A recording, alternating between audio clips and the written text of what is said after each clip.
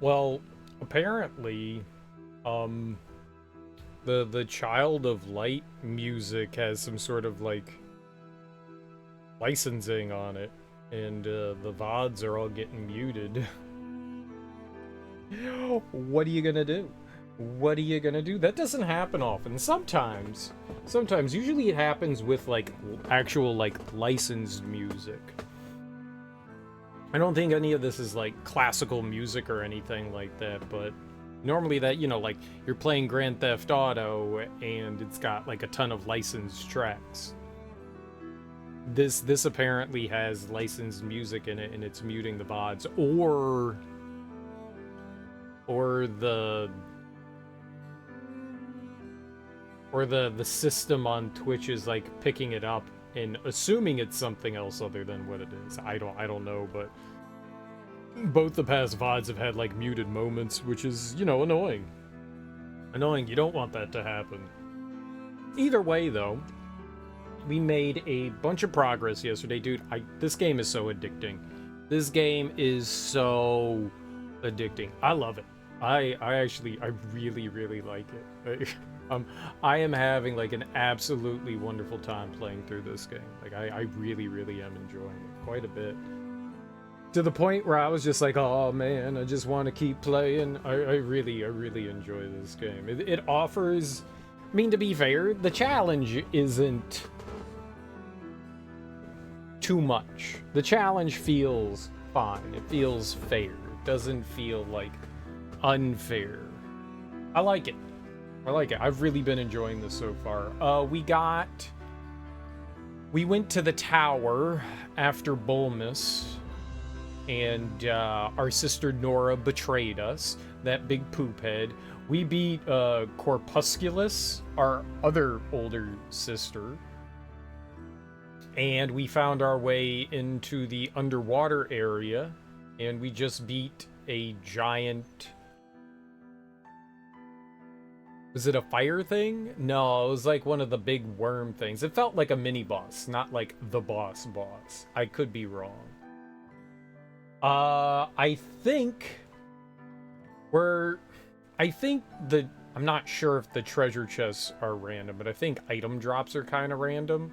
So there's apparently something really cool we could make. At least that's what chat's insinuated, that there's something super helpful that we can make if we combine a brilliant diamond, a brilliant onyx, and a brilliant spinel. We have everything but the ruby. I can make the spinel and I can make the onyx. I mean, yeah, I can make the spinel and I can make the onyx. We already have a diamond, so I could make it. Whatever it is, I could make it, but we need to get the ruby. I don't have enough ruby. We need to make, unless we get more like citrine and tourmaline. I don't know which one we're missing. I need 2 rubies. That's the problem, is I need 2 rubies. I have like no ruby stuff. I have 0 ruby stuff. Which is unfortunate. I was also thinking, she was talking about this like golden rectangle thing, right? This over here. Sinbel's signpost. Were these drawn by a ghost? No, she said something about a golden rectangle. Didn't she? Where do these go? To the golden rectangle, that was it. What the fuck's a golden rectangle? Oh, we should probably pick that stuff up too. We need a little more magic. Golden rectangle. That said go up? Where was that? No, you stay away. I don't want to fight you. So, like here? Up? Did it just mean into this room?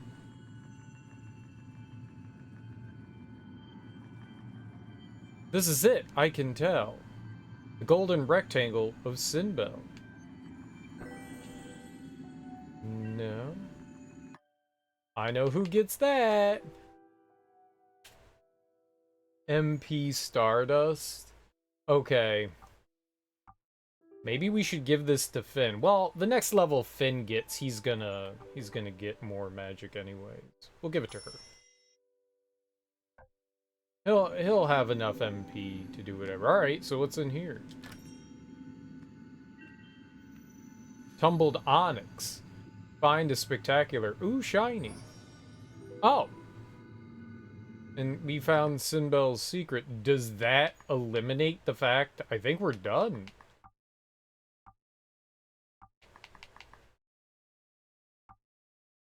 No. That's not gonna work. It's Tumbled Onyx, which is nice. Which will give us some faceted onyx. But that's not enough either.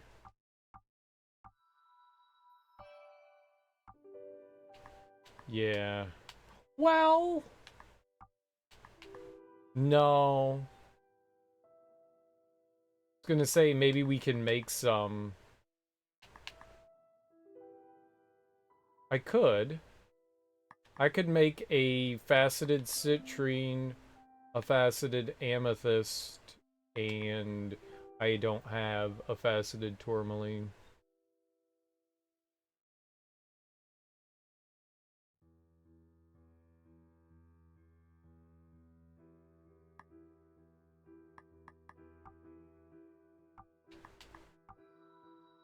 Tumbled tourmaline. I could make...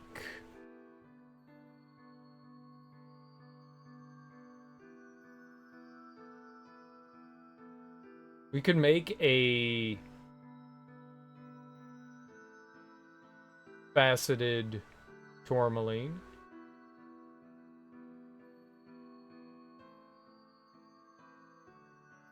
Three of those.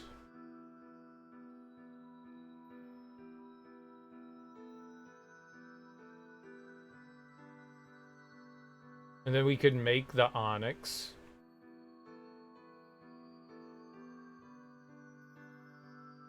And with the onyx, then we would definitely have it. Tumbled tourmaline.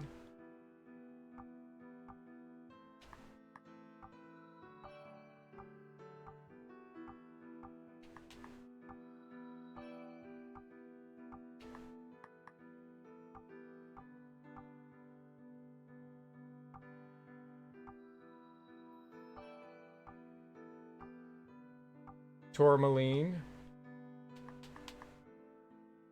Amethyst. Citrine. Faceted onyx. I think we can do it.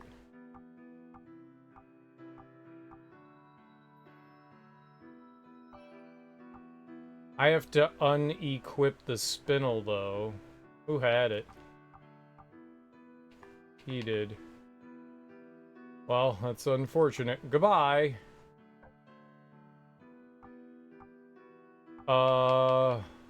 And then... Brilliant spinel. Oh, we're about to do it. Oh, she has the diamond on. That's unfortunate. Bye, diamond. Alright. And now we've got... Well, let's see what the onyx does first. I never saw what the onyx did at max level. Increase spell power by 25%. Damn, I could really use that. Reduce physical and magical damage received by 30%. And spinel. Begin every turn 30%. Increase speed by 40% for one turn when interrupted. Increase attack power by 30%. Dude, those top onyx and spinel are really helpful. So is that. Alright. Let's see what we get. What's up, Sean? Namaste, homie. You. Princess Stone. Alright, what the fuck's a Princess Stone?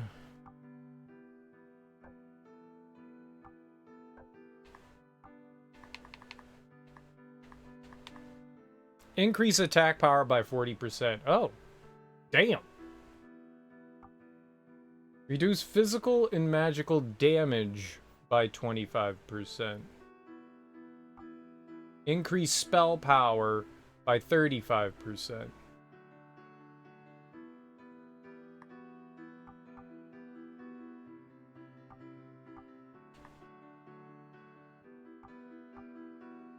Dang.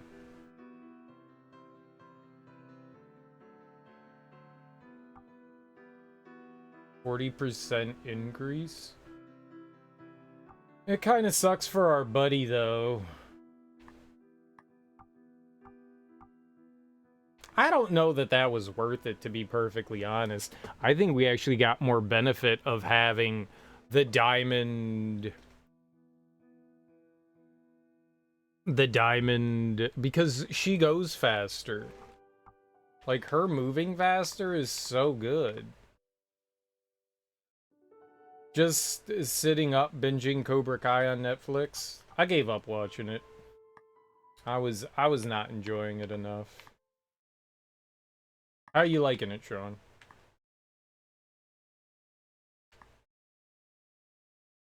What did I have there before? Oh, I had the spinel. We don't have any more spinel. I think to get spinel, you need to... Whoops. Right, you need to craft... Oh, I don't have enough. It would be onyx and diamond, right?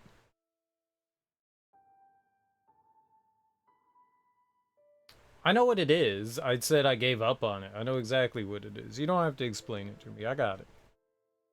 I got it. I watched season 1 and 2. Maybe part of 3, but I stopped watching it. I didn't like it. It was pretty bad, and I couldn't keep watching it. It didn't suit my ways and stuff of what I like about shows. Didn't suit me well. Casting speed 9%. Alright, make them go slightly faster, sure. Well, that's cool. We found that. That was neat. That was also not where I was expecting it to be. But how are you liking it, Sean? Aside from, yeah, it being Karate Kid, how do you like it? So she does 40% more damage. That's alright. I kind of want to just have her have speed. Maybe I should put the damage thing on the big guy. Or the spell dude. You could... I could put the princess thing on him. That would increase his spell power by 35% plus the 15%. Dude, he'd be nuking everything. Granted, he doesn't have a lot of MP, but he would destroy everything. And then I could, on her, just give more speed. It's great. If it wasn't for the Karate Kid movies, karate popularity wouldn't be on the map. No, I don't think that's true at all. The Karate Kid definitely, well, maybe. Maybe it helped. Maybe it helped. The whole, like, Kung Fu Karate thing was huge in the 80s, and the Karate Kid movies were kind of cashing in on that. Now, maybe it definitely added to the popularity that was already out there. I could see it doing that. I could certainly, but no, it was... Karate and Kung Fu shit were huge. huge in the 80s. It was everywhere. It's why the Karate Kid stuff exists. Because, like, of, like, Kung Fu theater and shit like that. You know, you had all these movies coming out of, like, China in, like, the 70s. The Shaw Brothers stuff, you know, like the Wu-Tang shit and Shaolin and all that. That was coming out in like the 70s. And then in like the early 80s, mid 80s, even all the way up into the 90s, a lot of local stations ran something called, they all had something different, but you know, like Kung Fu theater, and on like Saturdays or Sundays or whatever, they would play, you know, like a bunch of like Kung Fu shit. That's really what the impetus was for all that. And so the Karate Kid kind of like took inspiration and brought it more over, because those were definitely imported overseas with, you know, kind of like poor dubs. They were definitely heavily inspired by that. Even Jean-Claude Van Damme stuff, you know. His kickboxer stuff. That was really it. So maybe it brought like more attention to the younger audience, because you certainly weren't like having like, I guess, kids, you know, watch Kickboxer or Bloodsport or anything like that. But there already was this huge surge of martial arts in movies. Huge. There were I mean, look at Chuck Norris. Look at Chuck Norris. Look at all the movies that guy put out. You know, the Delta Force things where he mixed in, you know, like martial arts with, you know, like American tough guy Navy SEALs. Stuff like that. You like JCVD when he was cool? Is he not cool anymore? I don't know anything about Jean-Claude Van Damme. How you doing, Renzi? I don't really know a whole lot about Jean-Claude Van Damme outside of, you know, a handful of the movies that I've seen him in. Well, more than a handful of movies. I've seen him in a lot of movies. But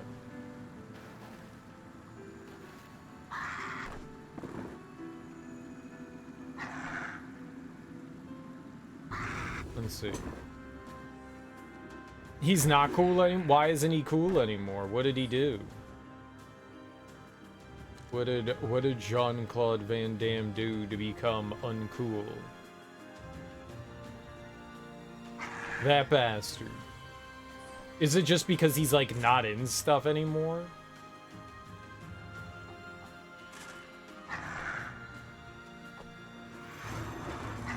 Yeah, apparently we found some onyx to make some princess stone.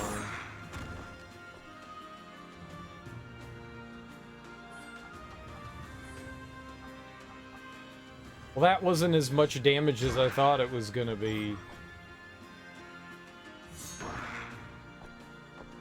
Boo.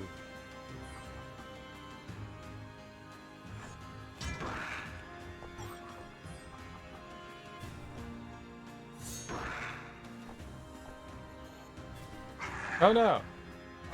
He cheated. You beat expert game. Well, good news for you. You're a pro. Way to go.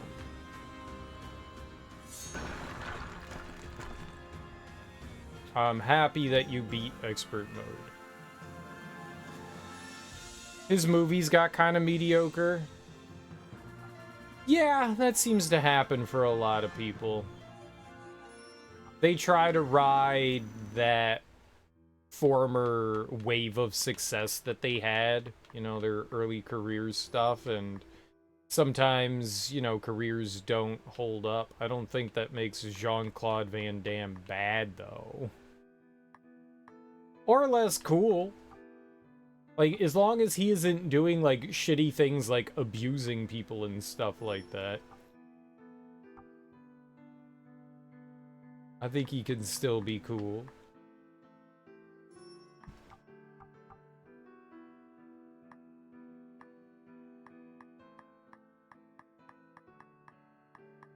Maybe we should be going. Well, I mean, we're already committed to the healing route here, but... Cheated this game? You probably did. Robots do like to cheat in games. You were a huge Steven Seagal fan back in the day. I like Steven Seagal for his absurdness. Now he's like unwatchable. I do not. I don't like him as a human being.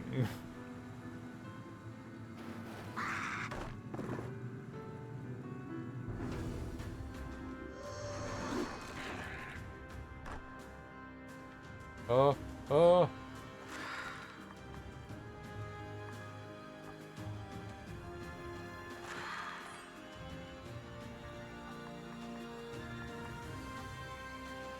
So yeah, I got you. Oh, we gotta do this. Damn.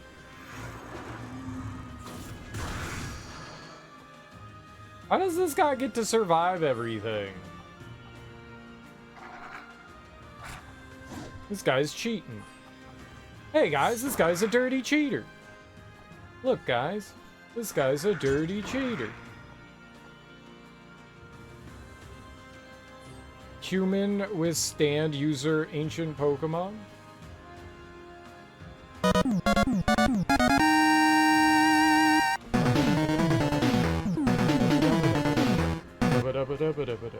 Why does it keep doing that? Why does it keep doing that? Why? It keeps cutting my alert short. Bad. Thank you, Char Yoshi, for that raid. I really appreciate it.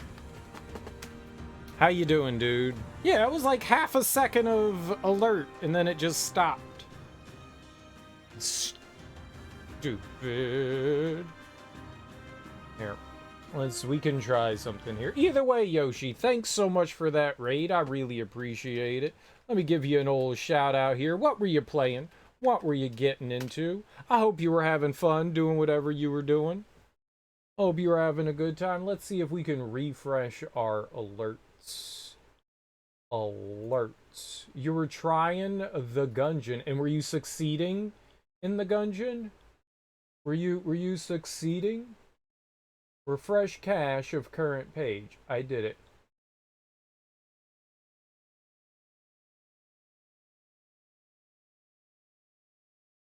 Yeah.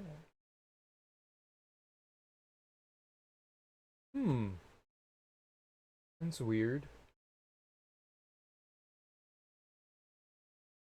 Okay. Refresh. There we go. Let's try it again. I'm replaying.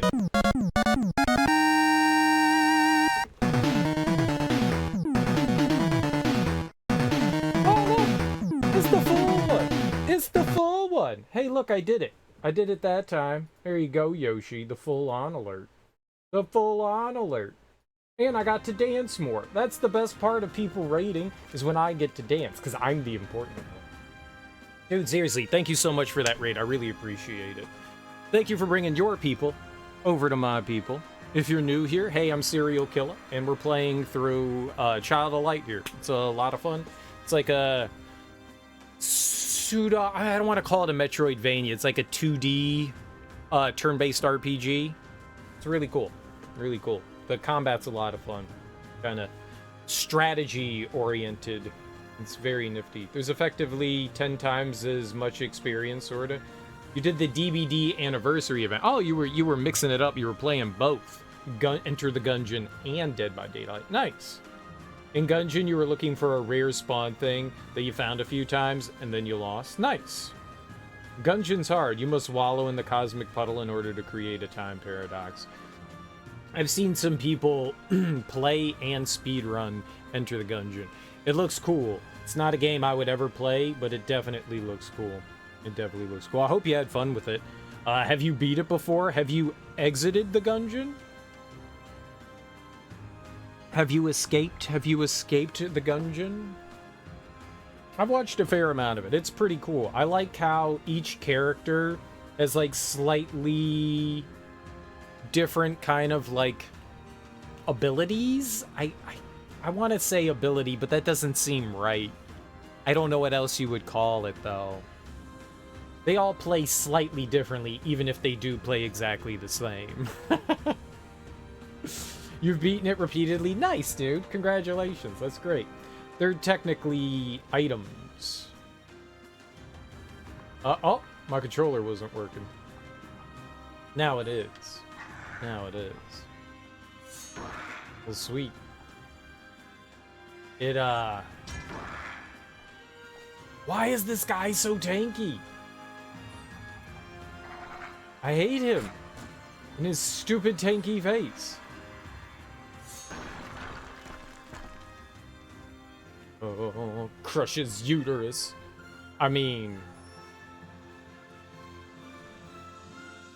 Their passive abilities are gettable items that others can possibly find. Oh, like the lady with the dog? Like, you could find a dog in the dungeon? But what about, like, the dude that has all the symmetry? I don't think that that's a passive that you could get, right? Like, that dude, like, symmetryizes everything. Right? Find a dog and a wolf? Renzi, human withstand user ancient Pokemon. I don't know what human withstand user ancient Pokemon means. Clarify. You don't know who the Symmetry Boy is. Oh, my bad. I'm spoiling over here. You said you beat it repeatedly, so I guess you have to unlock everything. You haven't unlocked everything yet. My bad. My bad. Well, too bad you got spoiled. Welcome to Spoiler Stream. Well, if you don't have Symmetry Boy, then you didn't unlock everything. Hmm? Hmm? Hmm? Hmm? Hmm? Hmm? Hmm? I think not. I don't know. Dude, I don't know what you've done and what you haven't. As long as you're having fun in the game, that's awesome. I hope you're enjoying Enter the Gungeon. Hope you're really enjoying it. It definitely seems like a cool game. I like watching it. You did play a bunch and then not play a bunch for years. It seems cool. I've very much enjoyed watching people play Enter the Gungeon. You're finding lots of new things. There's so much shit in that game to unlock. It's kind of like Binding of Isaac, another game I haven't played, but it's another one of those games that just has so much content you can unlock. Like, you're just constantly unlocking things in Binding of Isaac. There's so many things that you can do and activate and just like billions of things. I think unlocking 100% of the Gungeon is absurd. It's with a Binding of Isaac with the dodge roll, yeah. The amount of content in that game is a lot. It would take forever to do 100%. It would take a lifetime of gaming. Okay, maybe not that long, but you know, like a lifetime of gaming. How do you like it compared to other roguelikes you've played?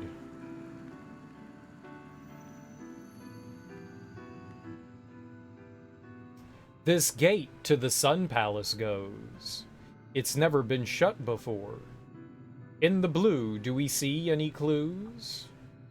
Well, stand here, the explorers four. Well, here stand the explorers four. I don't know what I read right there. I don't know what I read right there. Darkness. This gate fixed. To open it, we end the solar eclipse. Those words didn't rhyme. I like how this game just, like, doesn't even try to rhyme anything. It's like, that's a rhyme. No, it's not. Besides the weapon diversity, there's also tons and tons of item and weapon synergy. Yeah, the weapon synergy is really cool. That's really freaking cool. So it's not just, here's a ton of guns, here's a ton of guns, and then more guns with your guns. And there's, like, a ton of cool, like, sub-items and stuff that you can do. Have you gotten... Alright, I will limit the spoilers here. Have you gotten to any of the hidden areas or bosses? You like bullet hell? I don't know what you would call enter the gungeon. I don't know that a bullet hell basically fills the screen with bullets. That sometimes gungeon does do. That it does sometimes do. Oh, so have you fought like the rat and done all the rat stuff? Because there's a cool like sub weapon that you get that's like Pac-Man. It's like Pac-Man.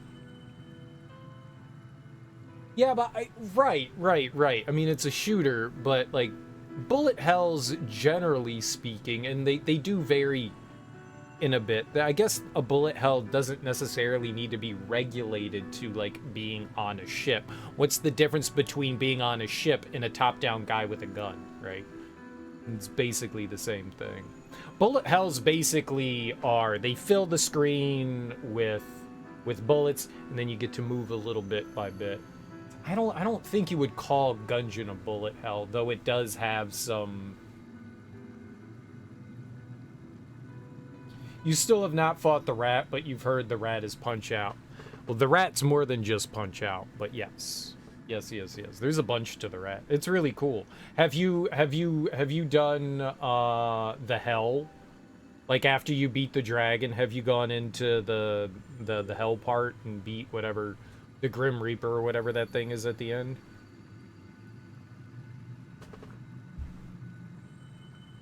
One of its levels literally is bullet hell. It is. It's not a bullet hell, but it is bullet hell. The hell of bullets. You've done hell with everyone. Nice. Okay. I don't remember some of the other ones. There's also like another version to the dragon, isn't there? There's like part 2 to the dragon. Like super duper dragon. The Lich. The Lich. That's what it is. It's not a Grim Reaper, it's the Lich. It's the same thing. Giant skeleton man. It's the same thing. Lich, skeleton, dead thing. Same thing. What are we doing here? Oh, I see instruments.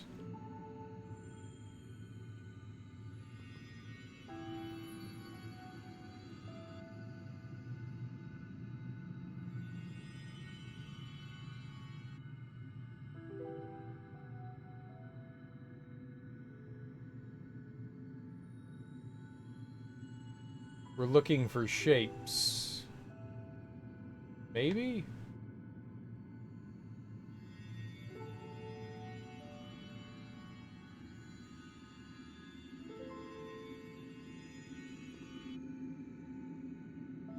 Hidden shapes. Hidden shapes. Now, you dumb rat. You dumb rat.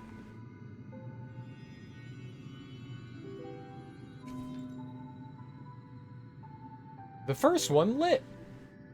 The path of the eclipse. This must be it. Yeah, hidden shapes. I see them now. I see them now. Oh, I have to do it in order. Okay. I see it. I got it. I didn't know that it made a difference which order you did it in. It does. Okay, we need a spear.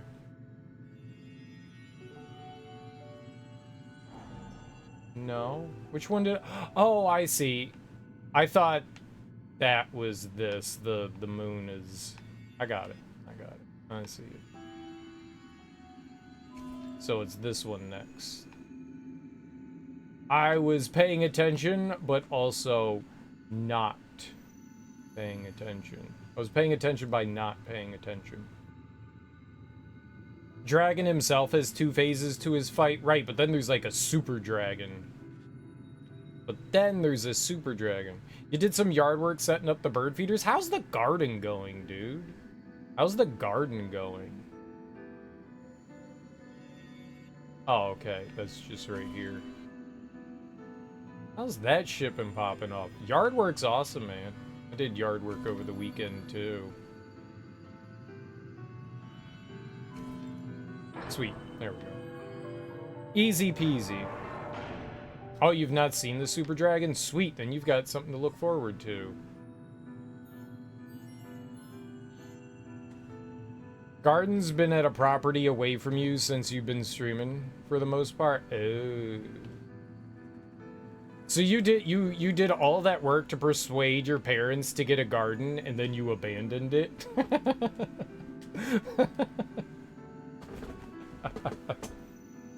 You stuck them with the work? Do they maintain it? Do your parents maintain it?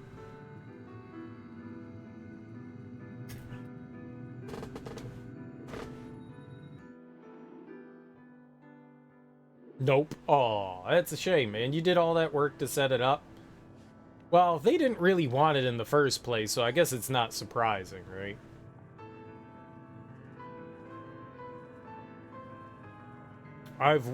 It's wasted in the backyard at the moment. That's a shame. I guess your parents aren't into horticulture, huh? The horticultures. They're always busy. Typical old people. Ugh, they disgust me. Wait, I'm old people. Okay. I think I know what I want to do. I am going to...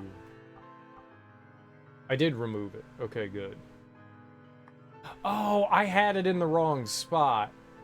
That's why he wasn't doing more fucking damage.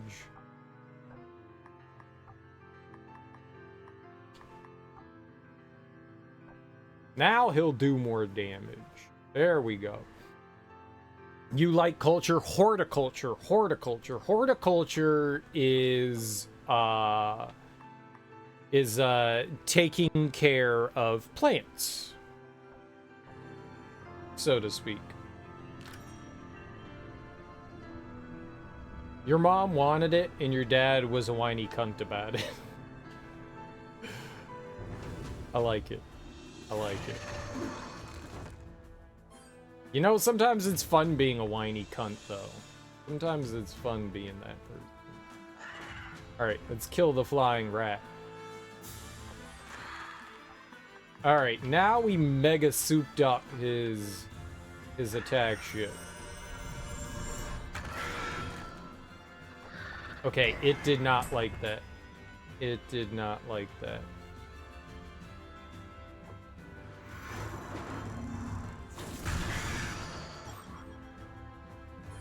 Well, it nuked it.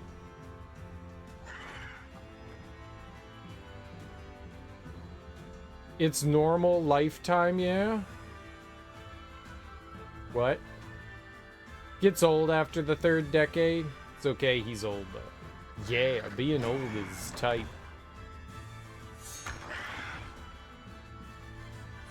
Alright. I guess we'll just have to switch him out for Angus. Angus Abangus.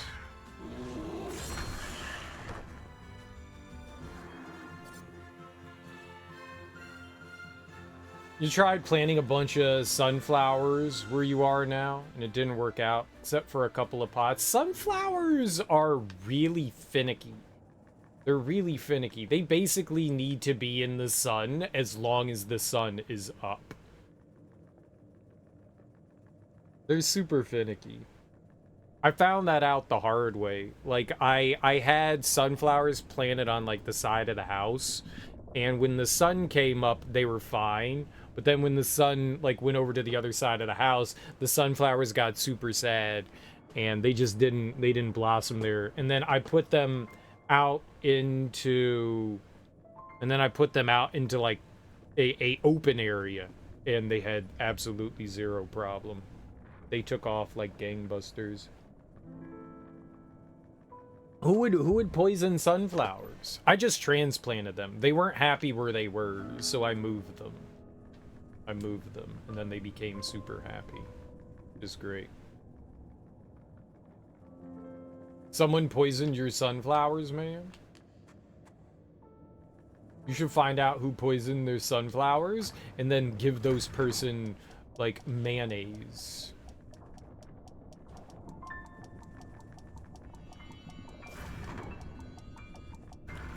You give that person mayonnaise.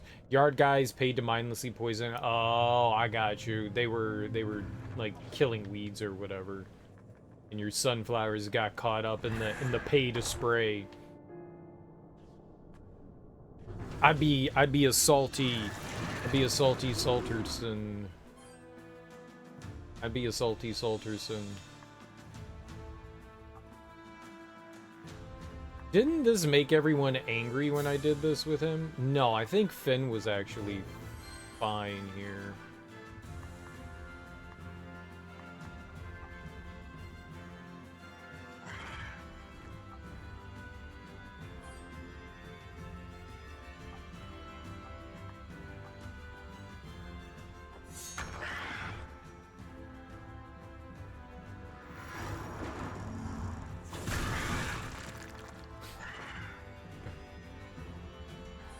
We blork that dude so hard.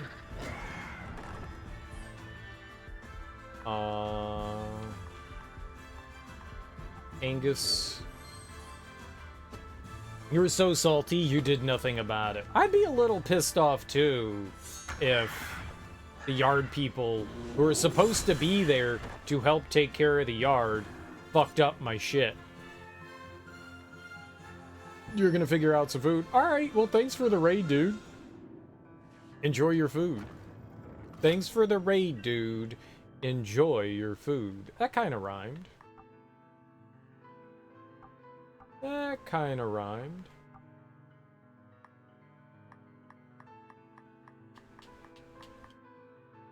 Bump back. It sort of kind of rhymed. I like it when things sort of kind of rhyme. It's better than them not rhyming. No! Okay, there we go. Want that. Quicken elixir.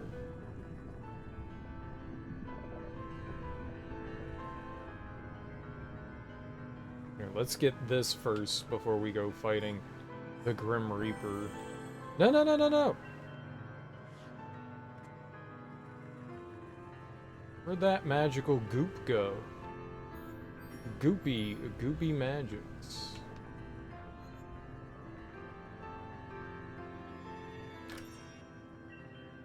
Dude, we finally got the rubies.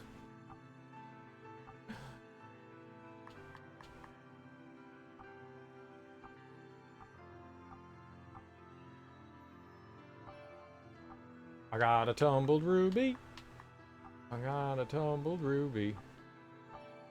Got a faceted ruby.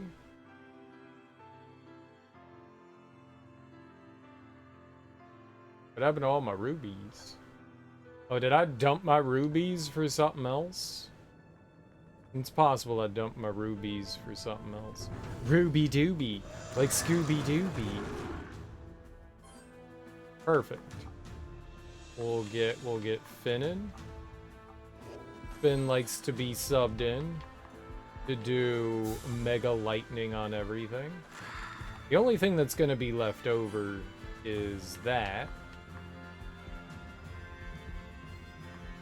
We can starlight the shit out of it.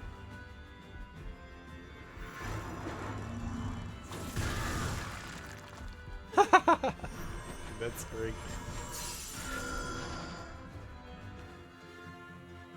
We're doing alright. We're doing alright. Finn is a monster.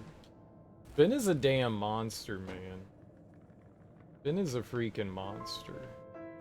A disgusting monster.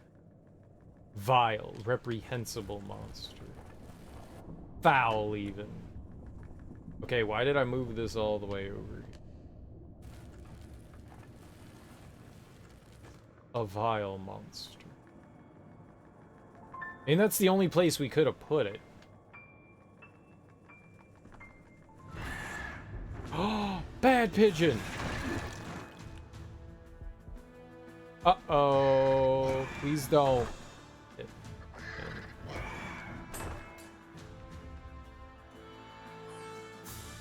Cool. Thank you. Fucking hate you, you stupid pigeon. Okay. See, now I can get a surprise attack in.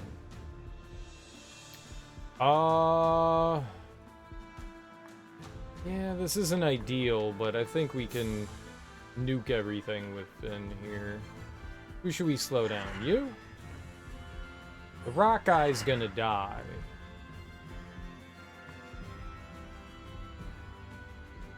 Feel like we sub her out for Angus.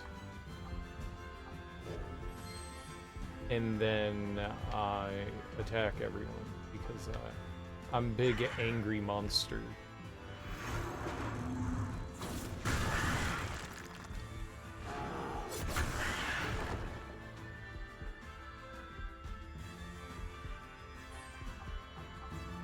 Oh, he didn't beat him.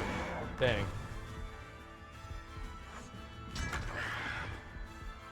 That's cool though. You know what we can do? Here. Let's heal up Finn now that we have the chance, because the pigeon's gonna die. The pigeon's gonna die, and killing the pigeon is the best way to kill the pigeon, let me tell you. Murder the pigeon so that the game can stop cheating all the time. Because it does like to cheat all the time. We'll get Finn some health back.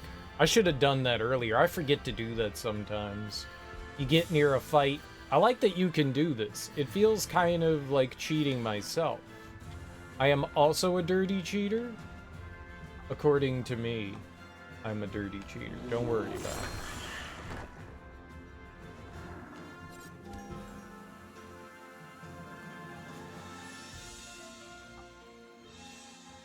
Well, I don't think we'll get another princess stone, but like 17 princess stones would be great. I'll give you result later. A later result? I do want a later result.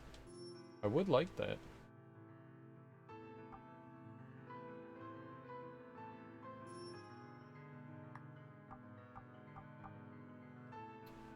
The later result can tell me what we already know. That I am cute. That's what the result will say. It will say, wow, 100% you're cutie. And I'll go, yeah, we knew that. Thank you. That's what'll happen. And it'll make us so happy. Like, our parents will, like, actually be proud of us. I don't know who this we or us are, but very true. Very true.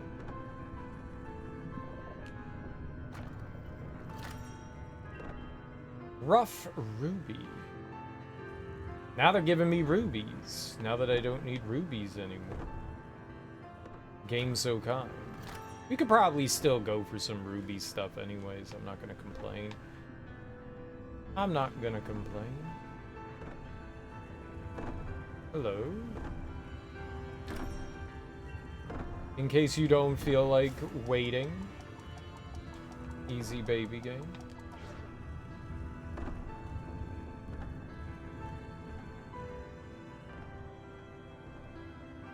Got him.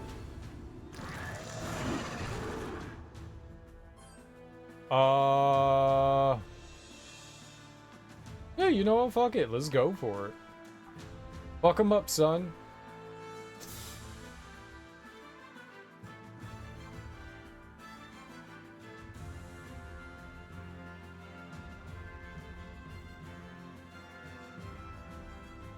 Yeah, alright, I'm good with it. I'm good with it. Let's go for it.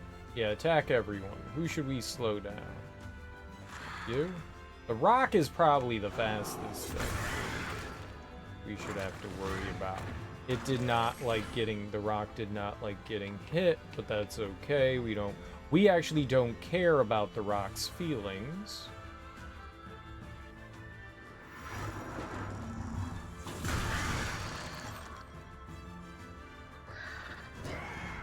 Okay, you killed Finn, you bastard.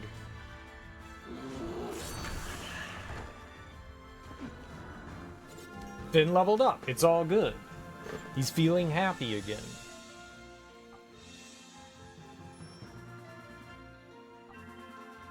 Tumbled emerald. Very nice. It feels good to, like, just about every other level Like every other fight we get a level. Definitely a satisfying feeling. Alright, wildfire all level 2. We can burn everything if we need to. Was there anything useful down this? Defend. Okay. No, I think we chose right going down this one. We get some knock, and we get wildfire. I'm alright with that. The water seems... I don't know if it's the most useless, but it doesn't seem super helpful right now.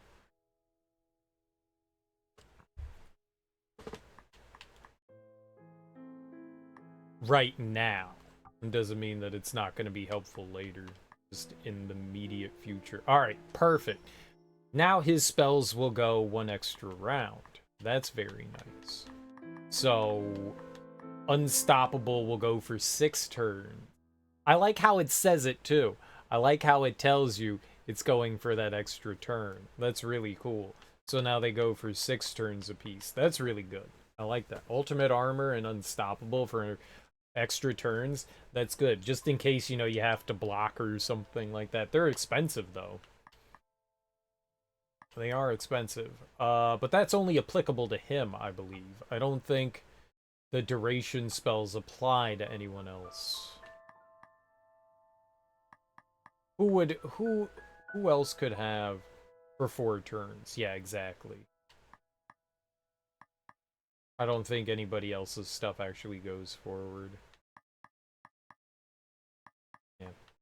And that makes sense. That makes sense. That's just for the one character. It's their passive skill. Why would that apply to everyone? It would be cool if it applied to everyone, but that would be a bit broken, yeah. I don't think that would be all that hard to get through without that, but, you know. Whatever, B.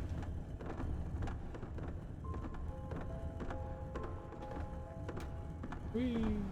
I don't know why I went back up there. Probably because I'm an idiot. That's you, son of a bitch.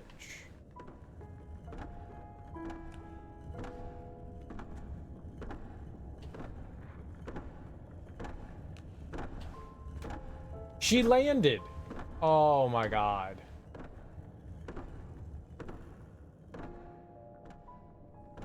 I was too close to the ground there. How dare you land, though? What?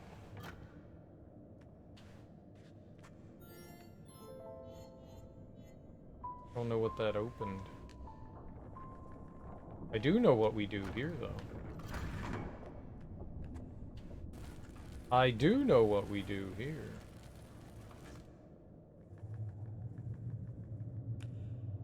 Like, when I don't want her to land, she lands. When I want her to land, she's just floating. Ugh.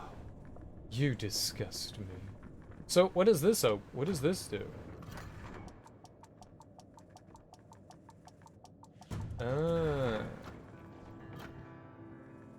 Spoiler ahead? You don't have to tell me there's a spoiler, man. Please don't. Spoiler ahead! I'm gonna spoil something for you. Shut up. Jesus.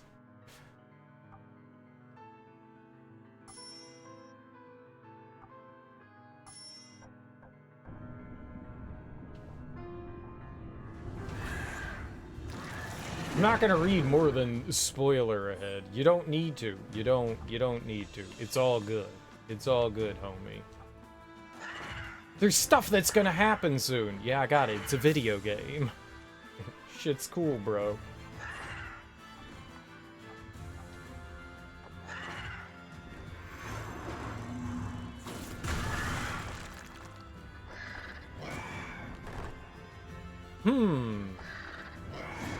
Nice, dude. Nice.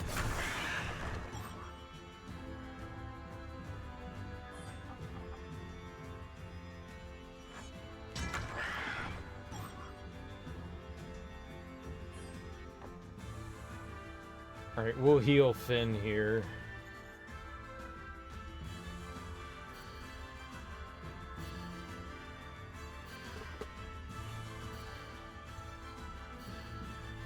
The game's linear. you know, we get to explore a little bit, and yeah, we get to find some, like, little things, like, off to the side and stuff, but there's not a ton of, like, intricately hidden things in the game. At least that I've seen so far. I mean, maybe there's more stuff that we haven't stumbled across. There sure are some secrets and things we still haven't found, that's for sure. Not who I would have... Well, whatever. I guess it doesn't really matter who we attack there. But it seems like they're the crew to have.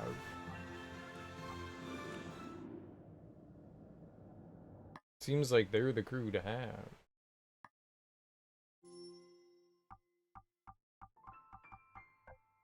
Alright.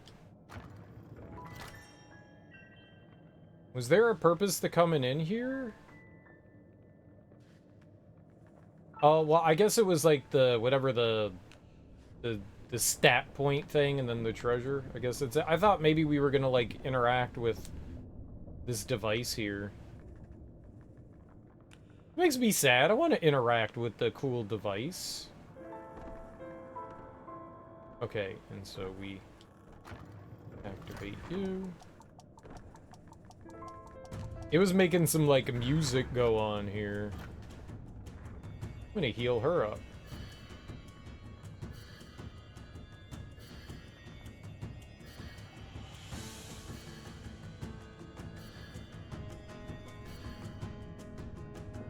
Just on the off chance shenanigans happen. I mean, this feels like intense music, right? Alright, good enough. Let's let, Whoa, why are you still doing that?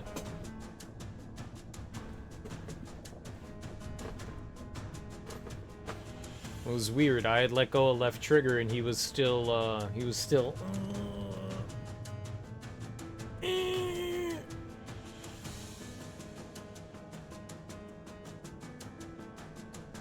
Alright, what do we got? Oh, it's our sister Nora. Oh, oh my stars, Aurora. Look at you, such fair skin and hair that shines. You have fair skin and hair that shines. What are you talking about? No need to be jealous. A shame, such a foul bloodline. Gave birth to locks so fine. You want to steal my hair? That's my job. I want to steal both of your hair. A princess would never dirty her dress, cavorting with insects and common folk. How dare you insult my friends? What are you, some kind of joke? Yoke. Folk and joke don't rhyme. Folk and joke, they don't rhyme. A double-crosser like you wears mud as her cloak. Enough. Cloak in folk. Kind of. Enough. Aurora, you are a perfect disgrace, and I aim to put you in your place. Where's my place? Is it at the dinner table? I'm an adult now, so I don't have to sit with the children. Oh shit, cool. Another pagey. It's the final pagey. Ow! Oh, it hurts!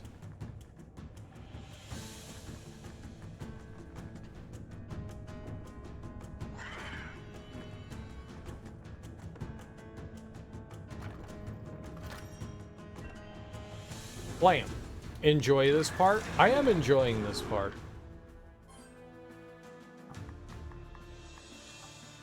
You enjoy this part.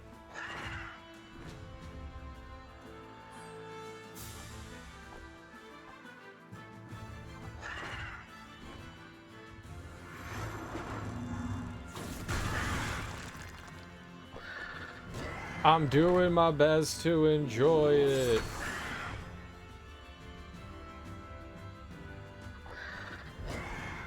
Well, stop hitting him. This poor magical child. Beating him up. You guys are bullies. He's only 13 years old. Why would you beat up a child? This is messed up. That's messed up. Beating up children. I am just disgusted by that. Vile. Reprehensible. That's what it is. Reprehensible.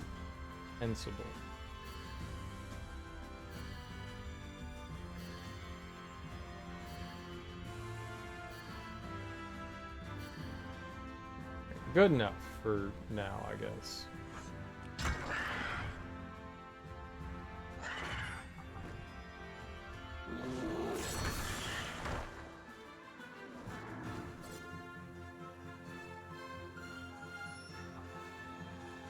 Oh, look at all these skill points and tumbled sapphire points. No, skills. I got a thrill of the skill. Let's see here. And we are over here. Magic defense. Oh.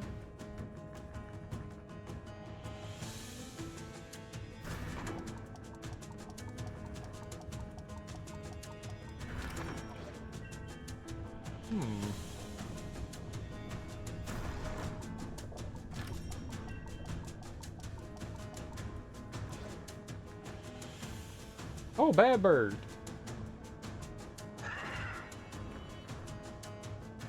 Ooh, but good treasure. Oh, they gave me some diamonds.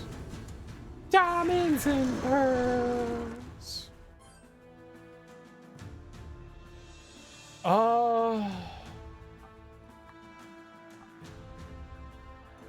Yeah.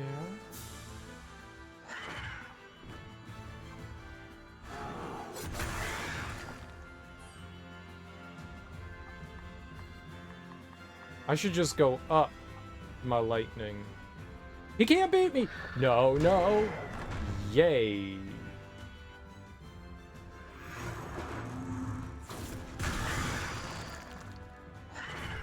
Okay.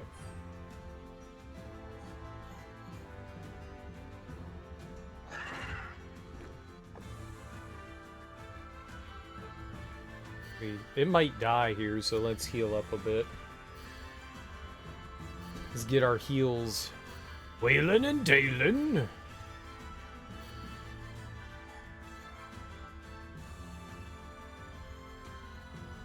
I may wanna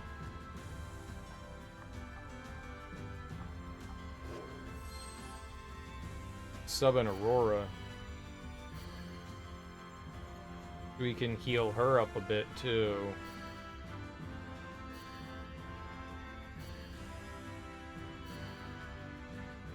There we go. Oh, she wasn't fast enough. And they smacked him. Poor innocent Finn.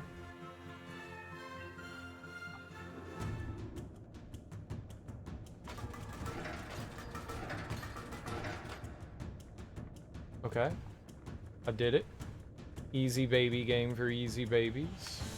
Where are you? My tarantula? My lovely tarantula?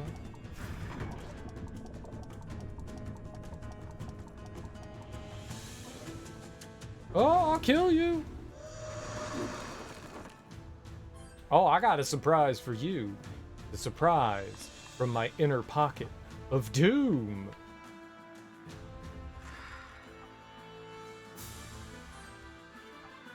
Oh shit, he doesn't have enough.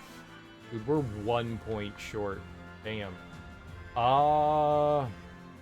Okay, well, I know how to deal with this problem. Easy peasy. Figured it out. Figured it out.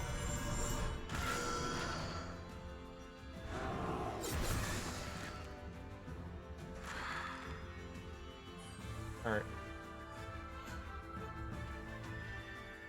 Oh, let's heal Aurora here. Okay, she's in tip-top shape for Battlitude. Let's get Angus nice and healed.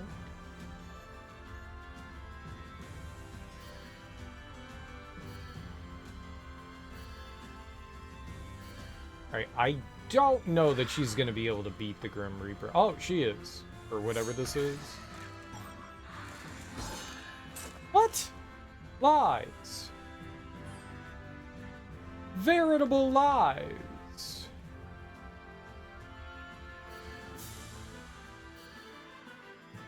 Verifiable lies. Game cheated. You all saw it cheat.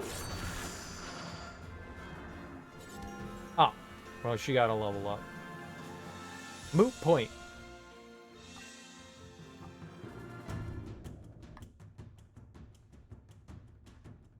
She only has 1 point right now. The game is easy, man. When it's not cheating. And it's obviously not cheating.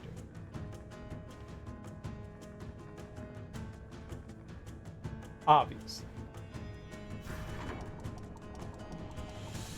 Well, how do you open that treasure chest down there, though?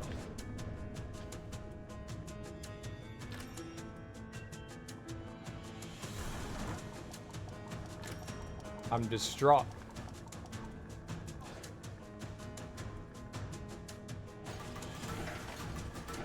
What? Oh, you just hold to the right.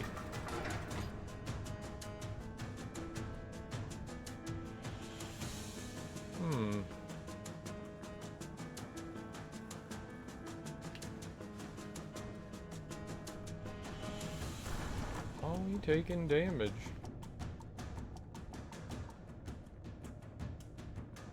But how down? How down?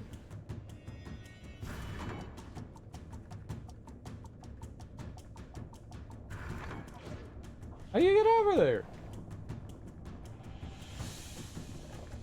It's impossible. As we all know, this game cheats.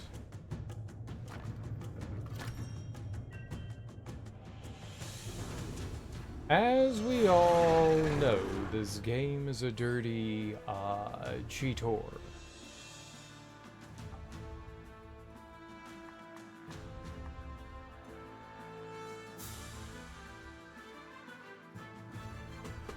You don't need to grind in this game. What are you talking about? There's no grinding necessary in this game. I have never grinded once.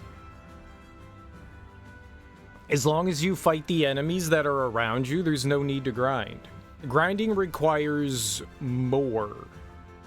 Like, you need to sit and be like, I'm gonna gain 5 levels from going back and forth, or I'm gonna go get items. This game doesn't need any of that. There's no grinding in this game. As long as you're not avoiding combat, there's no grinding in the game. Unless you want to grind, of course.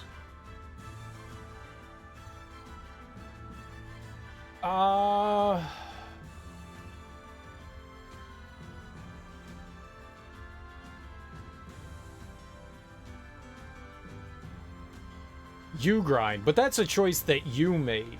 You made the choice to grind. The game doesn't need you to grind. You don't need to grind in the game. You chose to grind. You don't need to grind though. The game is not all that difficult. Oh, fuck me. Yeah. There's no way, fuck.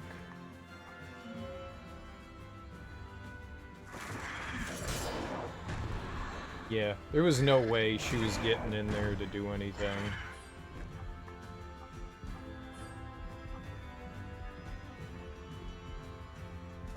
Maybe we're done here, though.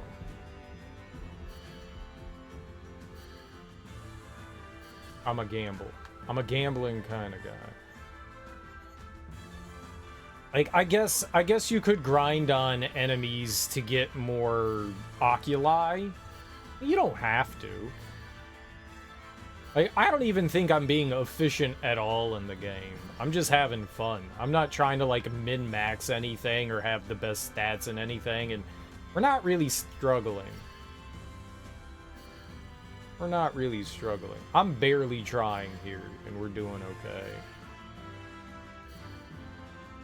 I don't think you can make any bad choices in this game, per se.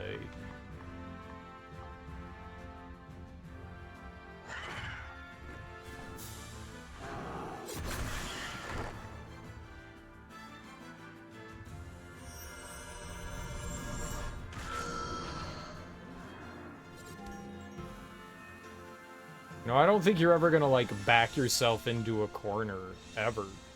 That makes the game, like, completely unwinnable. Maybe you'll make it a little bit harder on yourself, but you'll never be in a position where you can't continue to make progress in the game. At least it doesn't feel that way. I could be wrong, but it doesn't feel that way. Like, most of the time, I don't feel like I know what I'm doing, and I'm just kind of fumbling along and hoping that the choices I make are right.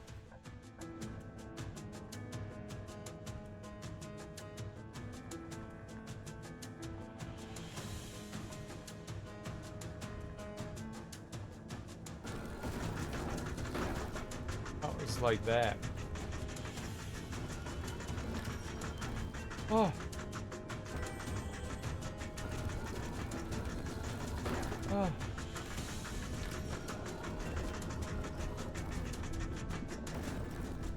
Cool, I lived.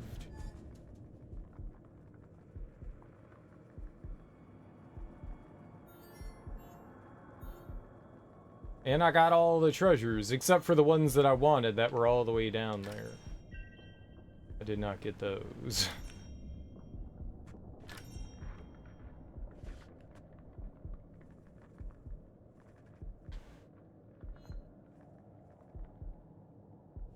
Yeah, there was still stuff down.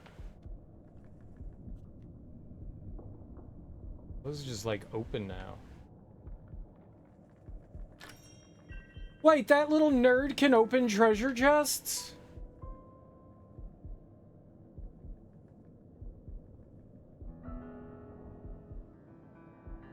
This little beef nugget can open treasure chests?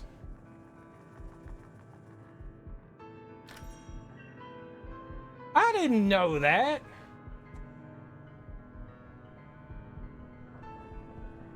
It does look like there's a path over there. I thought he could only open... Man, I thought he could... I guess I never tried. I thought he could only open the glowing ones. I guess I never tried to do that. Like, I realized pretty late that he could pick up the floating things. The confessions and stuff. All right, let's read some confessions. Let's read some confessions. How about that, guys? Let's read. All right. We found them all because I am an amazing human being who finds all the secrets, obviously. The centuries have been unkind to us. Gods forgotten within white temples fade. Under lidded eyes, the palace sits frayed. Doors closed behind bleach rooms gathering dust. The gilded thrones gleam muted by dull rust. Rings worn into still walls chart neglect laid. Strata of history cleaned by no maid. No breeze, mirrors shut, glass mottled with must. The explorers stand still, statues bleach white, eyes lidded, heads empty as the room. Plans fade for a future repainted bright. Pristine comes unclean, without a fresh fight. The past reigns skeletal, holding a blank slate, the gleaming potential of a tomb. Our bodies cut like dragonflies the air, dividing, parceling the winds for later, to unwrap carefully under the stare. Like bark, our skin stores fire's blinding blue flare. Earthquakes, our bones shake at their equator. Arc to light from the sky dances in our hair. Gifts all hidden beneath surface willpower, raging rivers subterranean pure, water tapped before the explorer's tower, by wild ones, keepers of magic power. They alone divine the deep source obscure. Their grasp taught Lemuria to flower. Yet instead of giving, we build cages and bury truth. Hide our world from the ages. Some say an idea can be dangerous, like creepers in the garden so serene, beneath sprawling plants twisting unseen, exposing buried heads insidious, uprooting order created for us. Frenetic vines dividing stone and stream, intent on sacrificing virgin green, and turning tended rose to wilderness. But what of those who nurse the garden fair? The curious bees darting bloom to bloom, from outside the garden's limit they be, and bring abundant life to nature's womb. Their fearsome sting may cause the meek to flee, but tangled creepers they coax to bear fruit. Fruit didn't rhyme with anything. Pen scratches paper, the first to attack. Some lines end, ink out, well impotent dry. Others drip, ruining many an eye. Some run off the page and never come back. Others bleed, cloaked in gowns of black. Father above son, rarely crossing wives. Boxes in pairs line up to die. All burn as they sign the hollow pact. Treaties, trees, and battle plans end the same. Under one roof executed spell cried, our kin ambushed in Sinbel's name. Family strikes out family, for crowns red dyed. Ink on paper drips down brows like rain. Poison pen plants a forest pain. Oh, those stupid murdering royals. They say the four from out of darkness came. Modelids shaped cruel nature with her art. The surging ocean Sinbel's math did part. Rambert spread his wealth upon the barren plain. Aaron's spear lit the highest peaks aflame.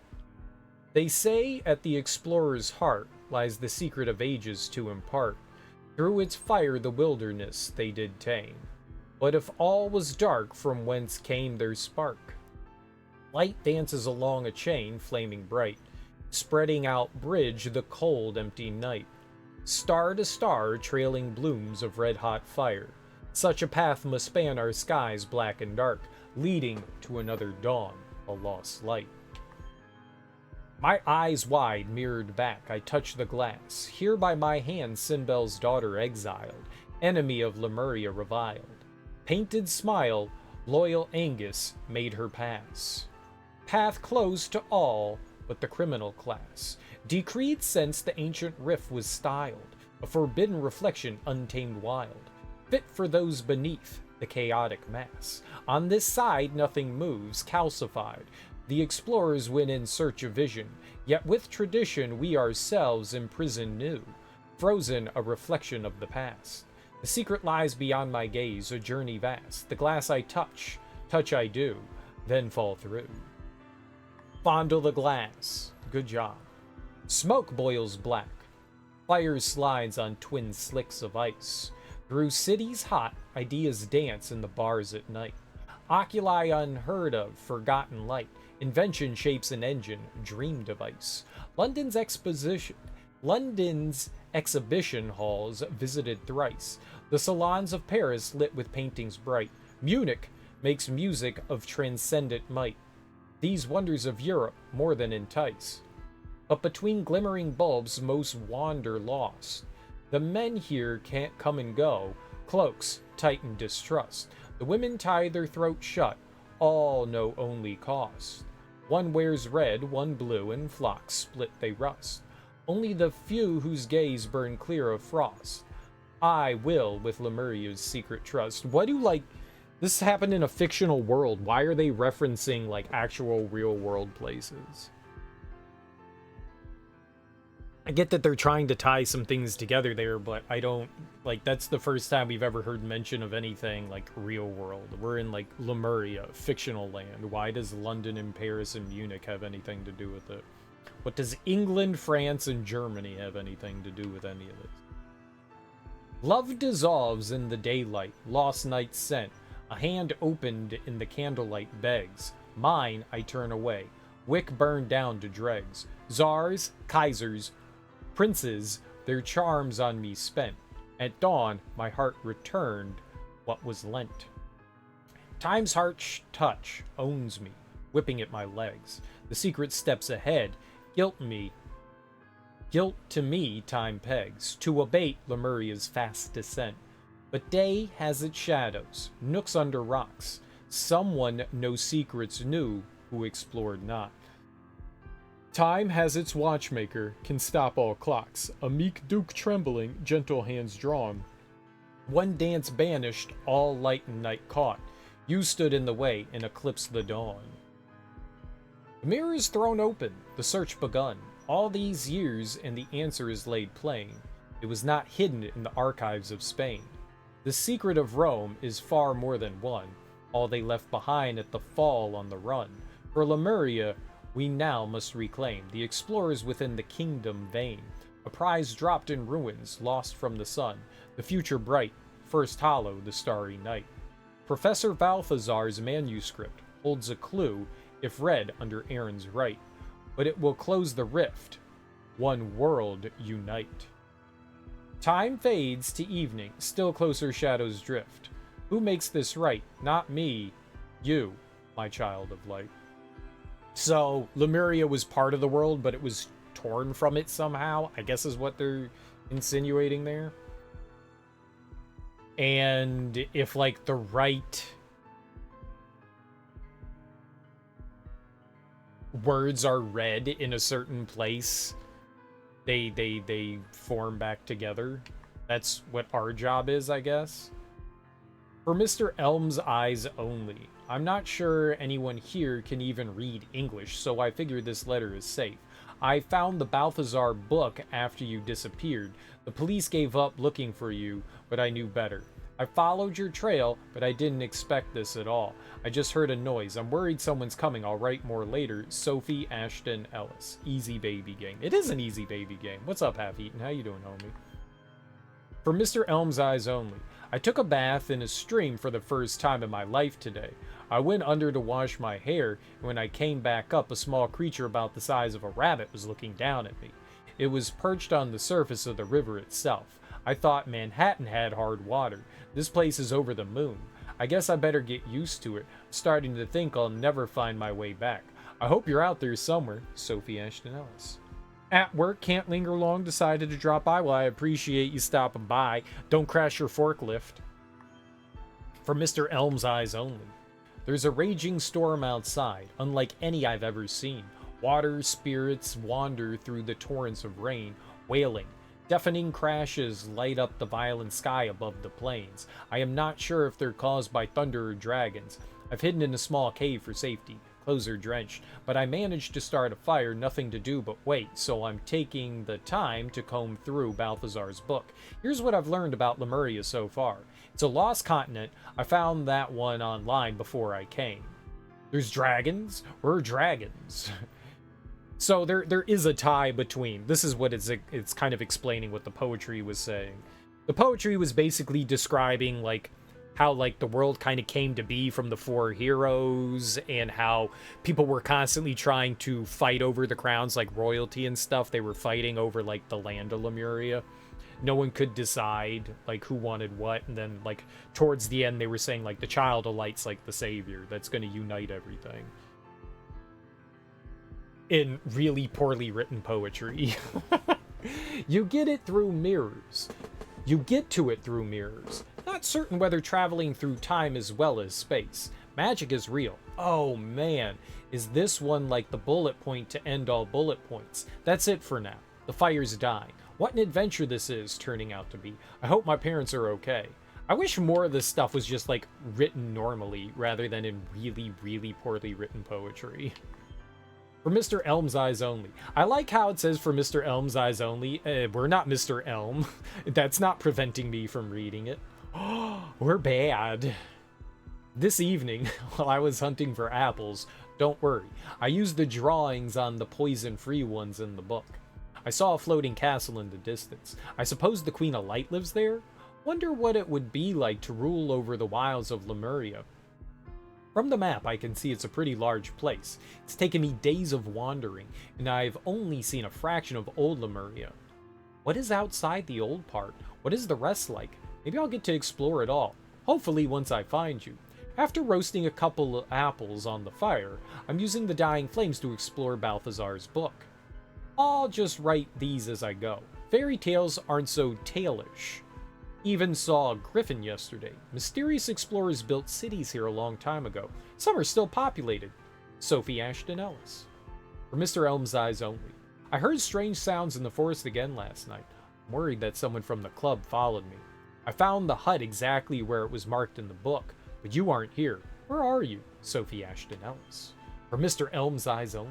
I've spied a group of men with funny beards picking plants in the forest. They look a little like the gnomes my aunt perches on the branches of her Christmas tree. From the book, I suppose these are capilli? I noticed something I missed in the pages this time. A race that lives in the mountains and bathes in hot springs called Amara. You've circled it. That's where I'm going next. More notes from the Balthazar.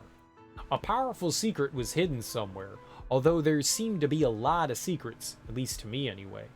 The Hollow Pact, a betrayal that led to some kind of war between family lines caused by or about the Rift.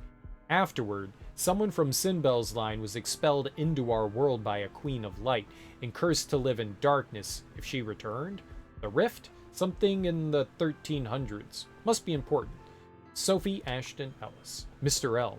It's worse than I thought. 2 men followed me through the mirror. They're after you. Please find this, or better yet, I hope you're far away. One of them has a gun. I'm leaving the hut and heading up into the mountains into the snow. If you're there, keep warm. I'm coming. I don't know who this Sophie and Mr. Elm are. We haven't seen anything in the world that would allude to, I guess, outsiders. Interesting, though. Interesting, though. Okay, cool beans. Cool beans. So we got like a little bit of lore of like what's happening in the world. I dig it. I dig it. I just want to find like health. Because we got our shit pushed in, man. I was trying to pick up all that treasure and I was just taking damage like a champion. Taking damage like a champion. Just using my face as usual. Oh, that's not a door. And that's not locked anymore. Ah! There we go. Nope.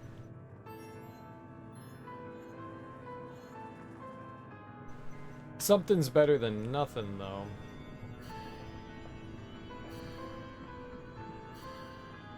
Okay.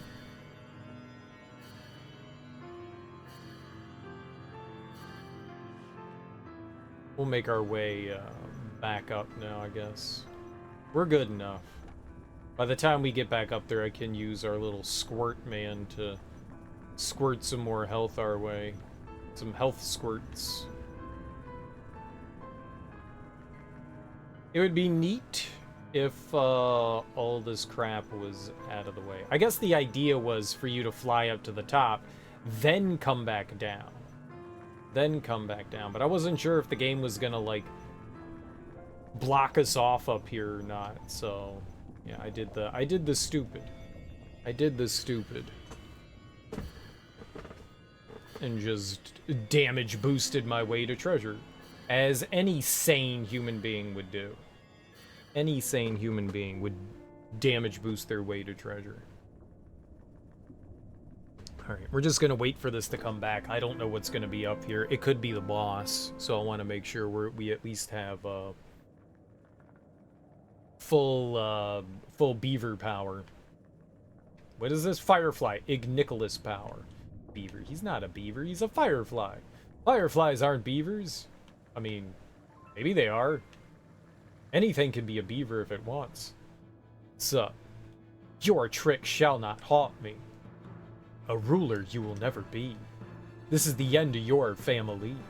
Don't worry, you will rejoin their number. Our land shall be up top. Yours down under. I'm going to Australia? Cool.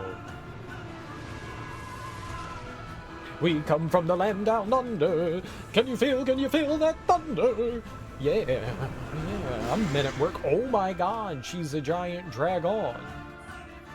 Okay, I mean, I'm probably getting wrecked here, man. I'm probably getting wrecked here.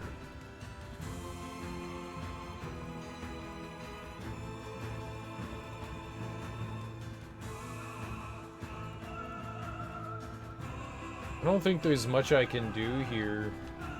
I actually think we're gonna get, like, fucked up here.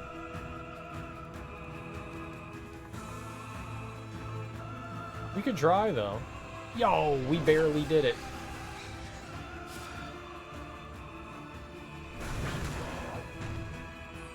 Okay.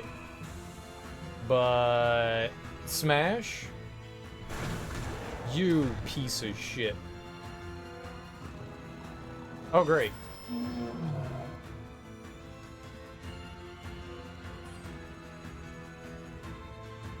Well, the only thing I can do is, like, hope and pray that the tentacle doesn't hit him.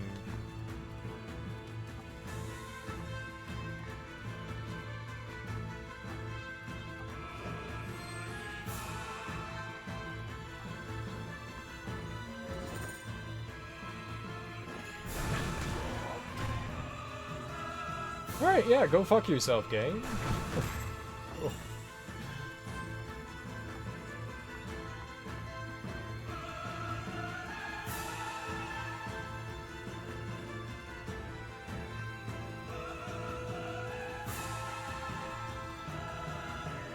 I thought I was on this other tentacle.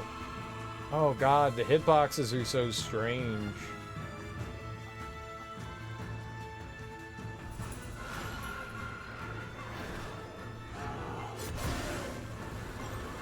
That'll work. That'll fucking work.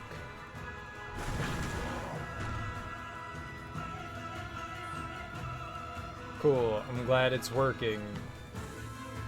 There we go.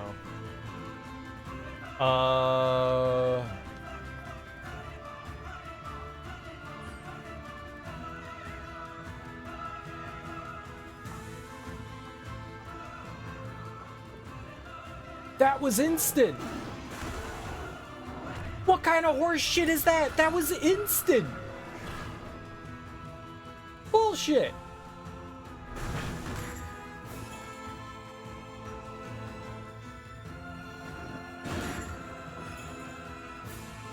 Instant ass shit, man.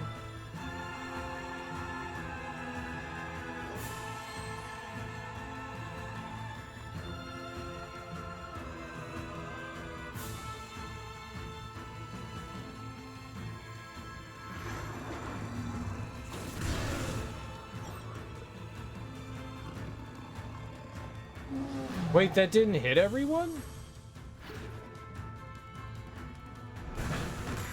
Great.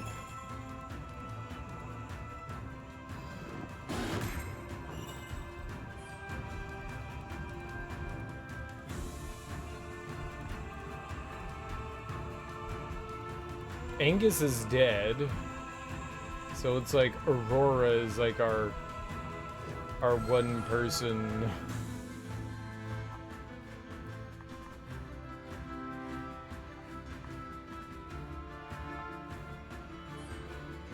Nope, that one.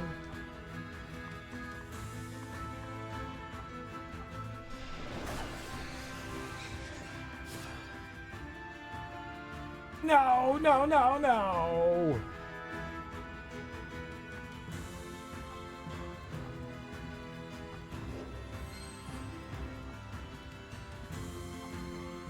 Oh, I can't interrupt him. It doesn't fucking matter.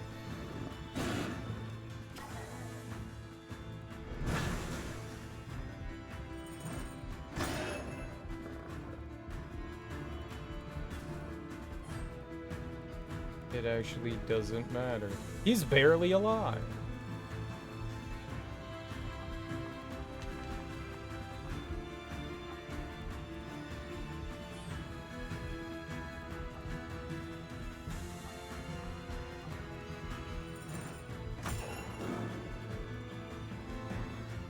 Yeah, we're fucked.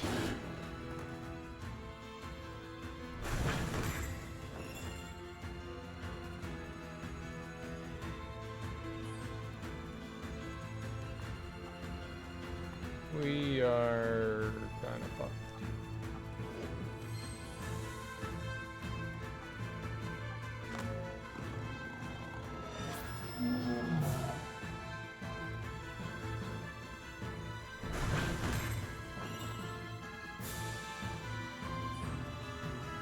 Uh...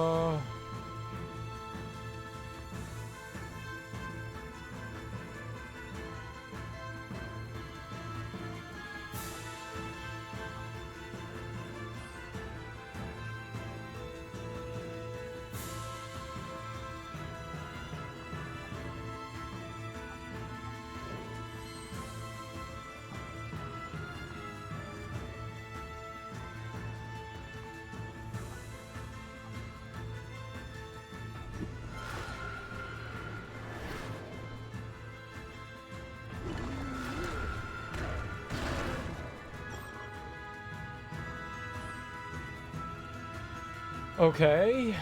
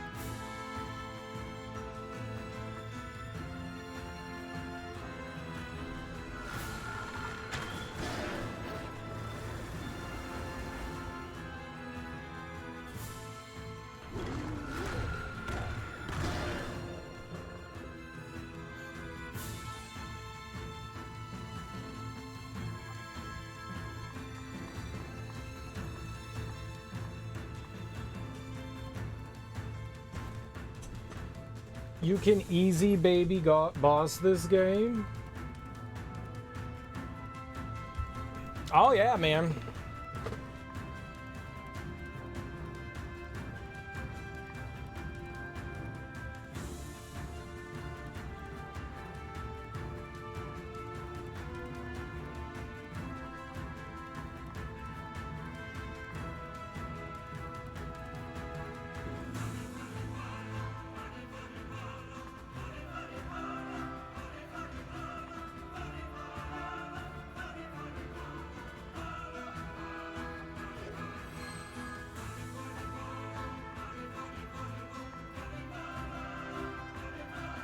I don't think I want her.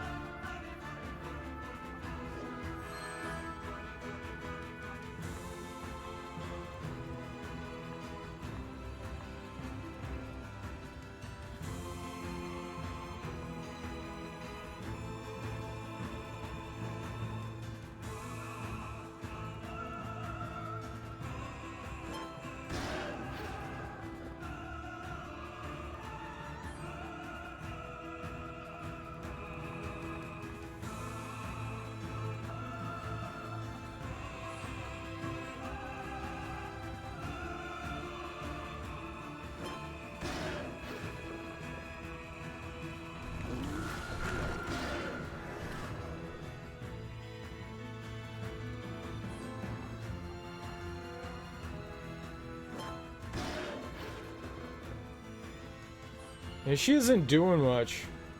We beaten this game, the music's epic. The music really is good, man. The music is really good. Okay, we're not doing any damage here. I need to...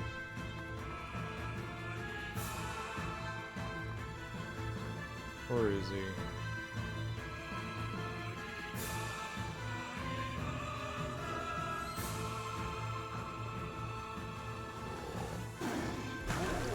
How you doing, Willie Rage? Welcome on in.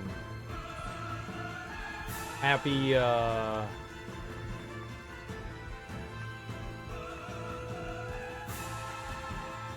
Happy, what's today? Happy today.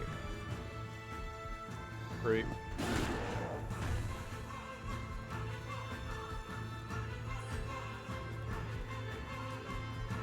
Okay.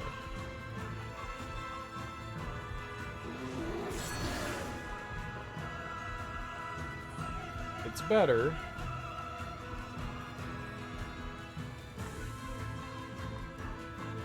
Wait. Aurora's still alive?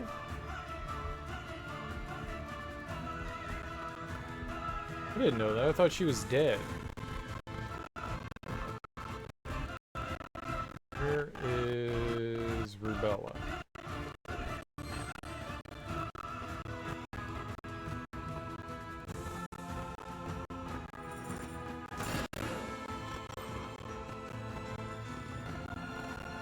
He didn't like that.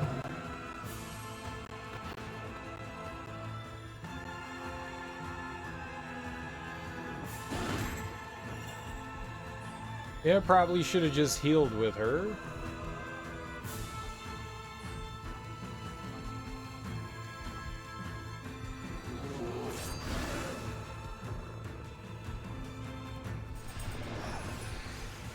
Audio's whacking out.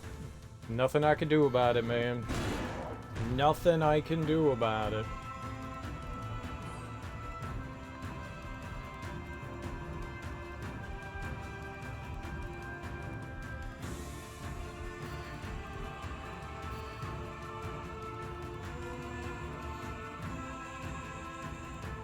I can't do anything about it. I don't know how to solve it. I don't know. I have to like somehow contact OBS support and see if they can help me figure it out, because everything that I've tried to like research and do, I can't figure it out. It'll sort itself out eventually. There's nothing. It sucks. It sucks, but there's just nothing I can do about it.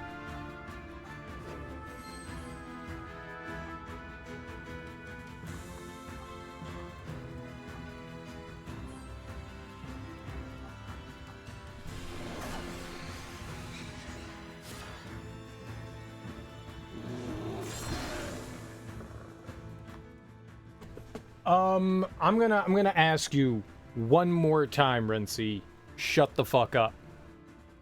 That's it. That's the last time. You say some dumb shit like that again, you're going bye-bye. Okay? I have been very tolerant of you. I've asked you to stop multiple times. I'm doing it one last time. Shut the fuck up. I'm playing the game. You want to play the game? Play it on your own. I'm the one playing the game. I'm the one playing the game. You don't like what I'm doing? I don't give a fuck. Go away. Let me play the fucking game, dude. I don't get angry at people very often, but it's frustrating you constantly saying ignorant ass shit like that. Just let me play the game. You know, sit back, enjoy my stupidity, laugh at me when I fuck up. That's fine. Your choices are so bad. You're playing the game wrong. You can't do that. Fuck off.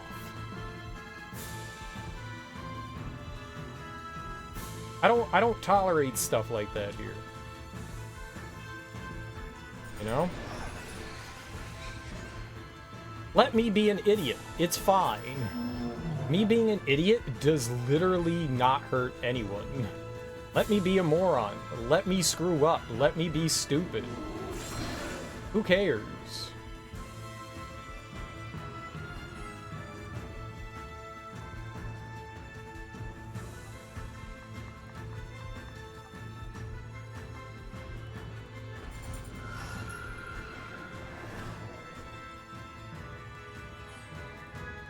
I think I'm succeeding, so not really too worried about it.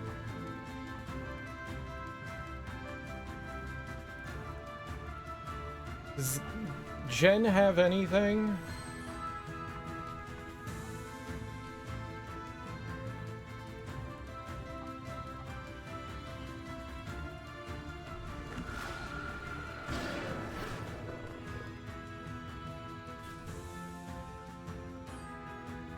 Okay, but we have this now.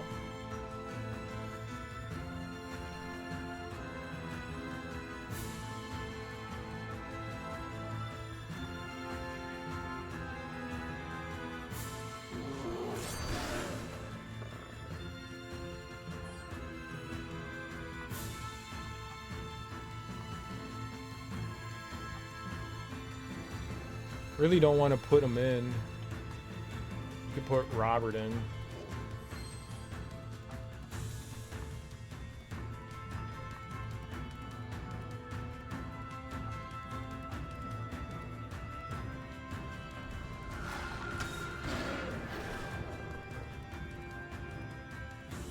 Snail's pace.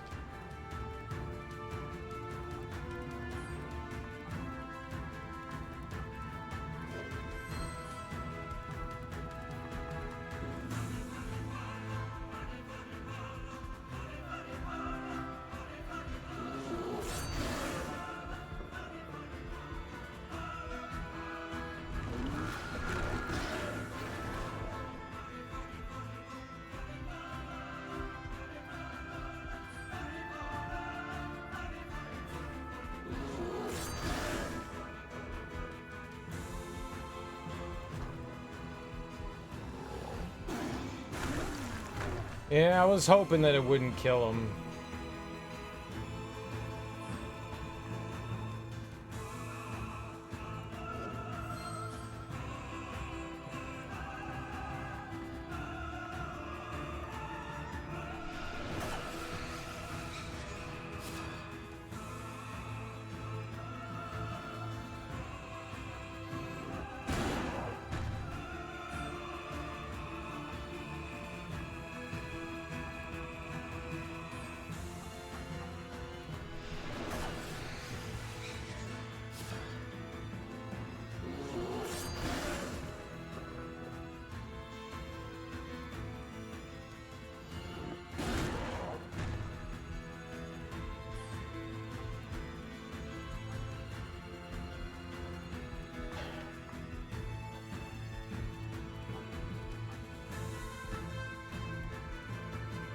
Looks like it's hurt.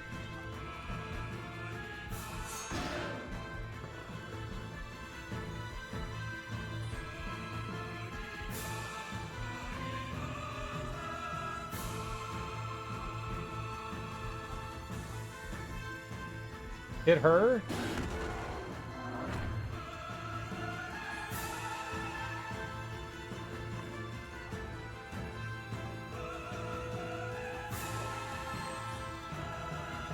Actually, no, we can't do that. Yeah, again.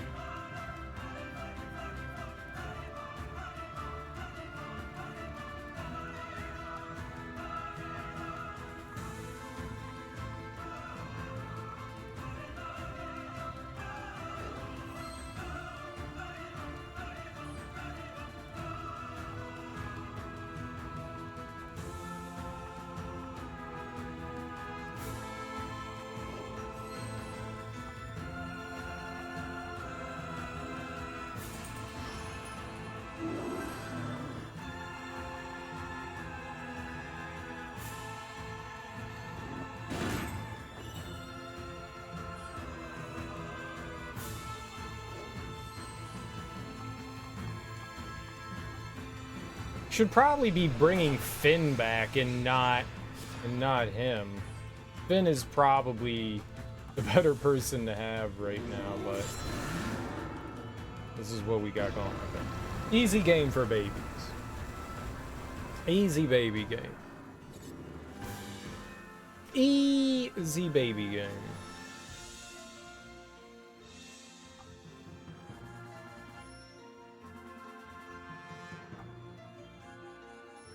Nice, nice, nice.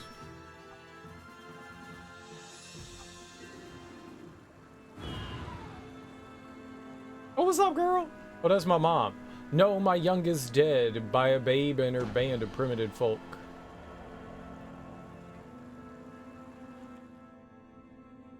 You belligerent, bellicose brat.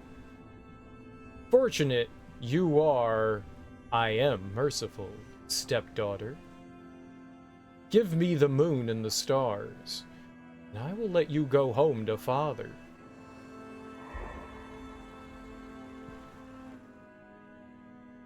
Papa! I am delicious. It cannot be. Oh, I am delirious. Like, I was like, who would say I am delicious? Okay, I am delicious. Papa, I am delirious. It cannot be. My dearest Aurora, return to me. Without you now, I die. Papa, I love you. I cannot let the Lemurians die. My Aurora, good.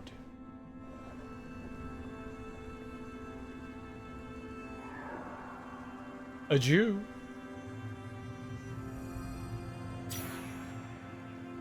Ah, he gave that crown to you. Ha ha ha, Lemuria belongs to me. I will set them free. Are we going swimming? No.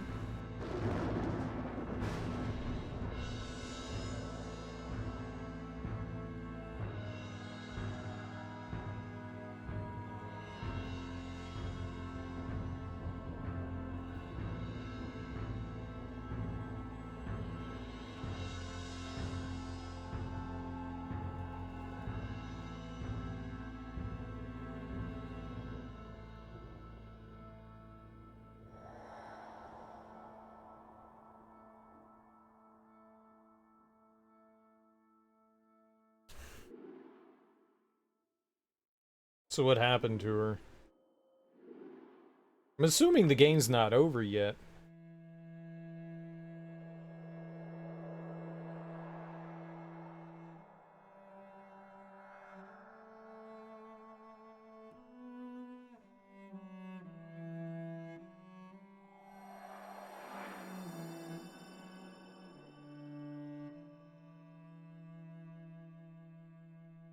This is our mom, right?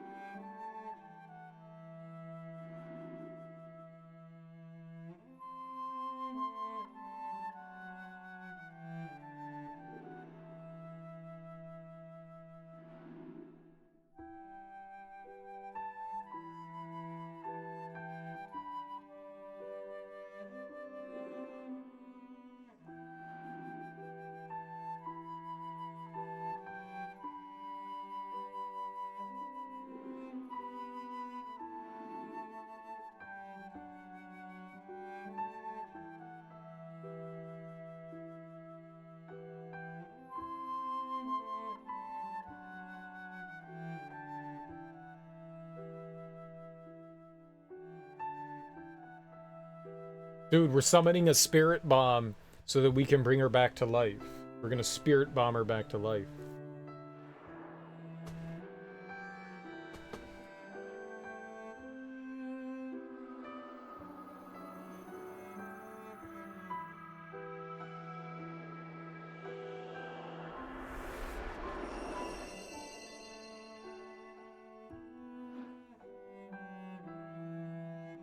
Oh, and now we have a white dress.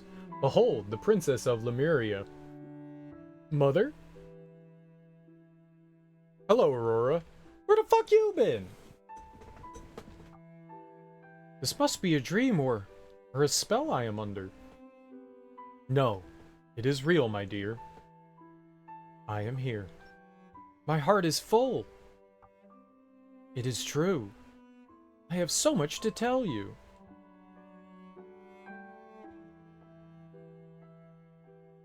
Captain, valiantly you fought to protect the Princess of Light. Come, embrace me, brother. Avo. Finn, You face the dark. You're a man now, you duffer. Margaret, can we spend a little time together? I am quite busy. It's dreadful. Oh. But, let me take a look at my schedule. Umbra waits near. Until she falls, Lemuria will never be free. Go, make your noble exodus. After all, a princess needs a castle. Rarely. How to fly there quickly? Allow me.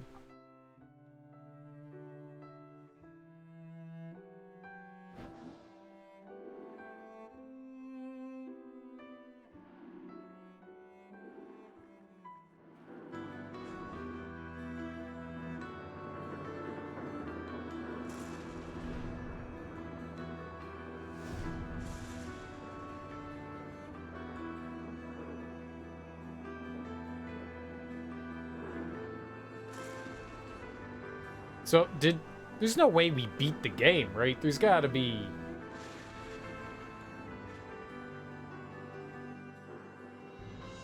Are we just gonna, like, talk trash to the queen and then they're gonna be like, okay, good job? Aurora, the exiled child. We share that in common from long ago. Cast out, cursed to walk among the common and the weak. Why your foolish mama left Lemuria, I will never know. Murderer. Righter of wrongs, the greatest civilization we. Descended am I from Sinbel the Wise. You from Aaron the Conqueror be. We explorers inherited this world. It is our prize. Princess, welcome home. Heir to the throne. Princess? Most certainly not. I am Aurora alone. The stone has crumbled into dust. Empty the halls be. What once was is long dead. A failure of a country. The Lemurians survived. Once you are gone, we can build anew and thrive. You would give this land to common tribes. We fight for the citizens of this country and their lives. She's right. This is bigger than me and my family. I raise my sword for the populi, for the Catagita, for the Aristati, the Capilli, for all of Lemuria. Together, we are not afraid of you. I will do what my mother could not, and stop this heresy.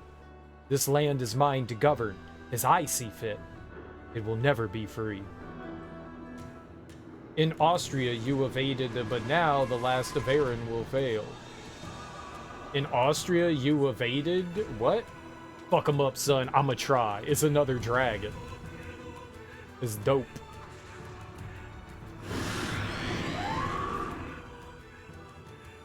Oh, God.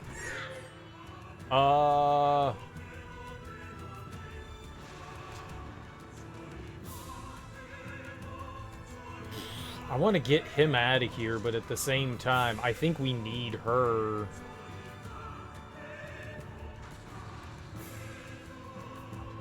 I'm gonna defend off the jump here. And I am going to bring in...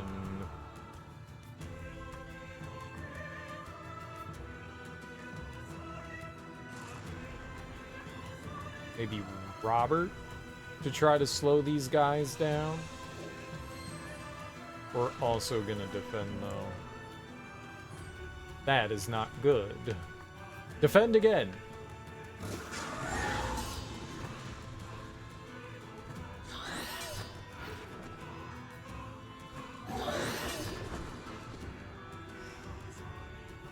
Okay.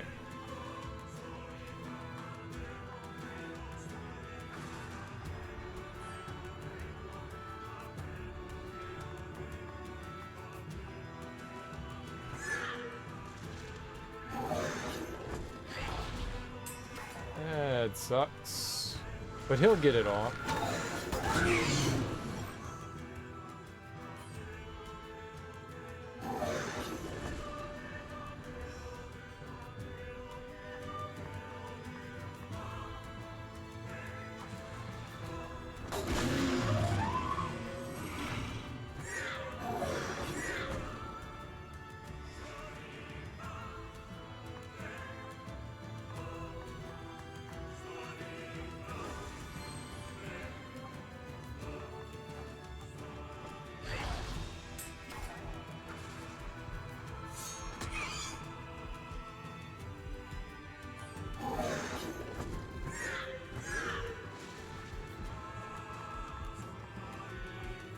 Read.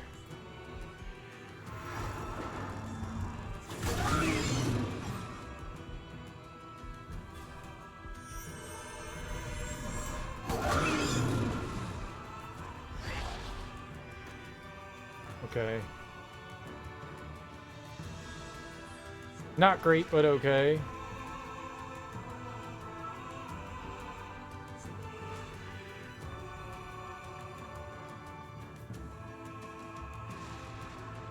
Should spend time just like beefing people up rather than doing that.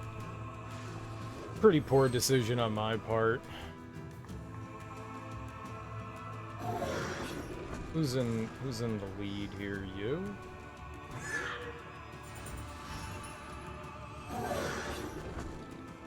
Now everyone's gonna hit me.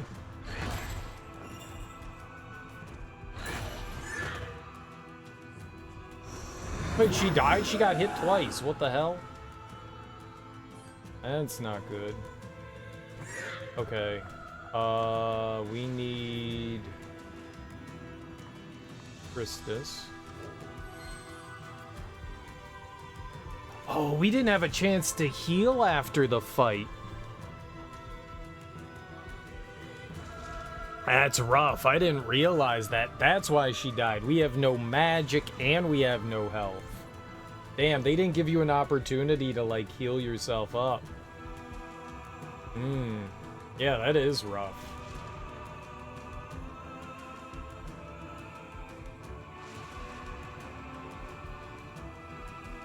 Do we have anything that, like, heals everyone?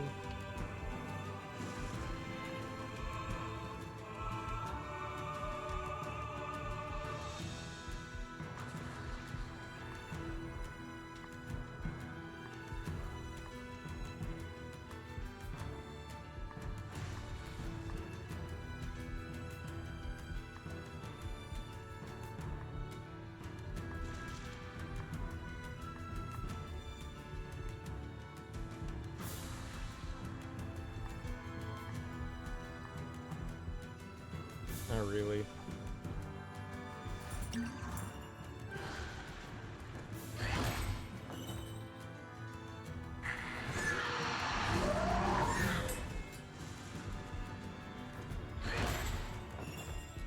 Right back to where we were.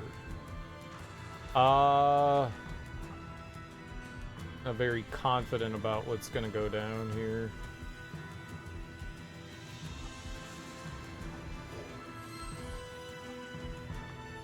Sure gonna try though.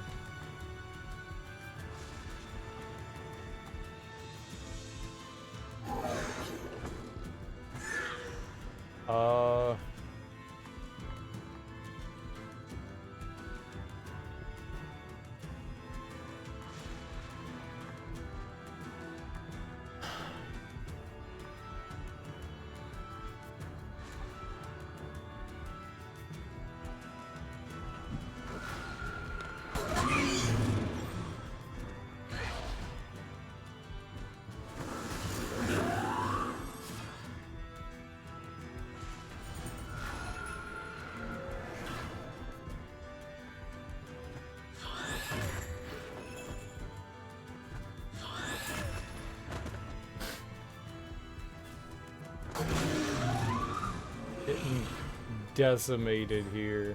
I didn't realize we were out of juice. And they're slow.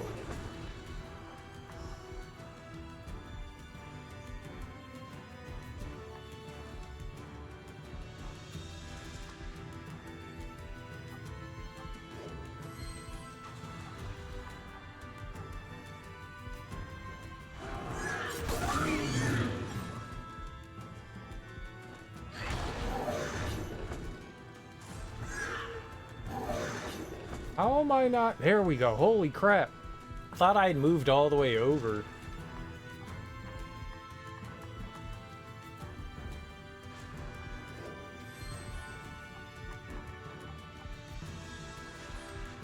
Yeah, it's not gonna work.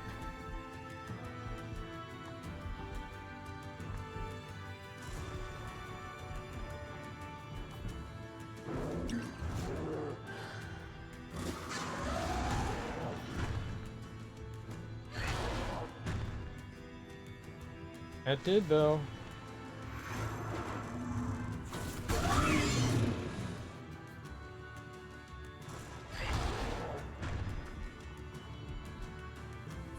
God, they're moving slow.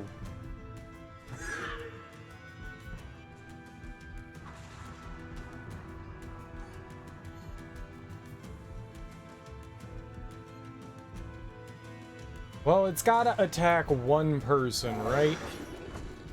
So...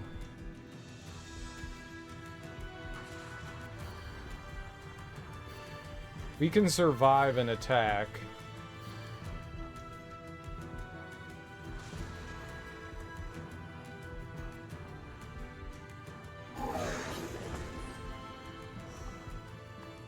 Someone's gonna hit here. Yeah, it's okay, but he's gonna hit.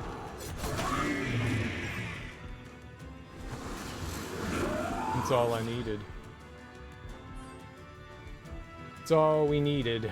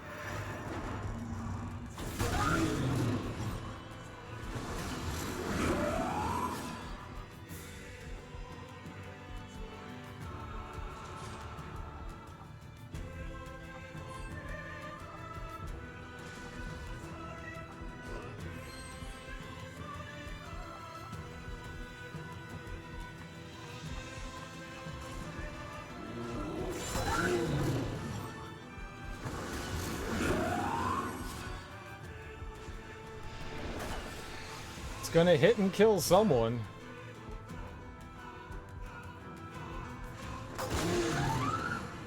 Oh. It's okay.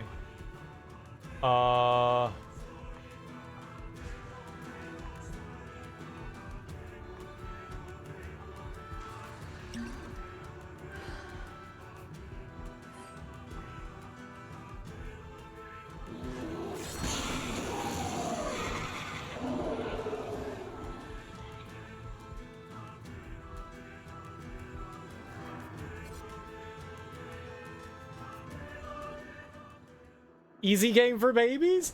Did we just one-shot the final boss? Did we? Easy baby game? I only wanted a home. Some place I could call my own. In this world, for ill or good, we live together, not alone.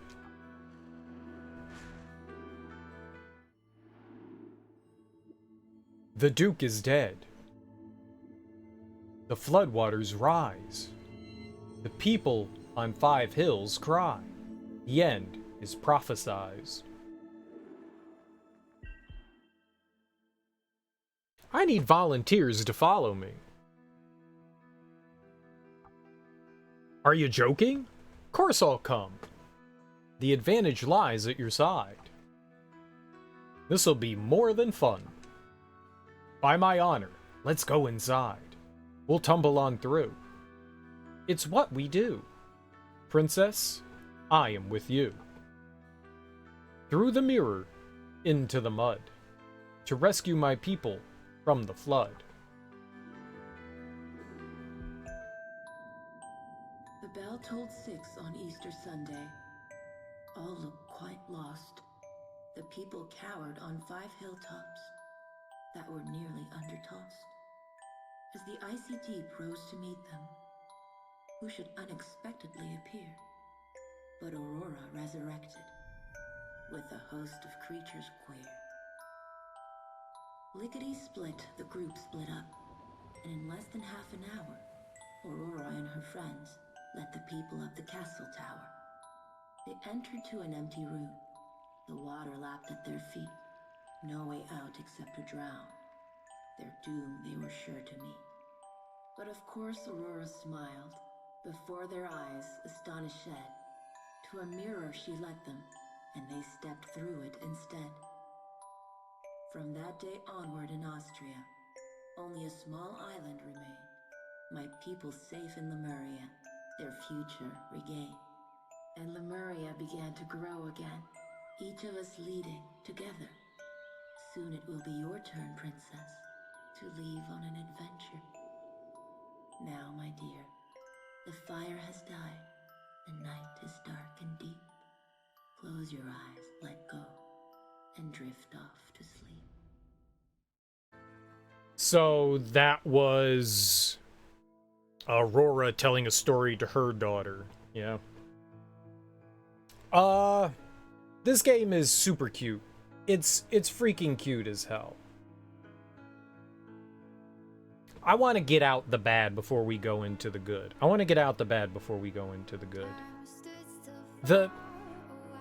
The writing's cute at first, but the poetry is really, really bad. It's written in a non-conformed way. It's not a traditional way things are usually written. A lot of the words have to be extremely stretched or mispronounced, and a lot of the sentences kind of like read like Yoda, where they kind of become nonsense when kind of put out of order. It was cute at first, and then it became tiresome. The story's cute as hell. Like, I like the story that's going on there, but like for an entire game talking in that kind of like prose poetry way, it needed better writing. It needed better writing. I think it can be done well, and I think it can be cute, but it definitely needs better writing. The writing is probably one of the weaker points of this game. Not to say that everything is poorly written. There are some genuinely cute and fun moments, but the writing's not very good. It's not very good. That's probably my largest gripe with the game. I honestly can't think of much of anything else to kind of like fault the game for. The graphics are gorgeous. The hand-drawn kind of like watercolor painted style is beautiful. It's absolutely beautiful. The environments are vibrant. There's a huge variety of environments that you get to go through. You know, it kind of reminds me of like Japanese watercolor stuff in a way. It's more detailed than a lot of Japanese watercolor stuff is, but you could see like maybe there was like some inspiration there, especially kind of like the layered backgrounds where you have the foreground, middle ground, and background kind of thing going on. I know a lot of games do that, but that's like very prevalent in Japanese watercolor, which is really cool. But I really think the graphical presentation is great. The environments are really fun to explore. I was kind of worried when you get the power to fly and go around the environments. I kind of thought that the game was going to kind of like mess up. I was thinking that this was going to go more down a Metroidvania kind of style thing. It doesn't really. You don't really get like new powers and abilities to explore new places. You have everything that you're going to have from the beginning, which is kind of like, well, you get the ability to fly, but that's pretty much it. There are a couple of environmental puzzles, but I mean, to call them puzzles is kind of silly. They are, but they're not meant to like stump you in your tracks or anything like that. They're meant to give you a little bit of pause and like change things up a little bit just for a few seconds, and then you move on. Like everything is hinted extremely obviously. You're not going to sit there and struggle there, which is nice. I do like the fact that they're... I'm not going to talk about that yet. I do wish, when you have big environments like this, they do have a map. I do kind of wish that you had individual maps of the areas that you went into, so you know where you explored, so you can be like, oh, that's a spot I haven't been to yet. That's usually helpful. I think that they could have done that. You know, Metroidvanias give you like a full map, and you get to like slowly meander your way through things. I think this game would have benefited some from having a Ori, like Will-o'-the-Wisps style map, for the areas, I think that would have been nice. I think that would have been nice. Even if it is just a giant square, as you slowly fly along, you uncover more and more on the map. It's not that the game has to have one, but it's helpful. It's helpful. But there's a ton of things in the environment. They do list things out, like the treasure chest, and I think it was called Stardust that you can pick up. That's really cool. The oculi system's really neat, because throughout the environment and enemies that you fight, they drop oculi, which are these little gems that you can fuse together to power up to boost your character's abilities. I completely ignored it for 90% of the game. Like, we had some stuff on Aurora and like maybe one other character, but I more or less completely ignored that facet of the game, and we did fine. We did fine. I played on expert difficulty, and yeah, sure, some fights are a little tough, and yes, sometimes I felt like a little bit over my head, but we game overed a few times, don't get me wrong, but somewhere around maybe 10 or so. I don't think we had too many. The toughest fight that I think we had were actually some of like the standard fights. Some of those fights, maybe it was more than 10, maybe it was around 20. It wasn't too many though. When we got to Bulmus and we went into the underground area where we were fighting a lot of the fire monsters, that messed me up real good. That messed me up real good. That really put a hurting on me.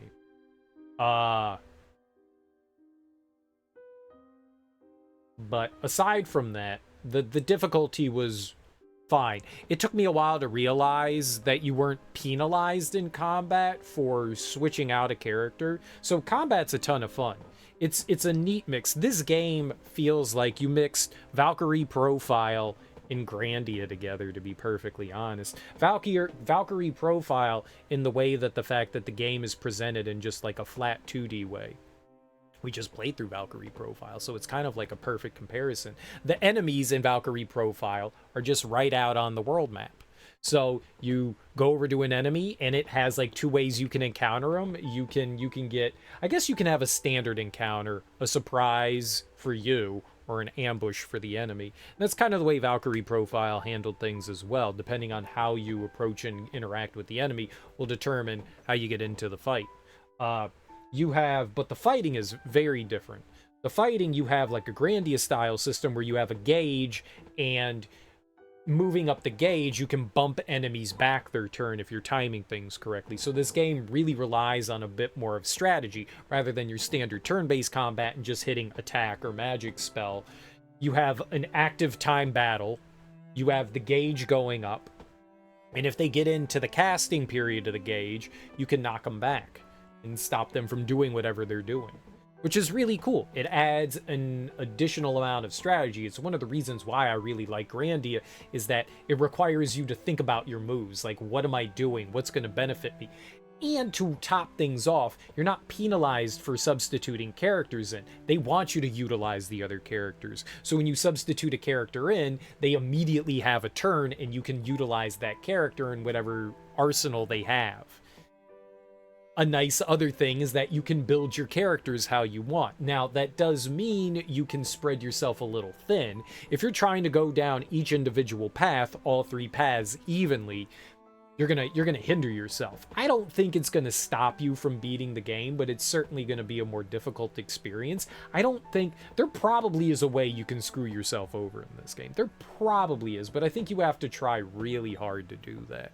Like, I was looking, my strategy was, and I've played lots of games, but my strategy was that I'm going to look and see what's on offer from the 3 skill tree branches that you can take for each character, and which one feels like it's going to benefit me in combat. Like, what do I like? How do I want to build this character? What's going to benefit me here? And I'm sure that there were a couple of paths that I went down that weren't super beneficial, I'm sure.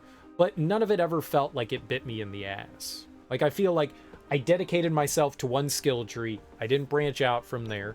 It's a good joke. You should laugh. I didn't branch out from there. I stuck with it. We went all the way down to the end of one, and then we would go down another. And I think that was a better way to approach things.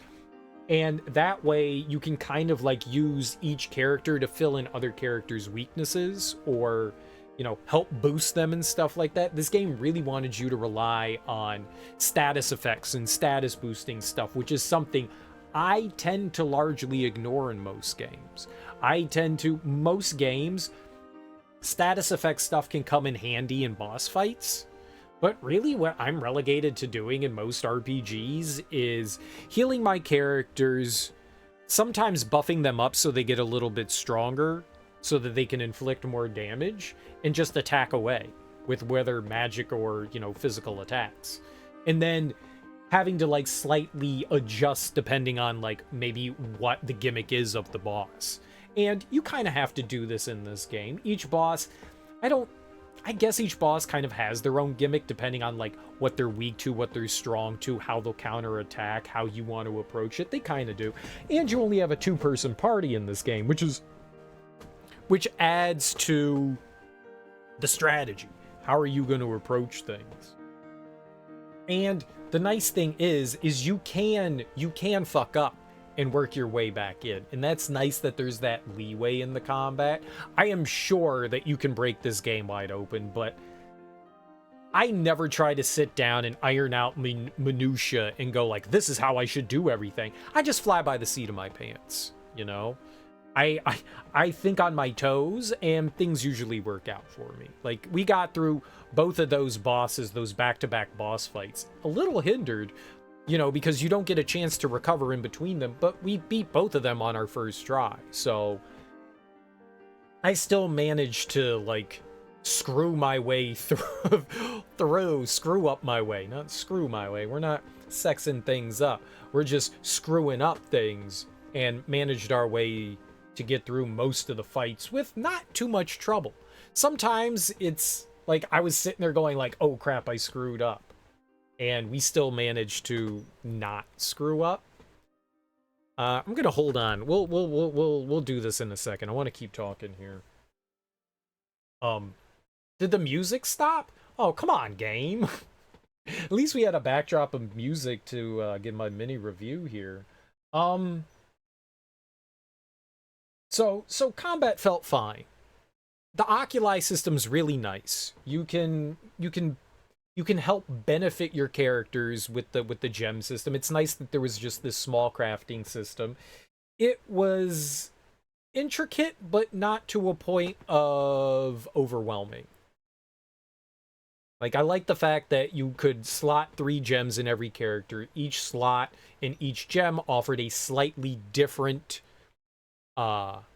ability or an effect that could benefit you in combat.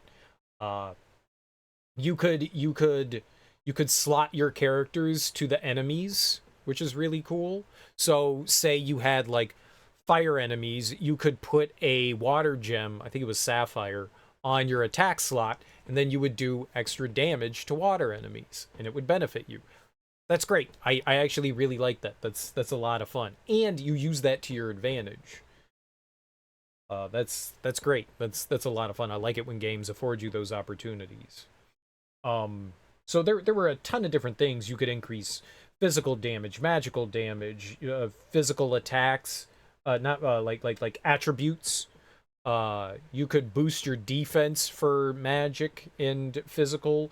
You could boost your casting time, your standard speed, just a litany of things that you could do.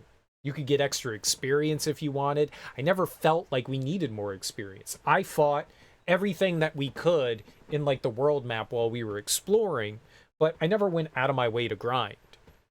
I don't know what people consider grinding.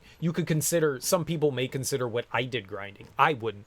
While I'm out exploring and I'm fighting things, I would never consider that grinding. I never went back into areas to go, okay, now we got to go fight a bunch of enemies so we can get more, oculi or experience to level up. I never felt the need to that.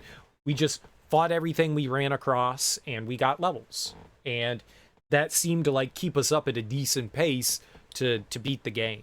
Like, I never felt... When we got into the Rambert part, the second area that we went into, I started to feel a little outclassed when we met those rock archers. Those guys were tough. But once I realized, oh, what you do here is you Now the game really wants, now it's, at first it was being easy on you. Now it's slowly starting to introduce the elemental side of things. So now you have to start taking advantage of the elemental side of things. And once I adapted to that, I went, oh, okay.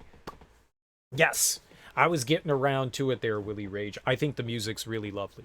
I think the music is really lovely. There's a heavy emphasis on piano, but there are a ton of variety of different instruments and stuff that are accompanied within the music. And the boss battle music is epic.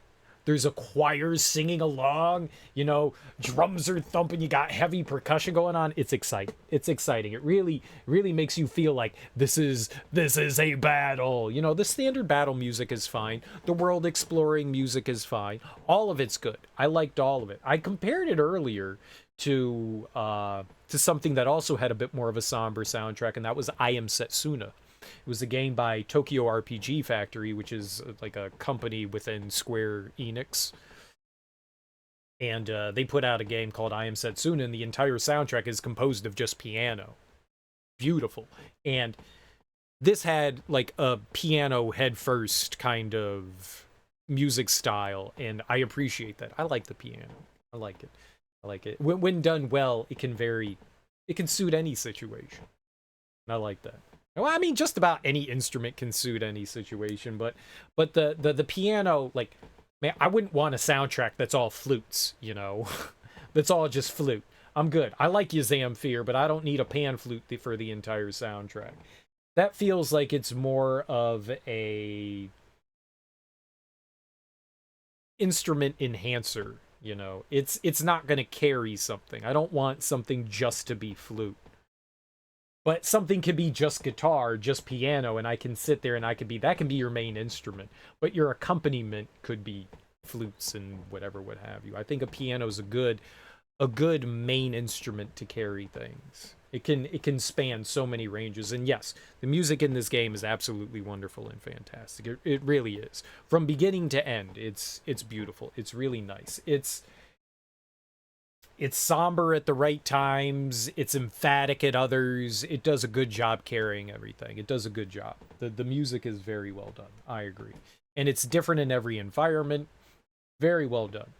It's very well done. I actually didn't notice if battle music ever changes from one area to another. I didn't notice that. I don't think it does. But I never noticed if it does. Certainly for boss fights and stuff it changes, but for like your standard battles, I don't recall if it ever does. It changes. You've got your standard battles, then you have a handful of like mini bosses that are around, and it changes for that. And then you have like your big boss fights, and it changes for that. So maybe there's at least 3 battle songs that they have. But yes, the music is very nice. The art is very nice. The presentation is nice. The level design is nice. Sure, there's a little bit of confusing areas here and there, but it's not too bad. That's why I was saying a map would be a little bit helpful, but I never felt like I got lost. The only time I didn't quite know where to go were with the side quests. There was the side quest at the end, the last one that we did for the Firefly guy. They said there were 2 in the forest, 2 in the hills, and then 2 at sea, and it lied about one of them. It did not say that one was in the tower. 2 were in the forest, 2 were in the sea area, and then the forest area was split into the Rambert part, and then the tower part. And it didn't say there was one part of the tower. The tower was a separate region. And if you're going to tell me things, don't mislead me, because I spent like 40 minutes like looking around for something that didn't exist there. That was a little misleading. I didn't like that. I actually went back and checked just to make sure. The game lied to me, and I don't appreciate that. It led me on a wild goose chase.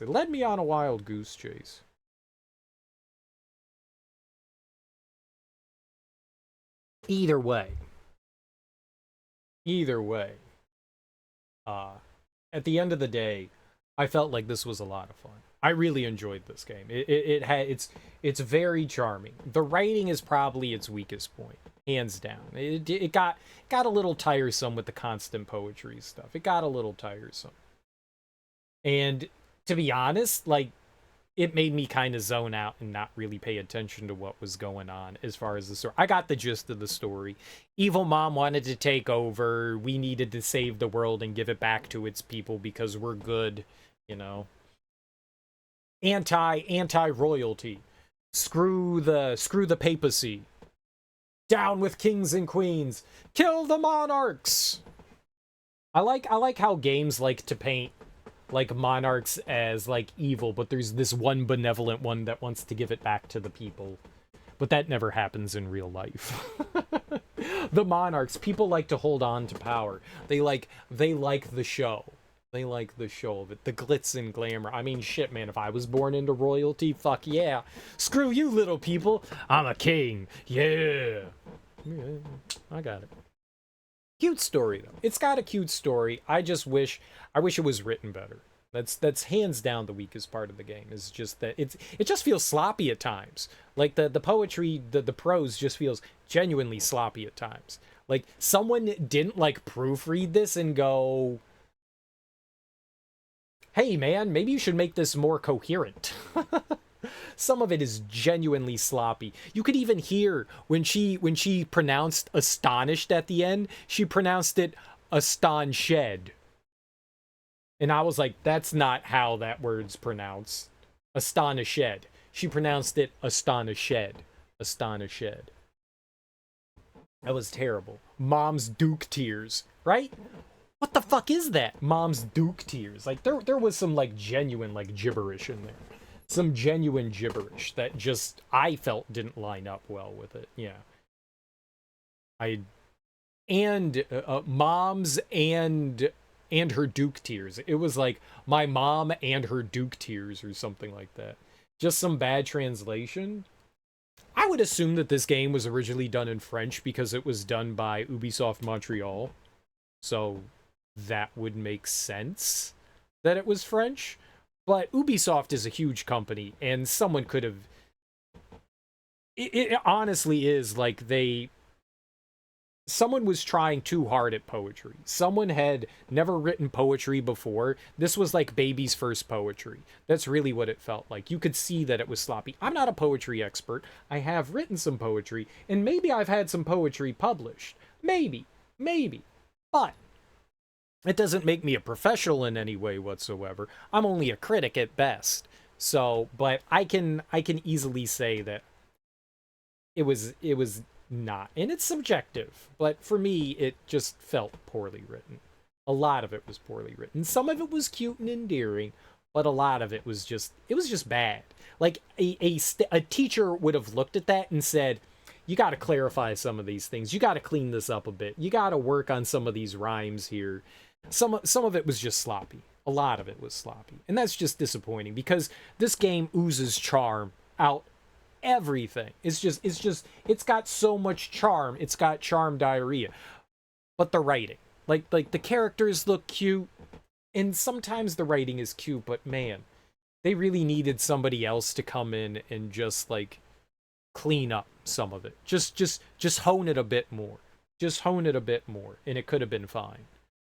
But I feel like it was its weakest point. But it's genuinely a beautiful and fun game that I had a delight playing. Every day I stopped playing, I was like, I can't wait to wake up tonight and sit down and play some more Child of Light. I really couldn't. I was super eager to continue to play it, and it felt good while I played it. It genuinely warmed my heart. I liked this game a lot. It was a ton of fun. It scratched an itch I didn't know I had. I was looking through my games, and honestly, I wasn't super excited to play it, but I was like, yeah, right, let's give it a shot. I remember people talking this game up, and every time I see it, people praise it. So yeah, all right, let's see it. But I wasn't like oh hell yeah, let's play this. But dude, it's a great game. It's a great game. It's probably forgettable. A few years down the line, I'll probably forget it, but whenever it'll get brought up, I will go and be like, yeah, I did like it. I did like it. I really did like it. I really did. I think my heart might make do. Now she is a queen through and through. But she forgot to talk to you. She has more important things to do. Watch over Lemuria. . Goodbye, my queen Aurora.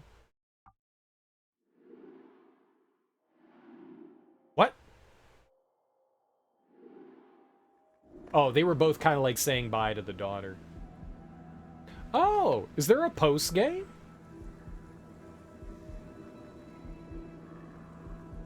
Is there a post game, or they're just giving me like the opportunity to like clean things up? So at the beginning of the game, relatively the beginning of the game, you come over here into this area and you find the altar here, but you don't do anything with it. I was kind of hoping it would have been cool if like that opened up into a door and you had like a super dungeon. That would be dope. That would be dope. Okay, well, we can get her elevate damage up. There's no reason for any of this, but yay. Yay. Look at all these free levels we can get now. Very good, very good. Very good, very good.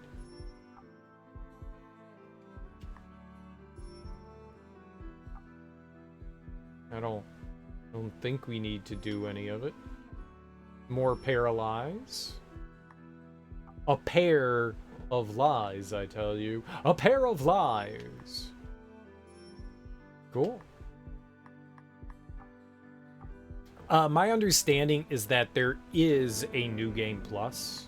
I actually wanted to go into the map. I wanted to see what we missed out on.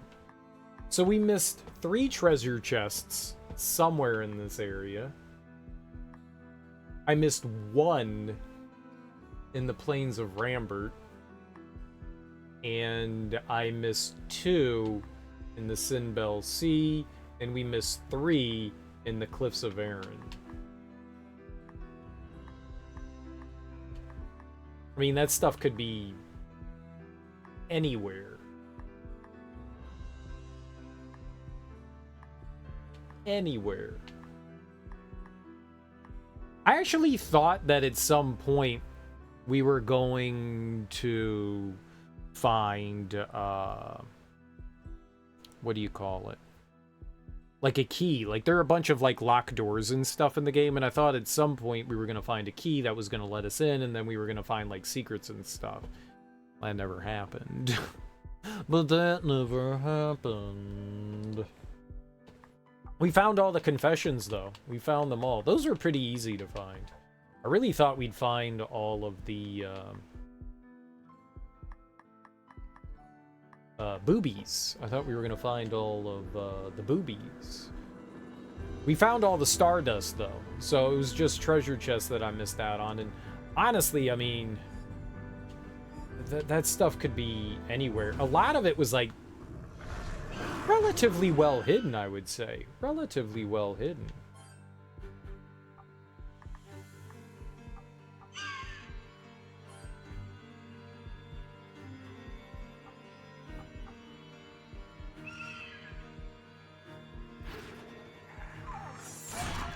There's some well-hidden stuff in the game.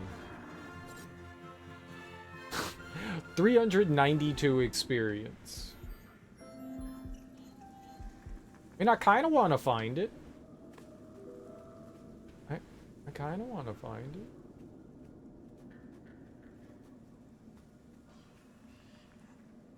But stuff could be anywhere. A lot of stuff blended into the background. We'll go look around for a bit. This was the... I actually thought we were going to have another dungeon afterwards. And what, I've been streaming for like 2 hours. I kind of thought that we were going to have at least one more dungeon left in the game. I didn't think it was going to go from the undersea thing directly into the boss fight. So, sure, we'll go look around and see if we can find the final treasure bits. Why not? Why not? Let's 100% the game. If and we can. If and we can. I initially thought that I had done a pretty good job. So we're looking for 3 in this area.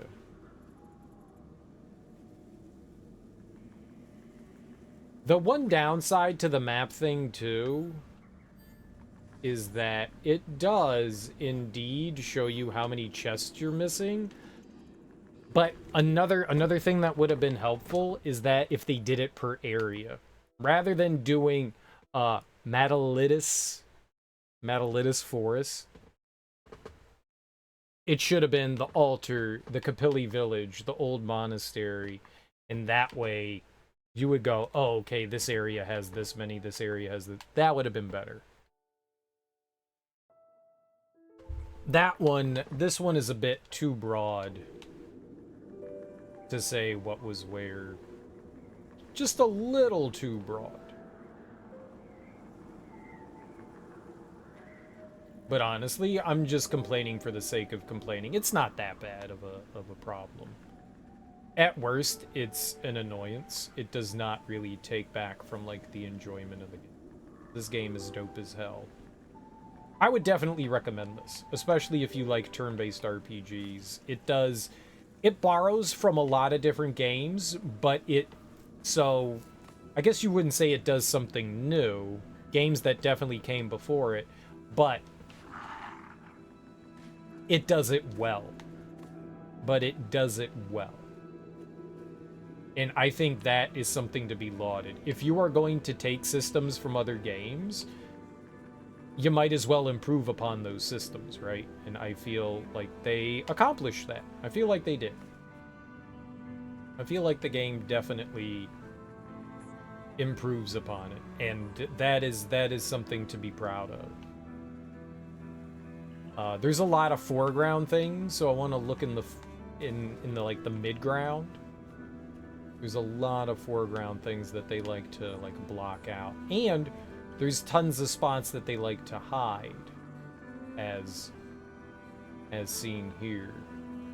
I didn't know that the clouds down there were dynamic. That's kind of cool. This cloud, I don't think, is always there. Very neat. Very neat. I really appreciate this game. Genuinely appreciate this game. It's freaking cool. It's certainly something special. I'm glad I sat down to finally get the full-on a Child of Light experience. It's delightful. Am I gonna play New Game Plus? There's no reason to. We beat the game on its hardest difficulty on our first try. I was actually kind of nervous about every time I start a game on hard. I'm always a little bit nervous, and that's mainly because RPGs tend to like to balance difficulty in a not great way by just being like, oh yeah, enemies have a shit ton more HP. I don't know what the difference between the casual experience and this one is. But casual, I mean, this already was not that difficult. If you had told me this was like the standard game difficulty, I'd have been like, yeah, that's fair. So what I'm getting at is that the casual experience must be pretty dog. I don't want to take away from it. Like, it must be like a very much built around the very casual player.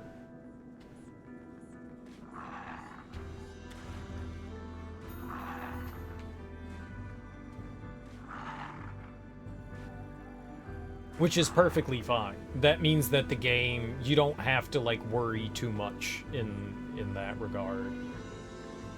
Maybe you can easily just, you know, spam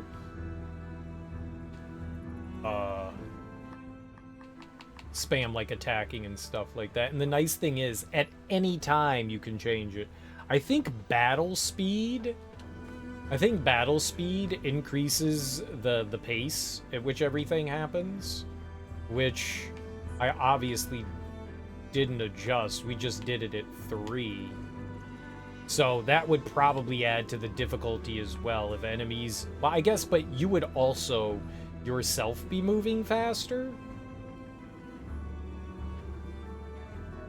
So... maybe not the worst thing in the world?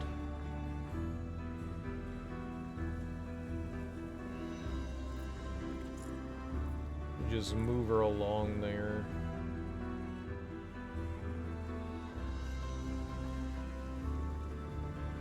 On this canopy. What is this? What is this giant bush? Is this the world's biggest tree bush? That's the forest through the trees. That's why no one can see the forest through the trees.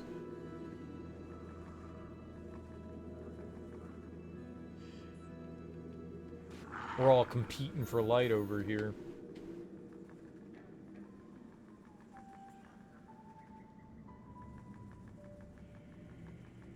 So much fun, though.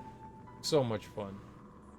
Like, this definitely scratched an itch I didn't know I had to scratch. Very cool. Very cool.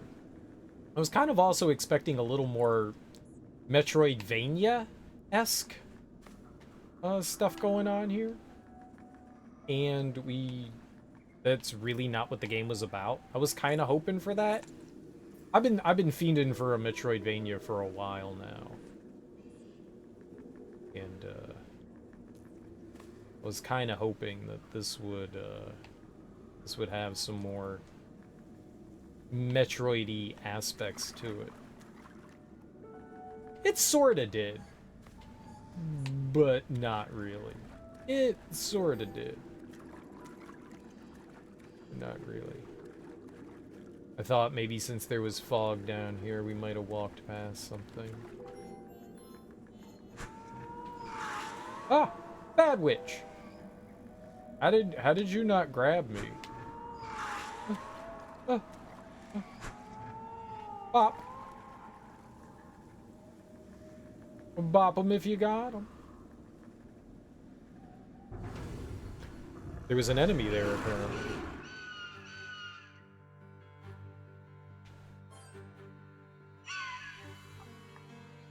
I'm probably not gonna make it here. Who do we got? You? Kitty!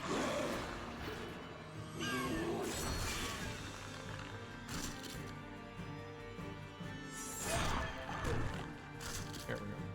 They're not difficult at this point. We're one-shotting things. We're godlike. We're godlike at this point. I'm not saying we're unkillable, because we die all the time, but we are godlike. Very, very godlike. Whoa. That must be for the cavern below, though. Whoa! That must be for the cavern below. Whoa! Oh yeah, I guess we're just gonna, like, go wander around here and, search. I don't think it's gonna be in this area, but we're gonna do it anyways.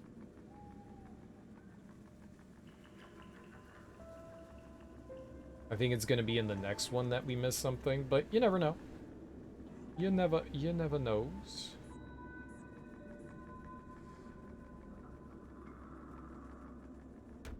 Oh God! I forgot about all the evil spike traps and whatnot.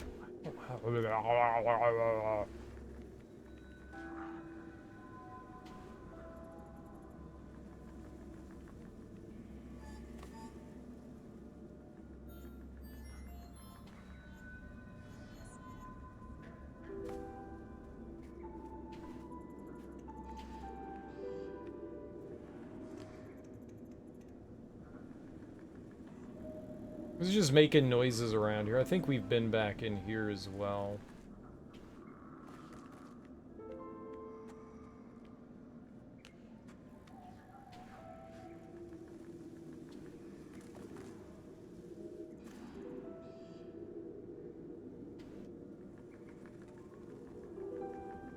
Where you put me?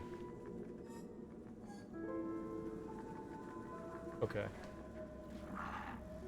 I kind of want to just go through, like, the lower section first, and then we'll hit the upper section. I think that's a good way to go about things. No, we're still Aurora. We beat the game.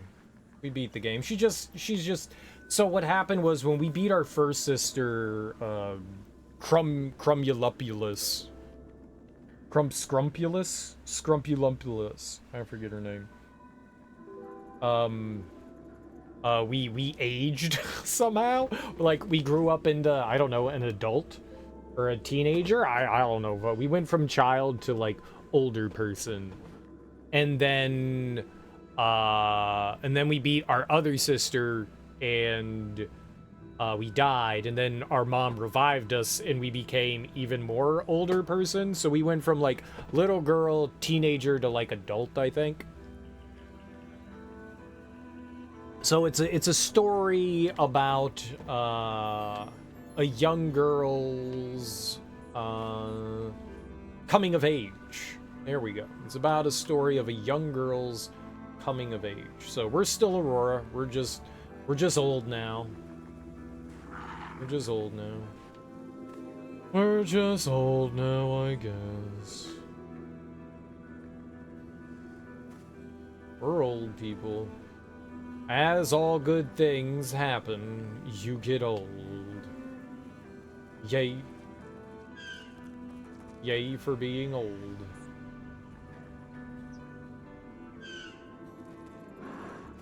Apparently, the female narrator is supposed to be Aurora, all grown up. If I understood things correctly, which, I mean, who the fuck knows? I'm not very bright. I'm pretty dim-witted, so.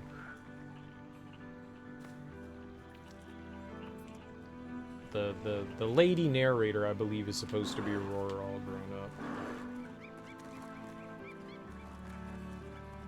I believe.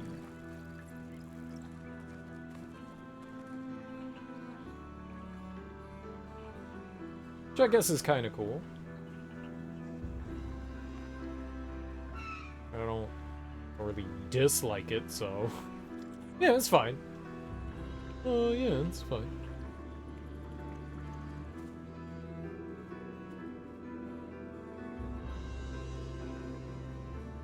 One thing that I realized really late in the game is that our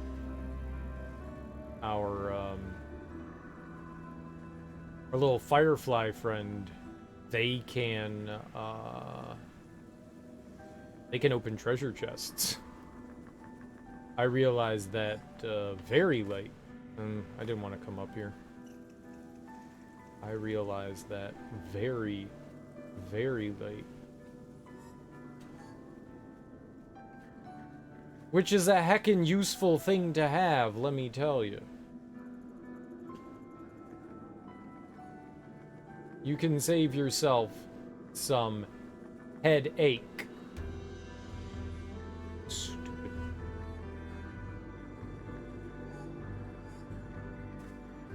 You can save yourself some headache. So what we're doing now is just wandering around. How's Overwatch treating you, Willie? You winning your Overwatch matches?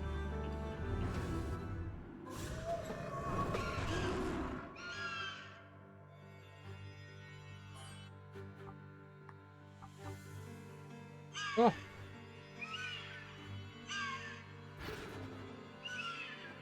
No, don't do that.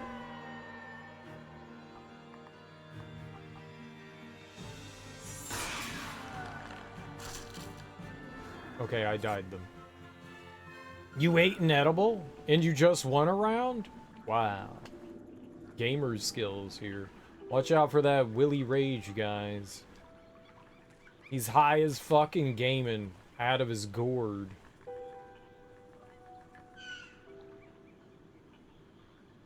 Nice, dude. Who do you use? Who's your Boo Bear? Crap.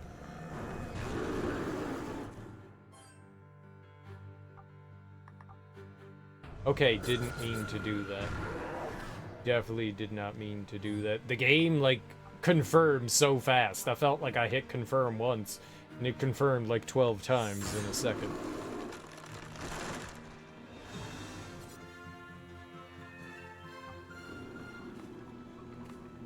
Ah, you can't drop down here. was gonna say, that looks like a delicious place to drop down.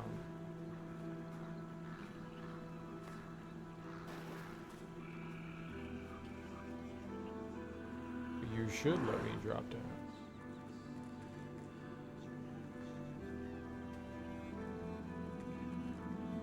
Definitely doesn't look like there's anything over there, though. So I guess there's that. I thought I was higher than it.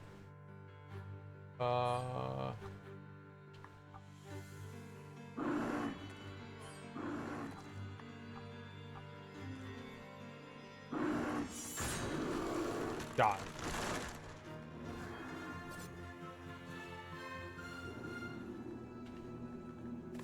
These are great places to, like, miss things in.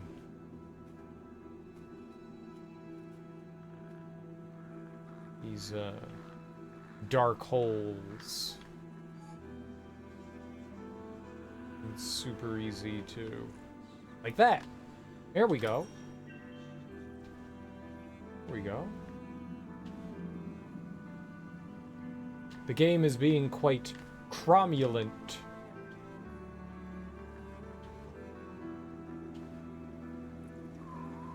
Oh shit. No, that's not a treasure. I was like, cool, double treasure. No, it's just a pushable box. It's not as exciting. This area also didn't work super well with our friend Spot here before.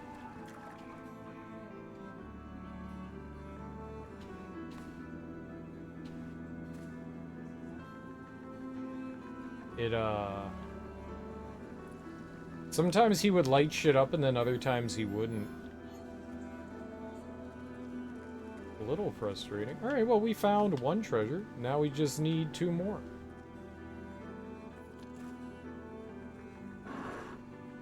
That was cool.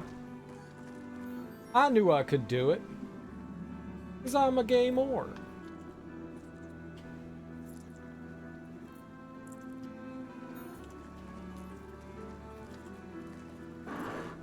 Now, I'll scream at you. Roar. Meow. Hiss.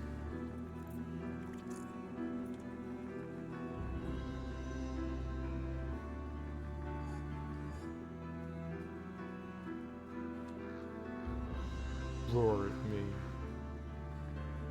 Roar at you.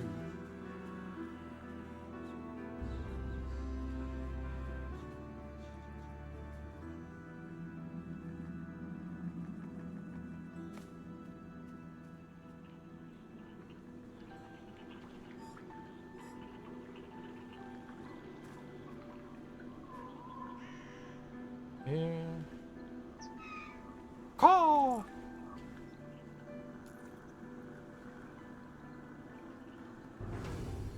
Oh, tell you about my Overwatch escapades after this game? No, you do it now.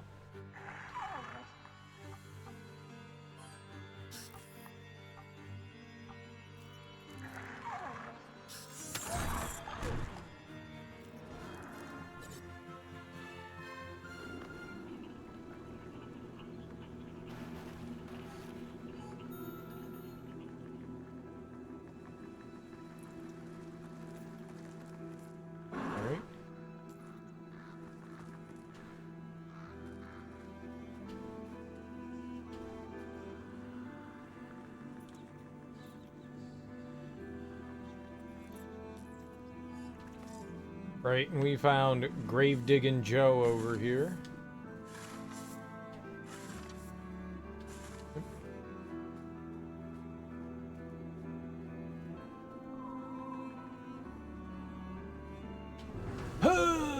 Why is everything in my way? Worst day. Worst day.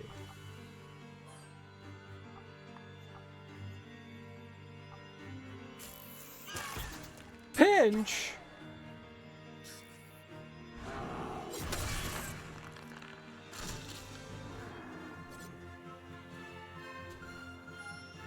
I can't believe someone got a level.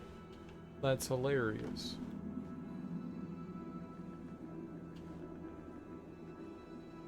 What?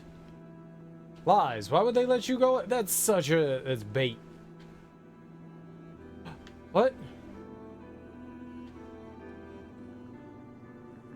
Is there something up there?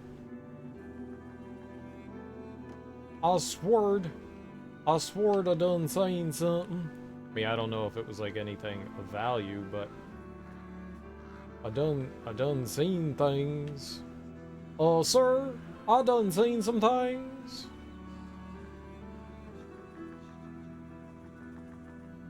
It was over here. You've been in here. 'Cause I've been here before. Sure, we'll go in this door. I clearly missed crap, so...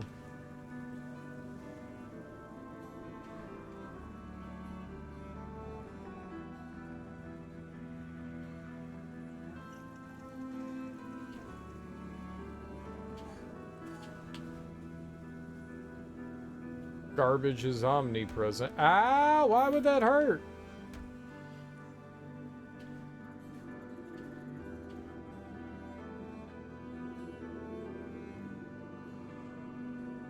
You play a lot of Orisa, who's the quad-pedal tank with a Gatling gun?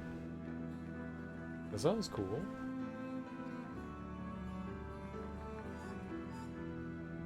A tank, eh? So, she got like some big guns on her?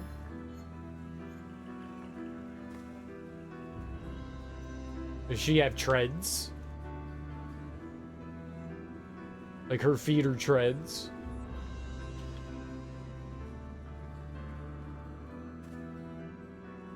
And how does a people become a tank?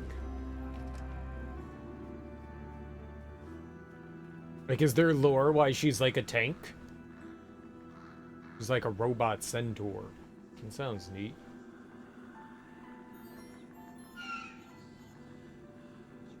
Oh. I thought you meant like actual tank. No, I know what a tank is. He's a tank, DPS, and healer. Yeah. I just thought war game tank, you know. What was I stuck on?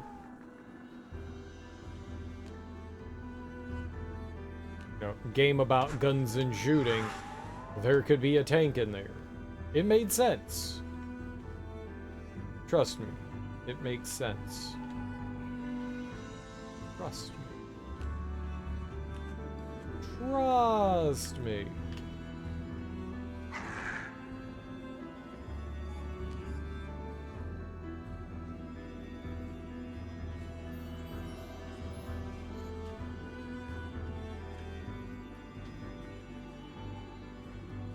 Trust me. Ah!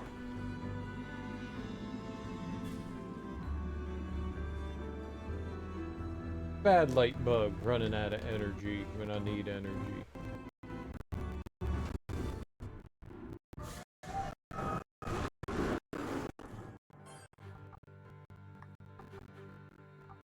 I think there's a reason why I would be terrible at Overwatch. I think there's a reason why. Like, class-based, like in Destiny, you have like 3 different classes, but you don't have to have, you know, one of every class to be your party, your team doesn't need to, you don't have, like, everybody can deal fucking damage. Like, I get that. Like, that makes sense to me. Like, cool, we're just here to, like, fuck shit up. Maybe sing, like, birthday songs.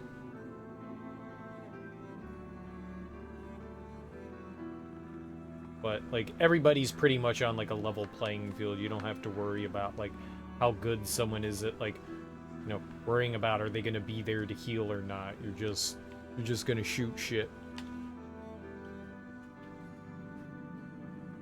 Like, having a role? Man, I would be terrible.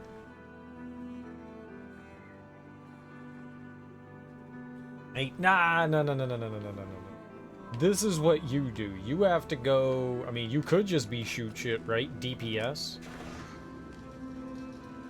I guess that was okay at Final Fantasy XIV. I was DPS in that, and I did fine in it.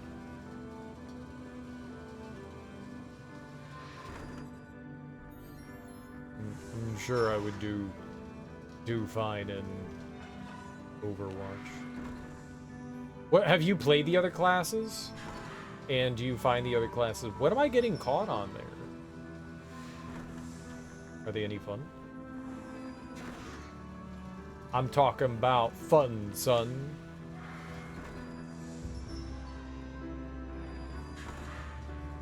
Whee!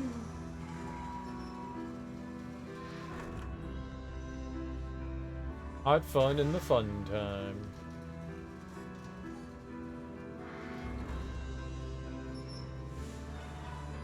Oh, blocked.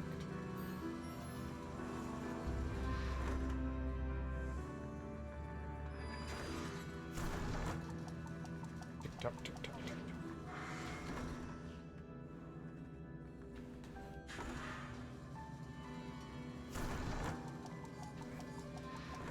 And how upset are you that they aren't going to provide your single player content anymore? They said, no single player content anymore. We are focusing just on non-single player content. Did that make you furious?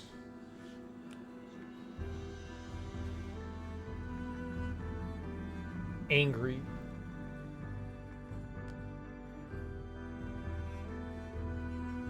Madder than a mad person could ever be mad?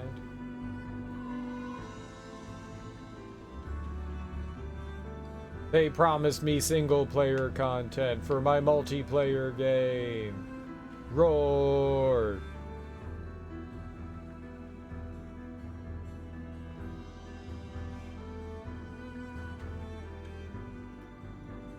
Okay. And I can't say for sure we've done a good job of covering all that ground, but we did it. We covered all the ground.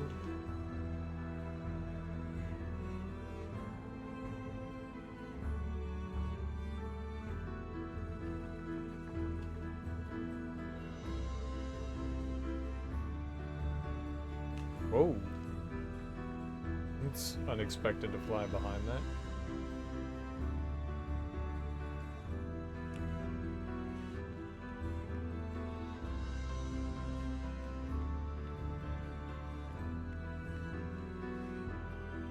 I think the other stuff... How much are we looking for here? 2 more. I think it could be in the... what do you call it? The well that we took for Finn? I think there could be stuff in there. I wouldn't be surprised if there was.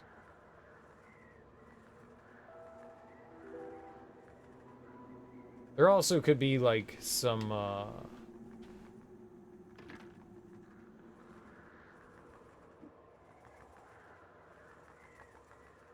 in the air goodies. Little treasure chests.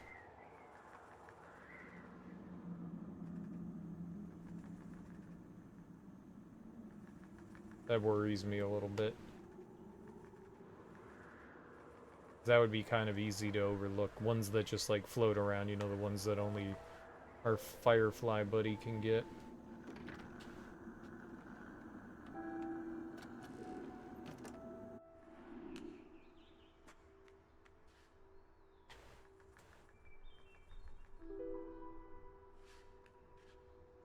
What in the hut?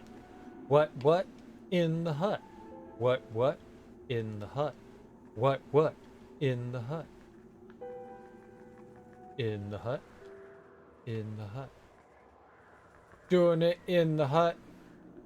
Like these things, these treasures. Oh yeah. In the hut. Oh yeah. Doing it in the hut. Doing it in the hut. Oh yeah, in the hut. Yeah, hut action. So many questions, but my friend wants one more game. Well, go play with your friend, man.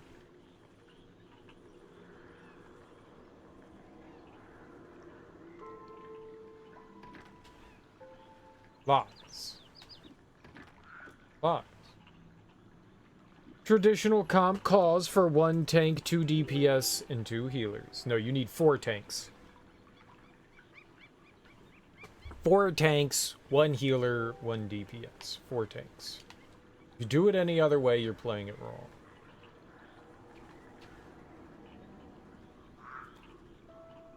You know it. I know it.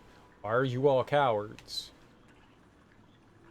Why are you all cowards? Playing the game wrong. Cowards game. There is open queue that allows everybody to play whatever. See, now that's what I'm talking about. Play whatever the hell you want. Just have fun. And do it in the hut.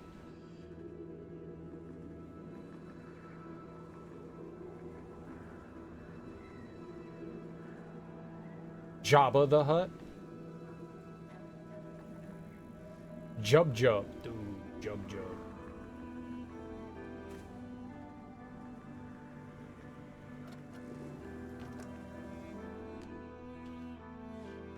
Where that Jub Jub at?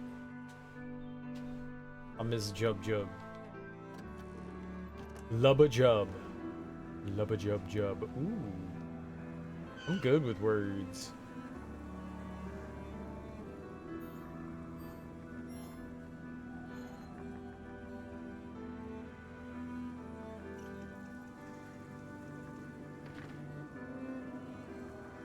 That would be too small for me anyways. I'm a giant. Hi, I'm an adult. Sir? Are you 3 children stacked on top of one another? No. Why would you think that? In a trench coat? I just like trench coats.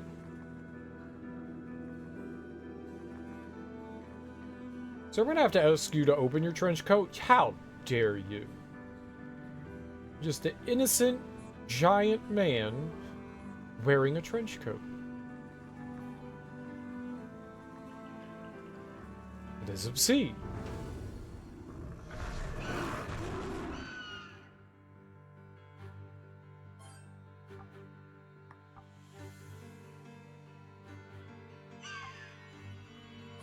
I will not capitulate to this.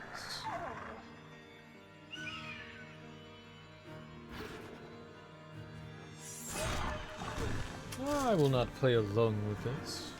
You will not see into my trench coat.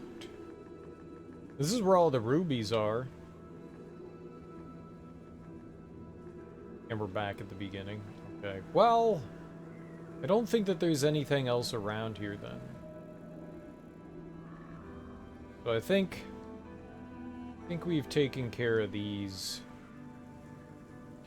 woods. The Tree of Thorns must be the place to be that we missed out on. Well, maybe the Tree of Thorns. It could be other places too.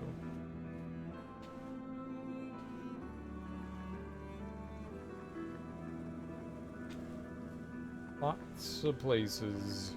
2 treasure chests, man. 2 treasure chests. This is awful. All of these are gonna be rough looking for. Ow.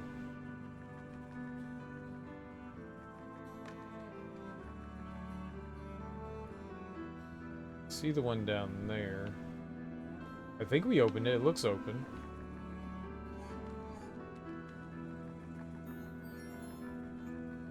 Looks open to me.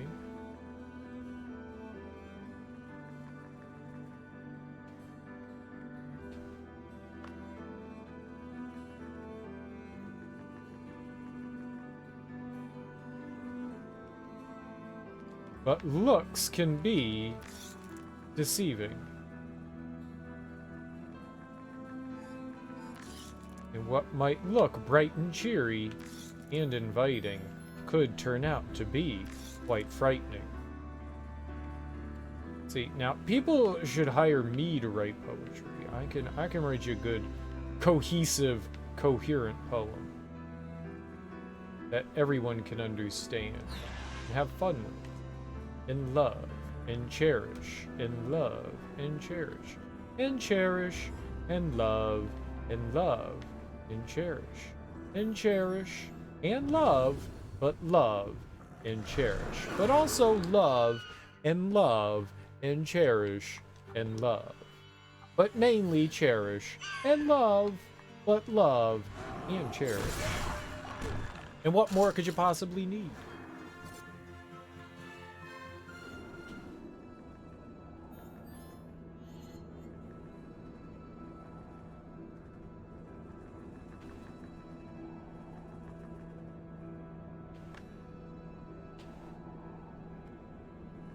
There were the 2 treasure chests there. We picked those up. There's more up, though. Up, up, and away. X button.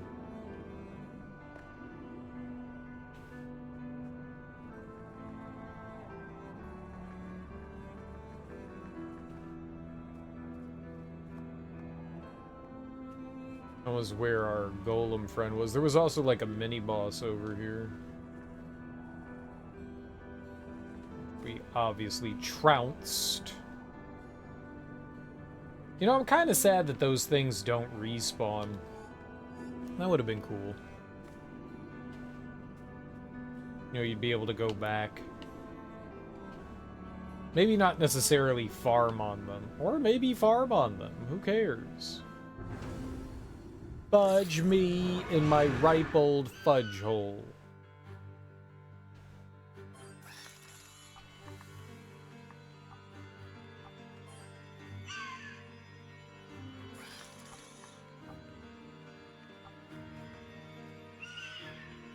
Fudge hole, fudge hole.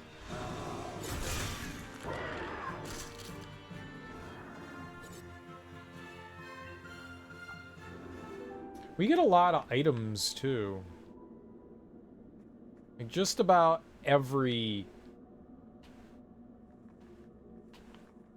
encounter rewards you with an item.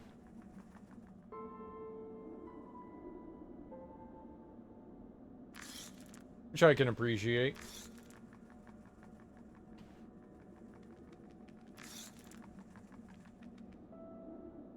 I like it when we're rewarded. That always feels good. Oh. That was just a dead end. Whatever, man. I'm not trying to fight you, nerds.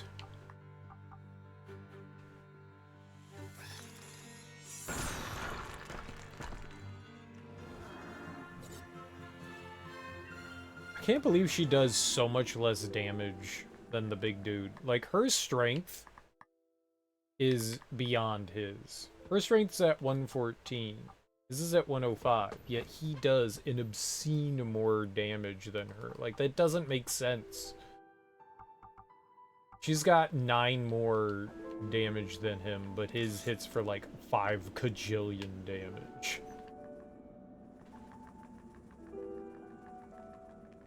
That's a number. 5 kajillion.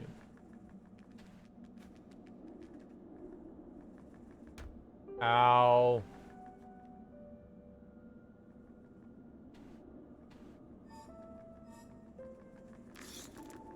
Oh, did you guys see in the news today they found wreckage from the submersible that was going down to the Titanic?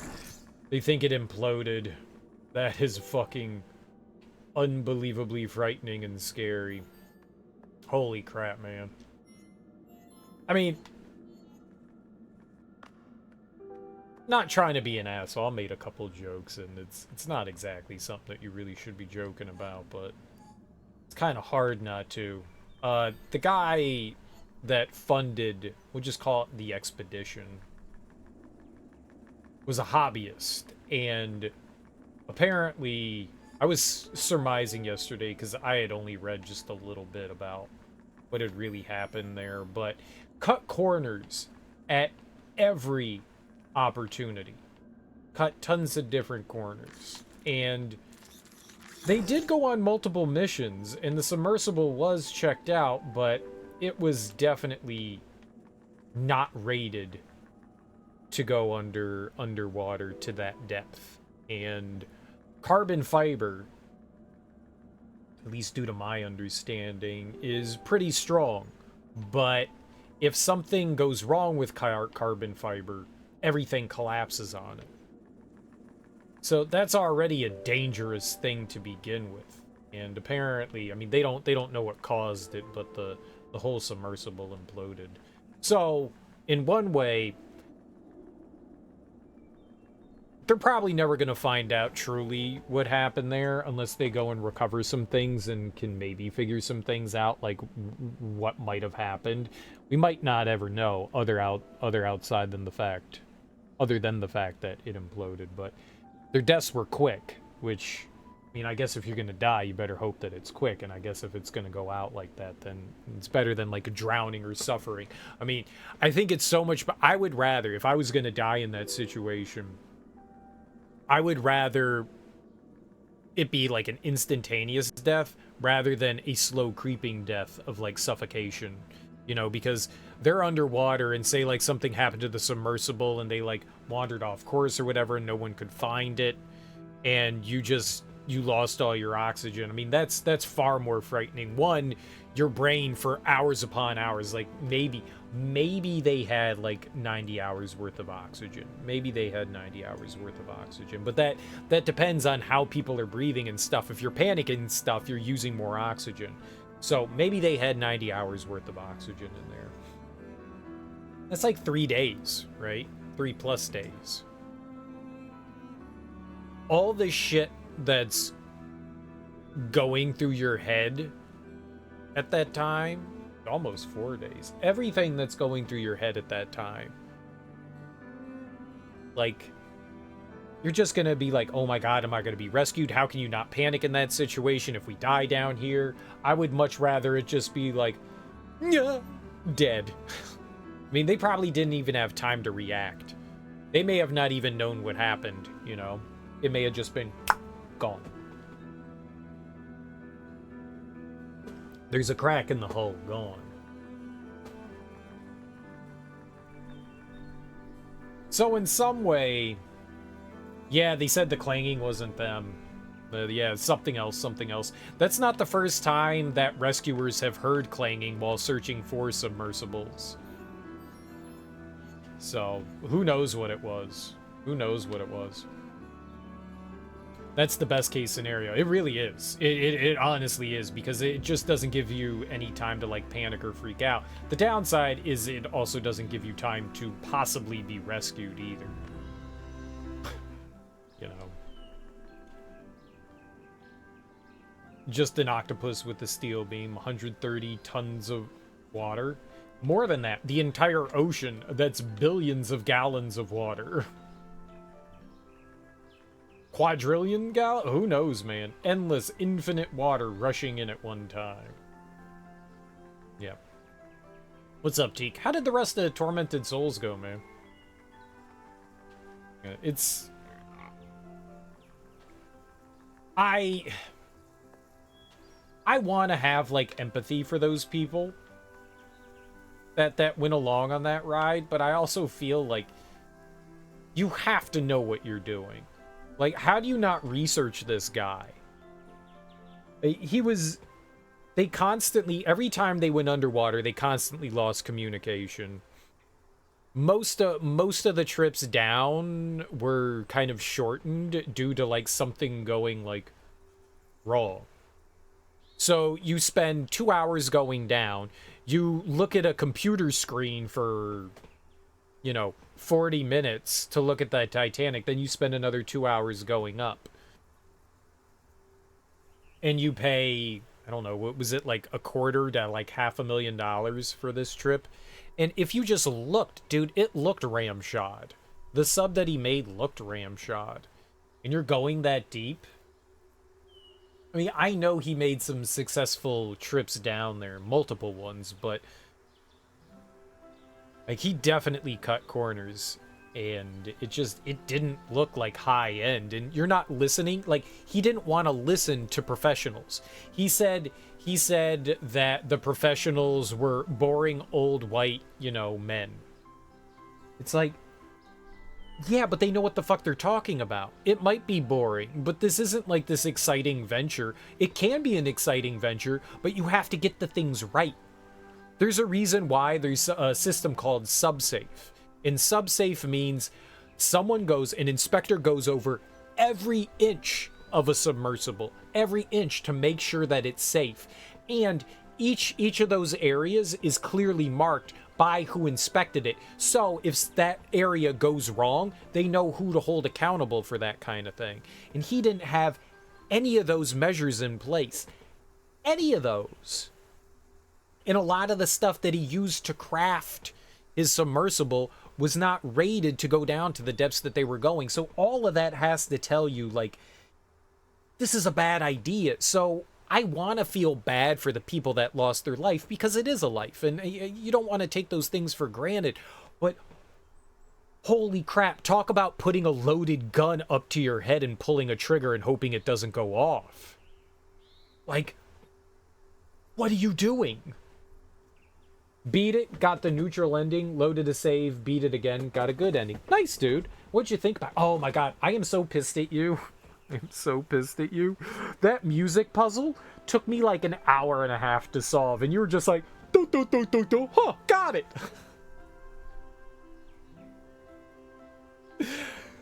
Dude, I recorded the humming. I was just slightly off. There was like one note I wasn't getting, and I couldn't figure it out for the life of me, because I was like, that's the right thing. It was like in the right pitch and everything. Like, I'm not tone deaf by any means. I just couldn't get, like, it was one note, but like I kept overthinking it, and oh my god. Yeah, I got nothing, dude. I got nothing. I got it. It was that thing. I was like, oh, Teek's gonna be there for a while. This is gonna be great. I'm gonna get my popcorn. Go fuck yourself, Teek. I've seen a bunch of people get stuck there on blind playthroughs. It wasn't just me. I've seen a bunch of people get stuck there. Not as long as I did, but I've seen a bunch of people get stuck there for a while. You just, as soon as I got over there and I started hitting buttons, I was like, what was the sound again? And then I would hit buttons and I was like, what was the sound again? So I eventually had to record it and play it myself so I could remember it. And I did what you did. I turned the music off and I just listened to it, and I just, for the life of me, I couldn't do it. Like, there were people in stream going like, yeah, that does sound right. And I was like, I know, so why isn't it working? I just had the wrong notes. Like, wrong octave. Right notes. Wrong octave. Oh, man. You were off the first note for a while. Once you got the first note solid, everything else fell into place. Mine was one of the middle notes. It was like the fifth note or something. It was like, and like the fifth one was like, I was like, it's different, and I can't see why I'm not getting this one. I did a great job humming it. I don't remember what it sounded like. That was a terrible job, but yeah, I was just slightly off on that one. It was rough. That was rough. That was the only thing that I really struggled in, and missing that stethoscope one. That one I overlooked too. Because I didn't, like, properly search the safe room. And I overlooked the X-ray in there. Just about everyone I saw play through the game did the exact same thing there as well, so it seemed like a common one to just look over. Brute forcing the grandfather clock puzzle worked. Yeah, well, I mean, it was... all you did was have to look at the last painting, and it basically told you, like, our Savior's birthday, and Savior being Jesus Christ. I was like, oh, I got that. That one was pretty easy to figure out. But yes, it did work out for you. The only problem that you could have run into was, like, misdoing the hands on the clock. Like, getting the wrong time. That would have been the only thing. Because you went through nigh 365 days. You did see it. You did see it. It was the one at the end of the hall, and you just ignored it. You walked up to it, you read it, and then you just walked away from it as if it didn't exist. And I was like, oh, that's gonna bite him in the ass. And then you were like, I'm gonna brute force it. And I was like, well, you got the time right. You got the time right, so you got fortunate. If you didn't get the time right, that would have been a huge pain in the ass.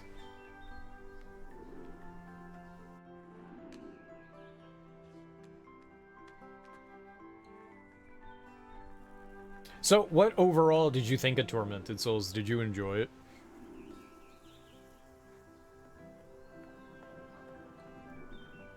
It's rough around the edges, but I think it's a damn good game. I loved it. I loved it. I as soon as I beat it, I was like, dude, I want more. I want more. I hope that I think they're Chilean or Argentinian. Are they They're Argentinian, right? I want more from them. I want more from them. They only have room to grow. They only have room to grow. Pretty much the same as your initial impression, needs polish, but beggars can't be choosers in that genre. I think it's a fantastic first effort. Are there some rough bits and pieces? Yeah. I think the game looks gorgeous. Like, the pre-rendered backgrounds look fantastic. Some of the animations are a little goofy and clunky. But I do like the fact that you don't have to, like, inventory manage. I do enjoy that. Like, here's everything that you could just hold stuff. You can just hold stuff. Here's stuff, you can hold on to it. I like that. I like that. Yeah, maybe there's some issues with, like, the subtitles and, like, translation. They don't always, like, or in the voiceovers, they don't always line up, and sometimes things are written strangely. I'm surprised they didn't go back and fix some of that stuff. I thought that would be, like, easily amendable. But, you know, it controls fine. I like the fact that, like, the guns, even though maybe logically they don't make sense in the fact that, like, they're like put together. Like, it's just shit you found around and, like, oh, someone made this crazy contraption. Okay. You know, you're not finding, like, a shotgun in a hospital. It's like somebody created it. Why are there shotgun shells everywhere? I don't know, but I kind of like that too. No inventory management, but a heavy emphasis on point-and-click adventure style puzzles. I never felt anything was moon logic. I never felt anything was moon logic. But yeah, I guess like, I mean, the only thing you have to remember to do is just try to combine everything. But I thought most of the things made sense. Like dumping the blood into the vial and then, or the container, and then freezing it. I was like, I like this. To make the puzzle piece, I was like, yeah, I like that. In the mold. Dumping the blood into the mold. I thought that was really cool, and then freezing it. I was like, this is clever. This is clever. Like, there were a lot of bits like that I like. I was like, yeah, I like this. I like how we're approaching things here. You carried those two pieces for a long time before you tried pouring blood into it. It was like the first thing I did. I was like, I wonder if this will go in here.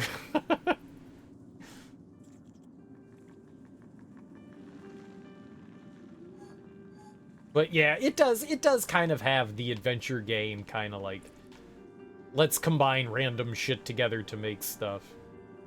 Once I realized at the beginning of the game, when you get the wrench, you get the monkey wrench, the adjustable wrench.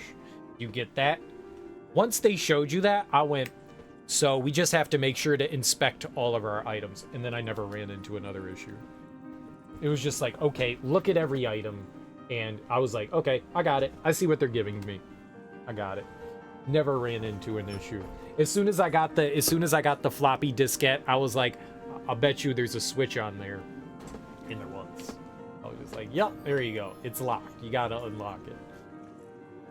Now, granted, yeah, that's a boomer thing for sure.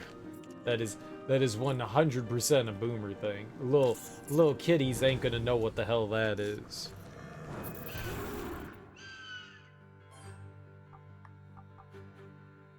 But as long as you're like fondling your inventory items, it's a pretty easy thing to figure out.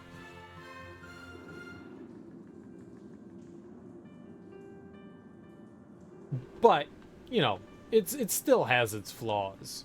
But also, it has a ton of potential, and I appreciate that.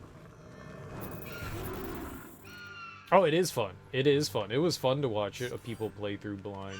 I bet you there'll still be people playing through that blind. Maybe more so around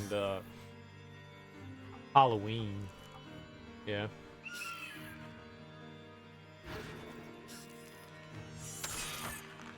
Maybe more so around Halloween. But it was definitely fun watching others play through it. Definitely. It's a good game. It's a good game. I would certainly recommend it. I would certainly recommend it, especially if you like the Resident Evil remake. I like the fact that it borrows from Resident Evil and Silent Hill. I like that. You know, it doesn't do anything new, but what it does is pretty darn fun. Yeah, Silent Hill atmosphere, Resident Evil mechanics. I like the design of the enemies. You know, they look like science gone wrong, which, you know, very much fits the environment that you're in. You know, these are like some Frankenstein monsters.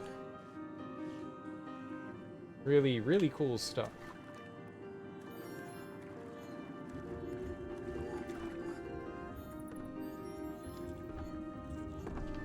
Ooh. Screw you.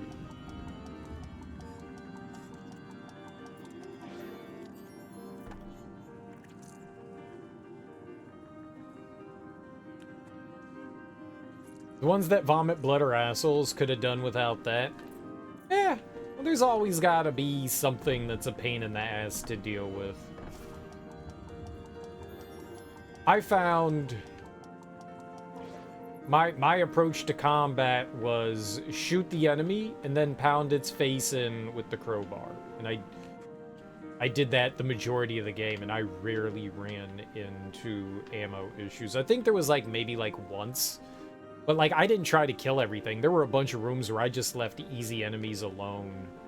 I was just like, yeah, there's no point in trying to, like, kill these things here. I'm just gonna leave them alone. And I never ran into an ammo issue. I didn't see if you ever ran into an ammo issue or not, but I always had, like, a lot of fucking ammo on hand. A lot.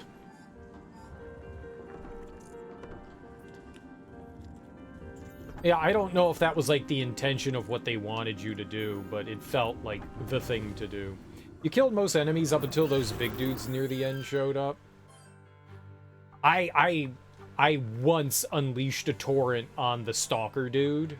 I did it once, and I went, oh, you can't kill him. Or her. I guess it's supposed to be her, right?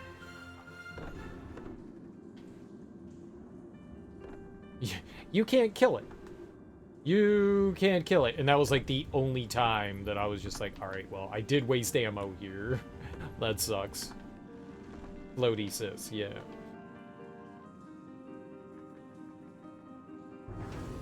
That's the only time that I felt like I ever like dumped a ton of ammo into something. And once you learn, you go, oh. Oh, gotcha. Oh, you little turd. It's not like that hurt. It's not like that hurt.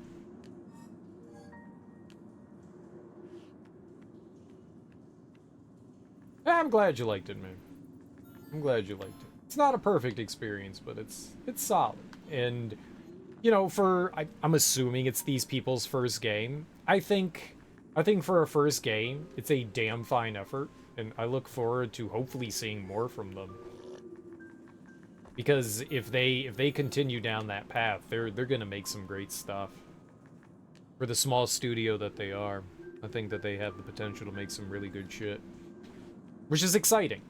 That there's people out there that are gonna continue to make, well, hopefully continue to make traditional survival horror style stuff, because there certainly is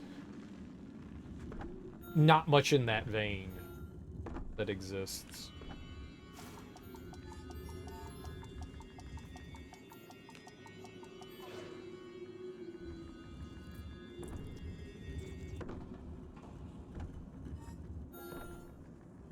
Which, I mean, I definitely more prefer the newer Resident Evil style. Like, if that's what I would like to see more of. That's what I would like to see. Obliterated. That's what I would like to see. The more new styled Resident Evil. Not like 7 and 8, but like the remake stuff of 2 and 3. That's what I would like to see more of. I'm not trying to disparage 7 and 8. I love 7 and 8. I just would like to see more classic styled with like the modern amenities. The Titanic shit was crazy. They could have made more money and made it a stupid Disney World park ride with a screen on the front and just took them down 200 feet. Yeah, it kind of defeats the purpose, doesn't it? The passengers would have never known the difference, I guess. The downside is that they just didn't take the safety precautions. And why the fuck? That's the one thing I don't understand, is why this guy thought it was okay. Like, oh yeah, the professionals, they don't know better than me. I know better than them. Why would you think that, man? Oh shit, here we go.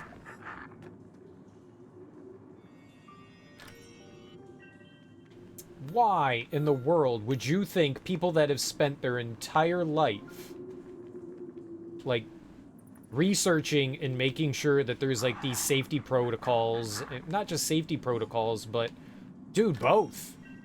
Yo, we got 100%. That was it. I'd never been down here. All right, sweet. I think that was it. Yep, there we go.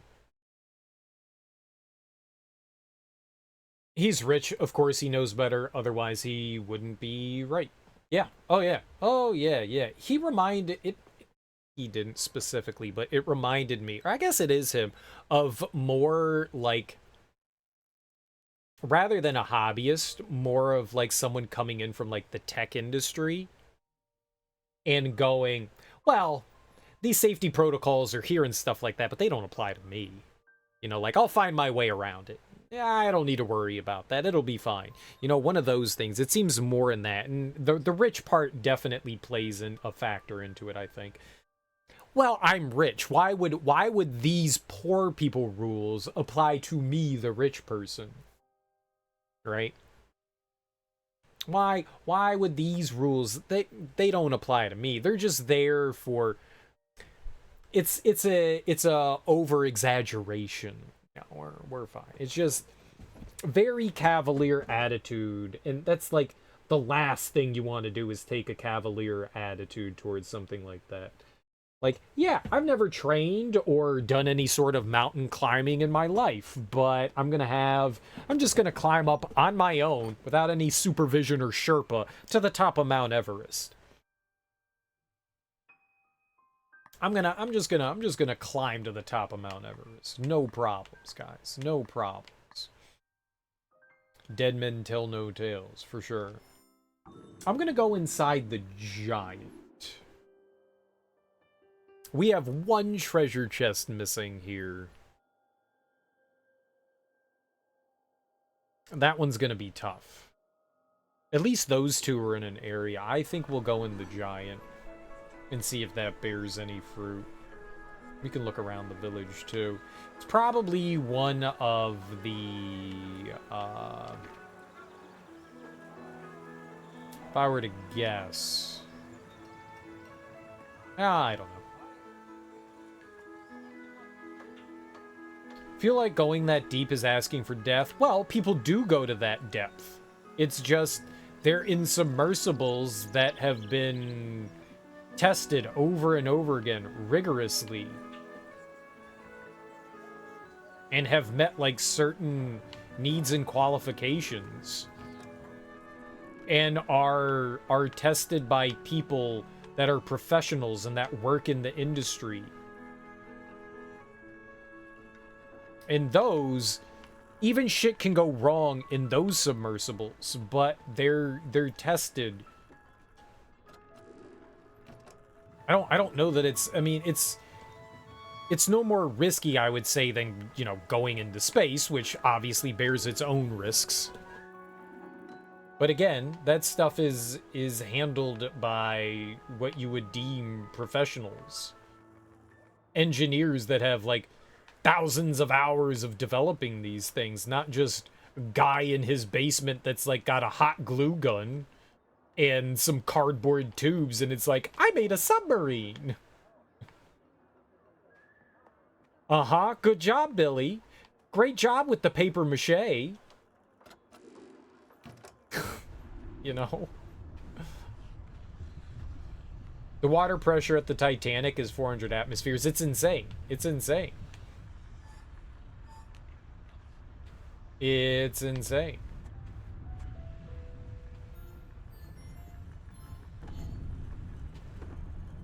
You're definitely not swimming out there on your own, that's for certain.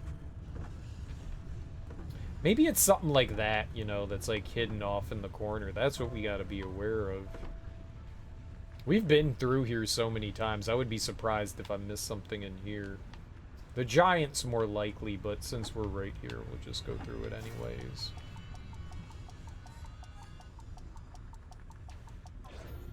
Yeah, I wouldn't do that, dude. I can't do that. I have too much paranoia about that stuff. I could never spelunk either. Spelunking scares the bejesus out of me, too.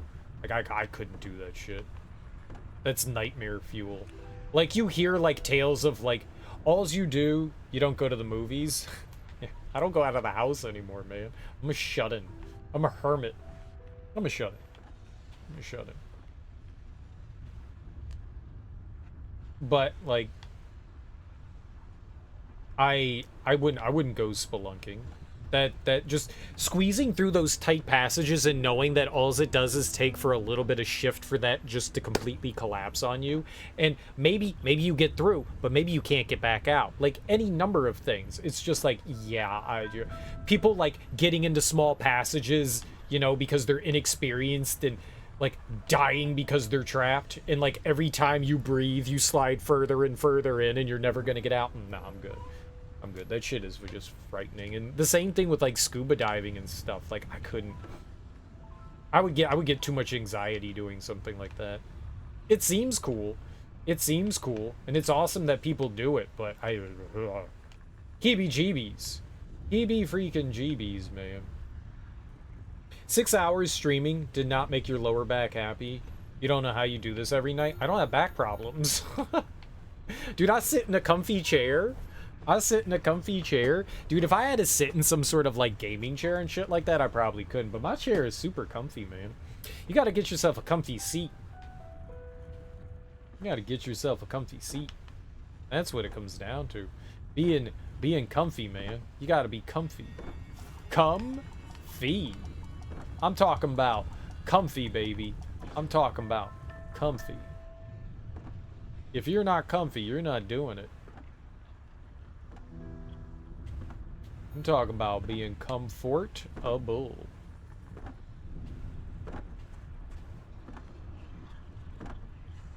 Uh-huh, that's the Konami code.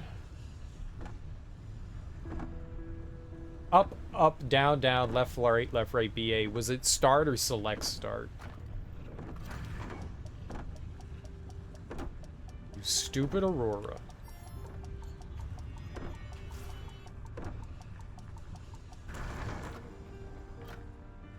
Fine. Be like that. Cheating in this game. The Man in Cave video from Internet Historian is about a caver in the 20s.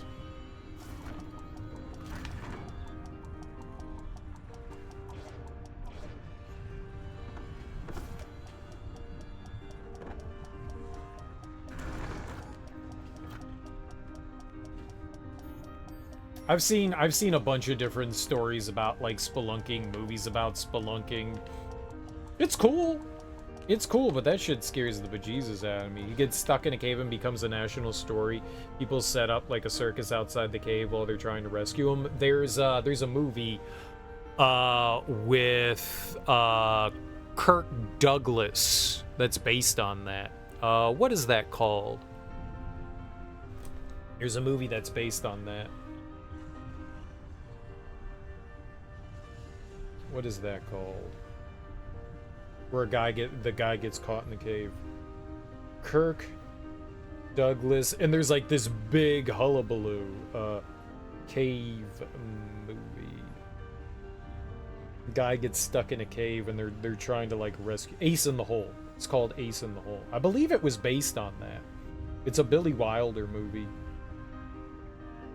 It takes more of a focus in the reporting side of things, but it's about this guy that gets like stuck in a cave and he's trapped in there and they're trying to figure out a way to rescue him.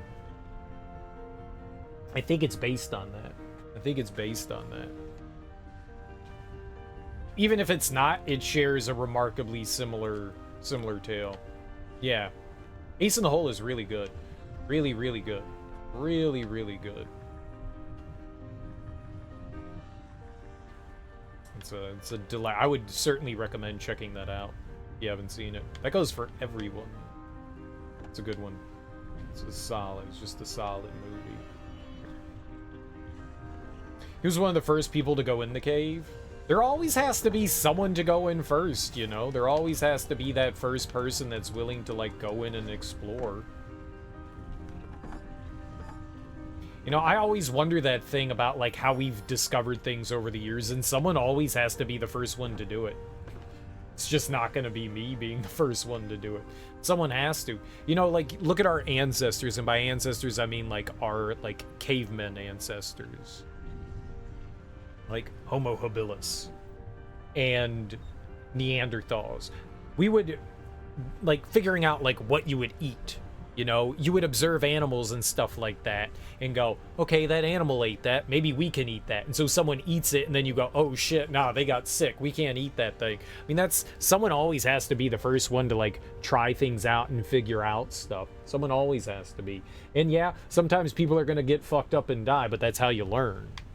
It sucks that, you know, it has to come at the cost of, you know, people's lives and stuff, but someone always has to be the first one in there. Now, spelunking, I mean, yeah, it's cool to, like, discover that, and it's probably some of the few places on Earth outside of the ocean that we have not fully explored, but there are some things that maybe just, oh my god, aren't, like, fully worth risking life and limb for. A guy got stuck and he showed up and went into the cave. Everybody else was like, no way, Jose. Yeah. No. I mean, that would be me. I'd be like, yo, man, that's really unfortunate that you got stuck in there, man. That's really unfortunate. Sucks to be you. It's really bad. That's really bad. Like the Putty Cave. The Putty Cave is another one of those, like, depressing stories where these untrained people, they were going out on, like, a family vacation to go cave exploring, and it was known as a relatively safe cave. But the guy wasn't paying attention and took a wrong turn and went down a path that he thought led to, like, a tight squeeze that was supposed to open up. But he went the wrong way and got stuck head first, facing down in this tight passage that, you know, other people had died before in, and they ended up, like, going like, yeah, we can't get them out, so they sealed up the entrances with concrete so people can't go into the cave anymore because too many people had died in there. Like, they didn't even get his body out. His body is just, like, chilling in there because of how it was trapped. That's the kind of shit. Like, you don't know what you're going into. It's blind. Someone has to be the explorer in there. And imagine being trapped in that situation. Like, okay, maybe your body, like, kind of goes into, like, this delirium towards the end because you're upside down. You got all this blood rushing to your head. You're not getting like oxygen to your body and stuff like that. So you go into like a delirium. So maybe you don't know that you're dying or you're gonna die. Fuck that shit, man. That is a frightening situation. That is just a big no. I saw The Descent. I know what's in caves. Monsters. Salamander people. I ain't fucking around with no goddamn salamander people. Monsters. Absolute, horrifyingly frightening salamander monsters that can see in the dark. Those suckers can see in the dark. You keep them away from me, pal. You keep them away from me. No way. I ain't messing with that. Not a chance.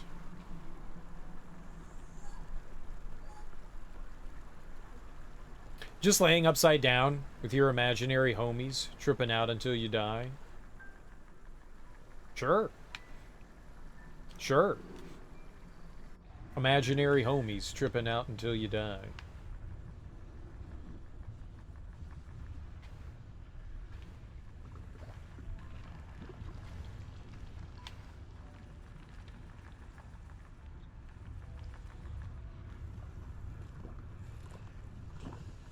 In reference... No, I know what you meant. I know what you meant.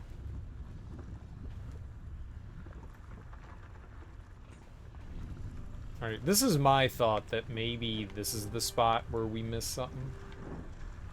There could definitely be a spot or two in here where I overlooked something. We were just in here not all that long ago, but stuff very much blends into the background. The chests have similar colors, so wouldn't be surprised if we missed something.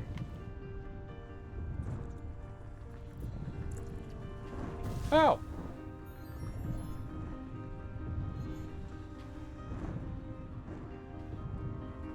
We just gotta rub up and down on all the walls. Wall rubs. You guys want some wall rubbies?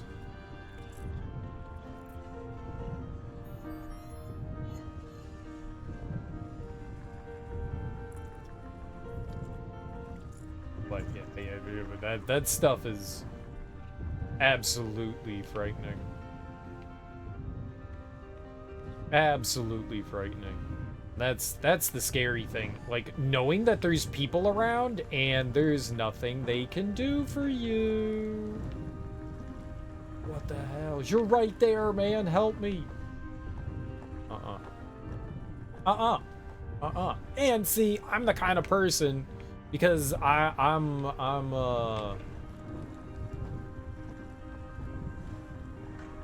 I got the worst luck in the world. I would be that person. I would be that person where it was just like everything was going fine until it stopped.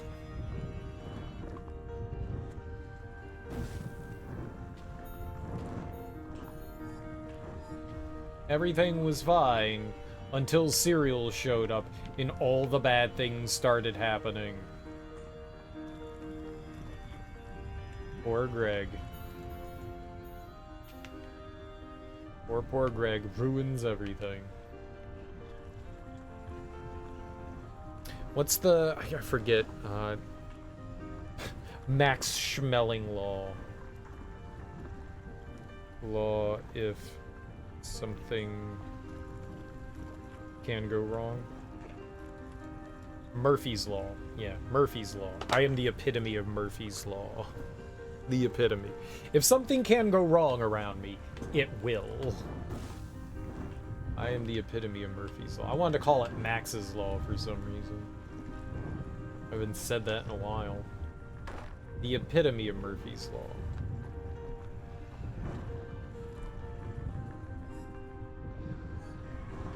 Decimi?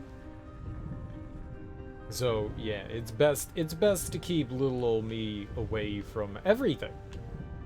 Everything. Oh god, cereal's here. Hide everything. Okay. Bad decision to get so close.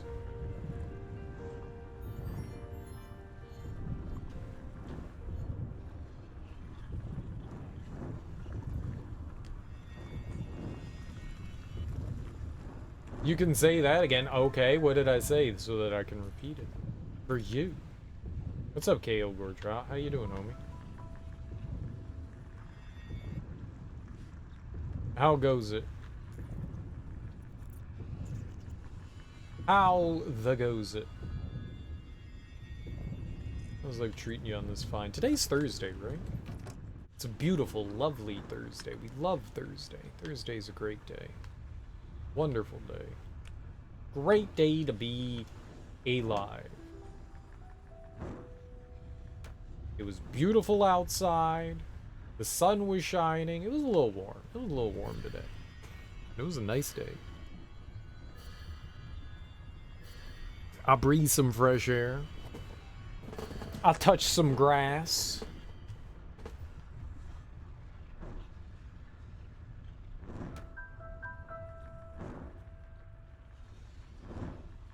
I licked a sprocket, watched Asteroid City. Now what is Asteroid City?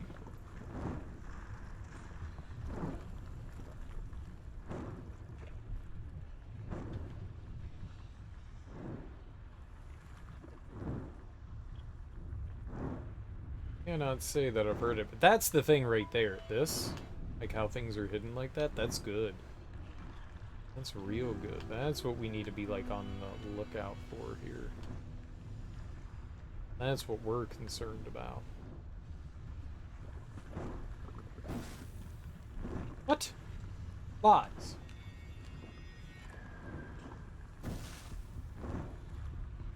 I'm just like slightly too high. Oh my goodness.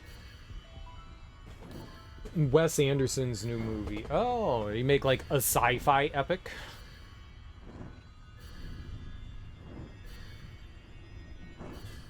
Wes Anderson is definitely one of those directors where you love him or you hate him.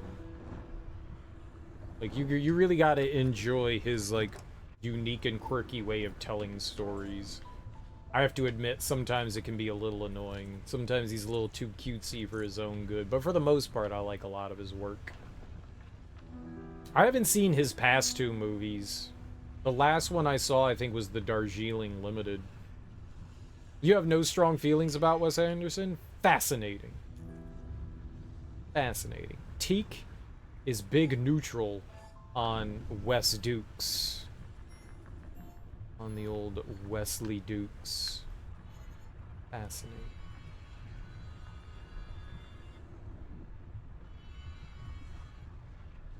It's not often you meet neutral people on Wes Anderson. Most people I talk to are a love 'em and hate 'em kind of way. Completely neutral guy, right? Right down the middle. Yeah. Yeah. He's done stuff. I think I have enjoyed the majority of things that I've seen with him.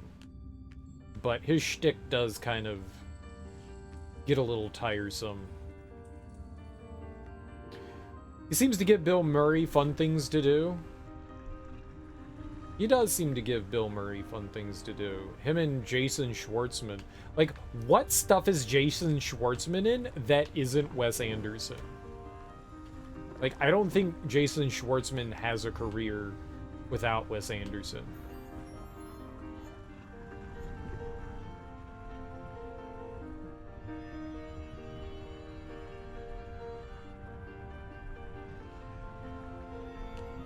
Like, that guy barely exists outside of him. And I mean, I don't dislike Jason Schwartzman. Every time I've been here that happens.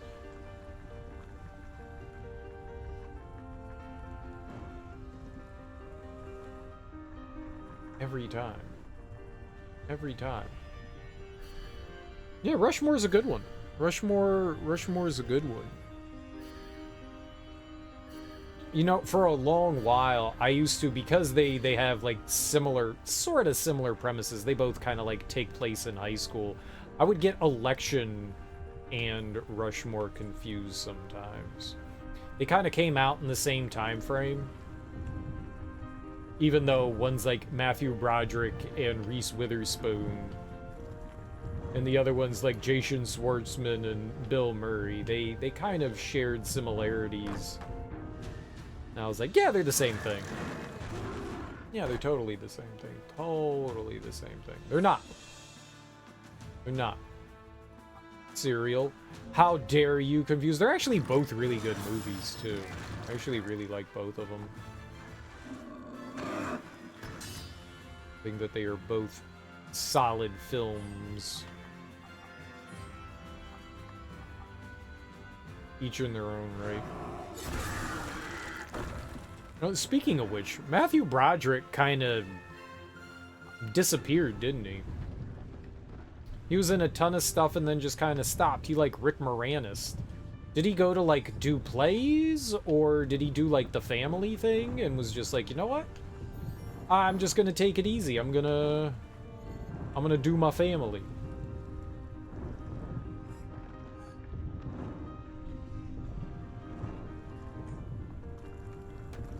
Pull the old Rick Moranis. Be a cool guy, you know? He didn't vibe with the Hollywood style.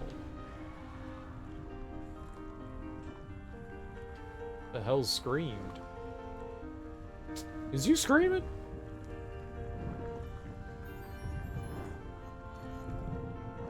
I like Broderick.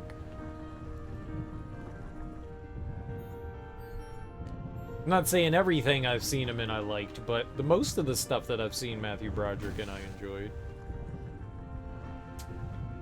You screamed? I don't believe you. Alright, yeah, I think we combed this place. Damn. This was my bet here for us finding the final treasure in here. Damn. Damn.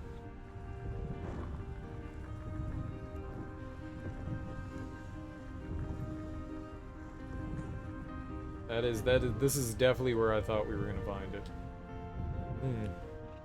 The Devil All the Time. You watch a lot of movies I've never heard of.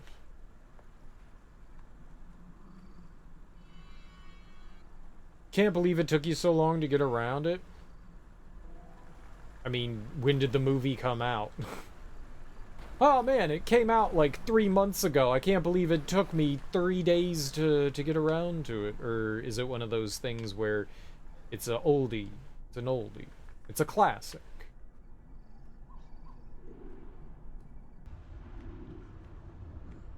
Oh, okay. So, recent-ish, I would assume? I can't say that I've heard of it. I don't believe I'm familiar. I watched Naruto while I did some work this morning.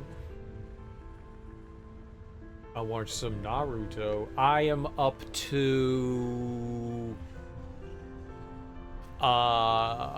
Sora's story. Whoever the fuck Sora is. I don't like this one that much. Believe it. I'm not a huge fan of this story arc. They keep introducing characters I don't fucking care about. Like Sai, I don't give a shit about that dude. Like, do they really need another character to the 40 other characters? Oh, another person Naruto doesn't get along with and then they become best friends. Wow, great character. Sora is a blah character. Sora is a blah character.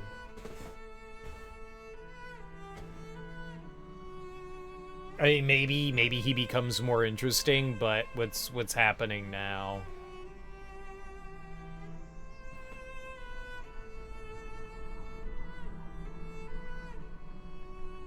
It's not the worst thing, it's just not the most entertaining thing in the world.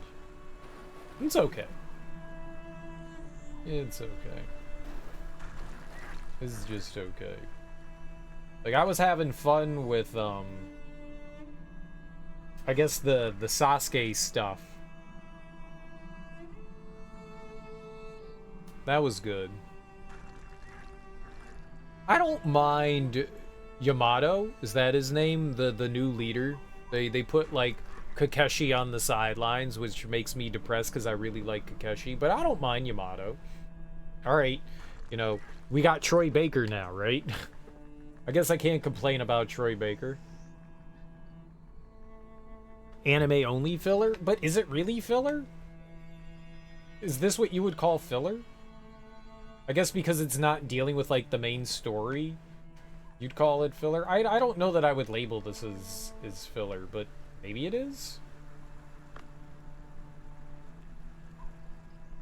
Like it feels like it's an arc. I feel like arcs wouldn't be filler, but what do I know? I don't know how that works. It's not from the manga, so yeah, it's the definition of filler. Oh, okay. I don't know. I don't know.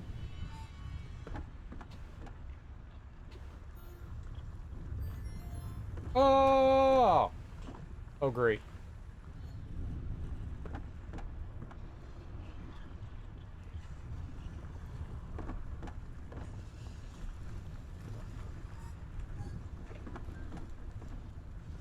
Oh, great. No, I can't go yet.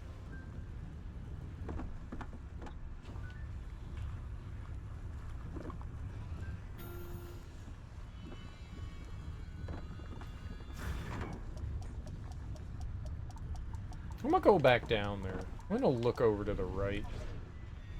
I think it's within the possibility there could be something down there.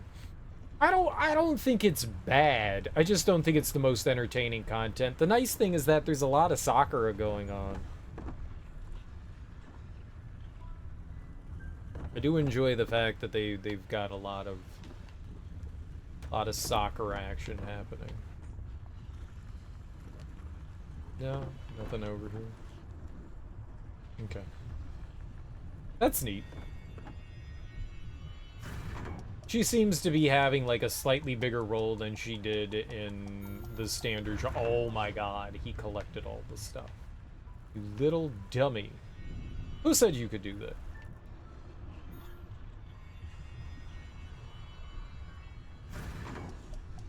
Aw. Kinda looked suspicious right there, but I guess it's not. But yeah, it's funny how like every like thing Naruto gets involved in turns into something serious. It's like, oh, he went to go investigate a D rank mission, but now he found another Jinjura whatever those things he are is called.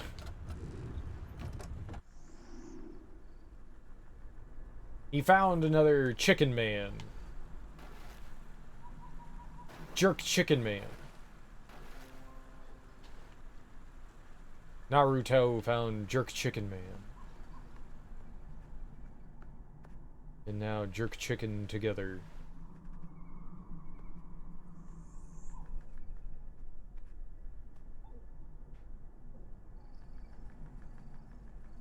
Sakura versus Sasori? I don't know what Sasori is.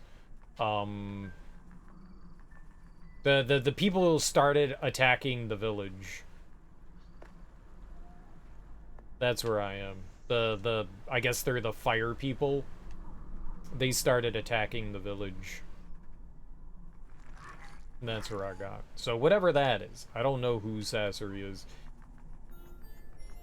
I don't know, like, they rarely mention, like, names and stuff like that. Unless it's, like, a big character. So, like, the villains and stuff, I'm like, who the fuck is this guy? The puppet guy? Oh, yeah. I got past that. The puppet guy was a while ago.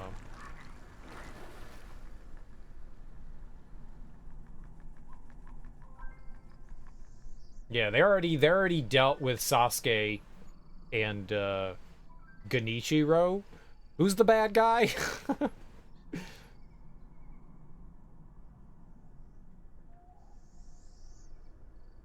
Oni Musha. Uh, Araka, or Or write a French fries.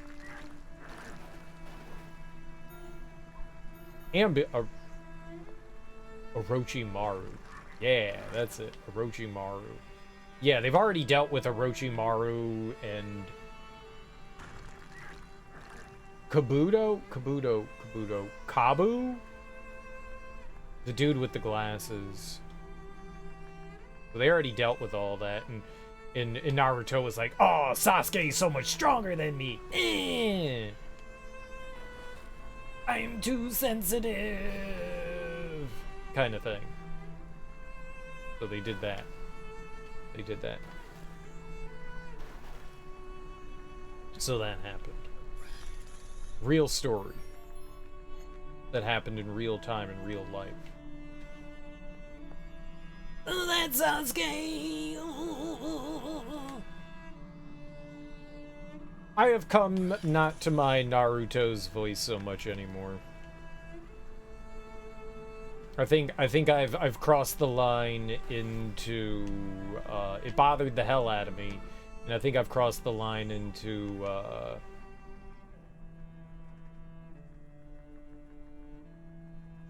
what do you call it when you join a cult and you're like, I hate these guys, and then you're like, I love these guys. I've got that going on. I've joined the Naruto voice cult. So I guess it's not as, yo, here we go. Here we go. Off to the side. Devious. Devious. Okay, that's everything here. You want to watch Sakura versus those 100 or so puppets again? Such a good fight. Yeah, I didn't mind that. I felt kind of like Sakura got the short end of the stick in that to an extent, because like the entire time she's not good enough to fight with the guy's name was Sasori. She's not good enough to fight Sasori on her own, so she needs Grandma Chidori, right? Chidori, did I do that right? She needs Grandma Chidori to control her, so she's good enough. I was like, dude, like Sakura, like the one thing Sakura knows how to do, dude, she's like always like been like honed in on like how to fight things. That's what I liked about her. Like she always like made sure her game was tight. And then she needs Grandma to fight for her. I was like, come on, man. Stop doing that to Sakura. She's good. She's still the first one in her class to score an Akatsuki kill. I don't know what that is. What's an Akatsuki kill? Akatsuki. Akatsuki. A cat. I know English.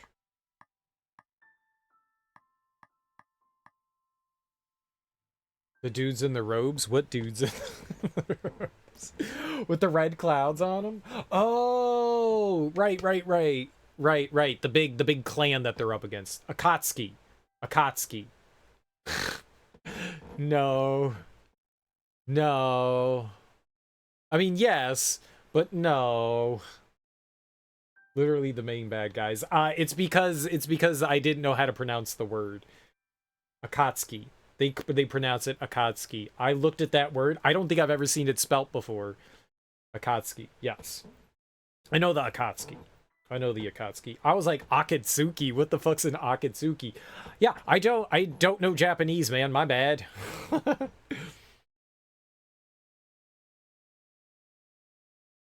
Akatsuki. Yes, I do know who those guys are. It's Sasuke's brother who's part of them, and Orochimaru sort of is part of them. He's been using them, right?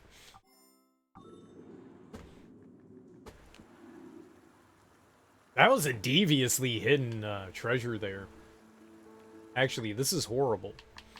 Let's go back to the town of Bulmus, and we'll take the golem. We'll take the golem. And put us where we need to be.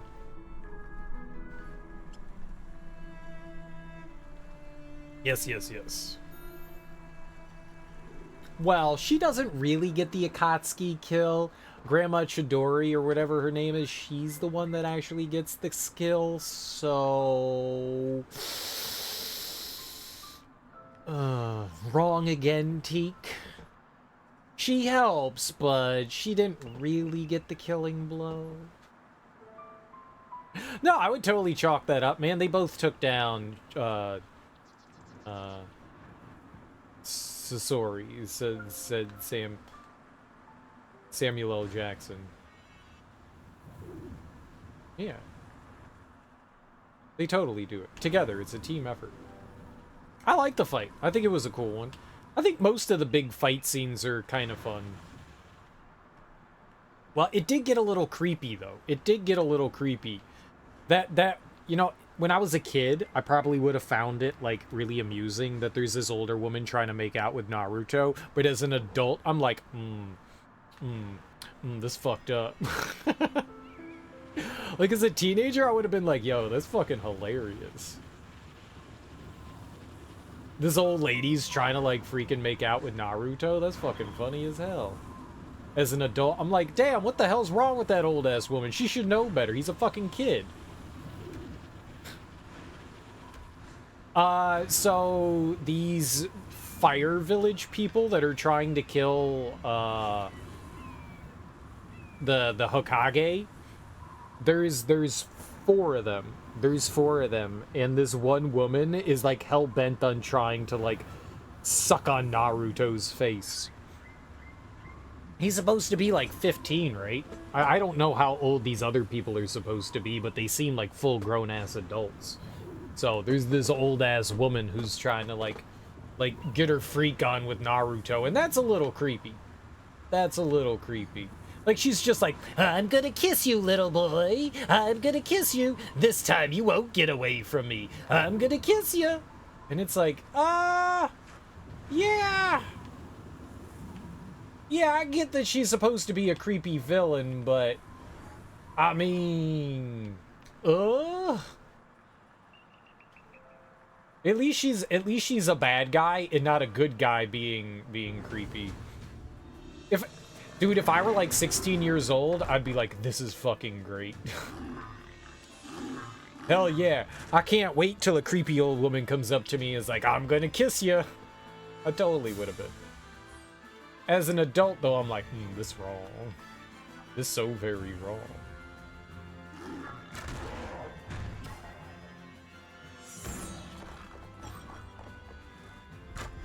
This wrong. This is inappropriate.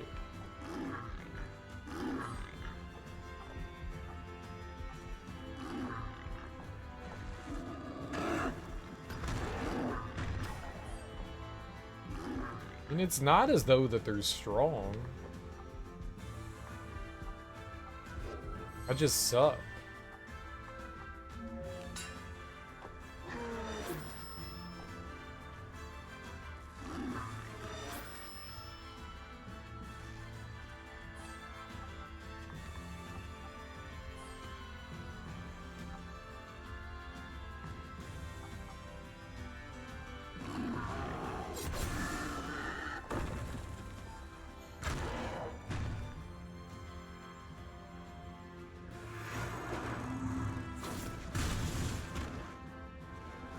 There you go. It's a world full of walking weapons of mass destructions. Inhibitions aren't a priority. I'm just saying it's creepy. I'm just saying it's creepy.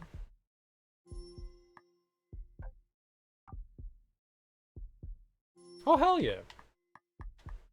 Alright, now we can go down her tumble path. Nah, I feel you. I feel you. It do be creepy, though. It do be creepy. Mega creeps. Mega super creeps.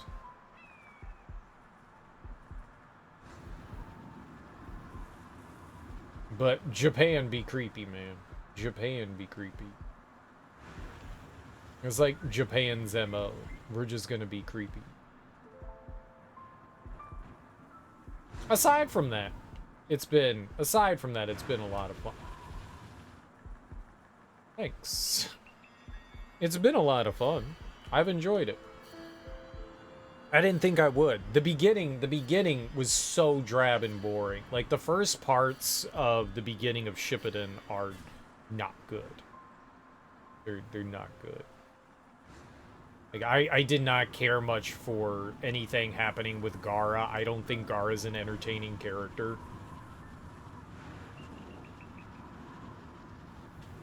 So I wasn't, like, super intrigued by any of that. And, like, the Akatsuki stuff wasn't really, like, floating my boat.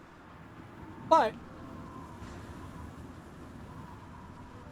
once you get out of the filler arc, there's another really solid arc coming up. I hope so. I'm not saying that this is terrible. It's just it leaves a little something to be desired. Like, I like the idea that Naruto, it's funny how, like, alright, so Naruto goes to learn something new. He finds out he's, you know, weak. Sasuke's super stronger than him. So he goes complaining, you know, and is just like, hey, I need to get stronger. And they're like, okay, let's show you something. And everybody has an elemental affinity now. Like, they've never really touched on that before. People just have superpowers. You decided to skip the filler? It's part of the show and it builds the characters. I'm not skipping anything. I want to see how the characters grow and change, and so I'm not going to skip any of that. We're just going to watch it. Good, bad, whatever. And they show Naruto about, like, elemental attributes that, you know, I guess all ninja can have. And then all of a sudden, magically, they meet ninja with elemental attributes.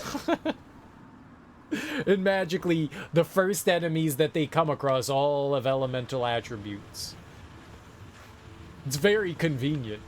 It's very convenient. I'm not complaining. I just, it's very, it's transparent.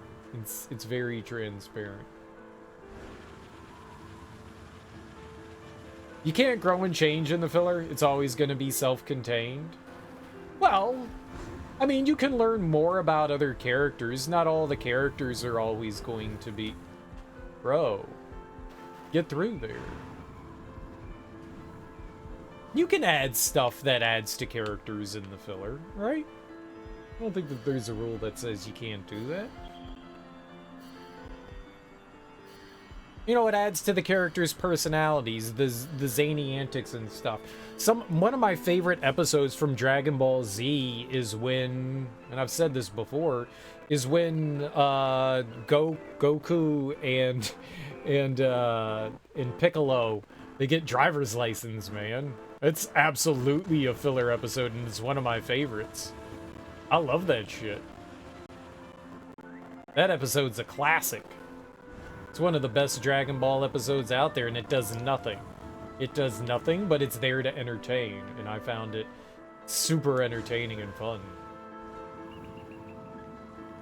It was good shit. It was good shit that served to make me, the viewer, happy. And I am sure that there is going to be stuff like that in Naruto, where it's like, yeah, alright, nothing's really happening here. Like, I didn't mind, like, the Naruto training things. I actually thought that was entertaining when Kakashi takes him and Yamato, and they're, like, gonna teach Naruto, like, a new ultimate move, or whatever they call it. What do they call the moves? They're strawberry sherbets. They're ninjutsu. Ninjutsu. They're gonna teach Naruto a new ninjutsu, right? Like, I found that super entertaining. Like, I like that. That was fun. I was like, yeah, alright, I could like this. Like, I did not mind that one bit at all. No, I'm fine with that. Filler can be good or bad, but at the end of the day, everything's going to end the way it started. Well, that's the thing. Like, in this filler arc, I feel like Naruto is learning something about himself. And that definitely adds to character development and the way I feel about the characters. I feel like there's growth going on here. Like, he's meeting other people that are like him. Even though I may not enjoy Sora as a character, he's meeting other people that are similar to him, which allows him to grow as a character and the way I view him as a character. So I think there is something that you're getting out of it.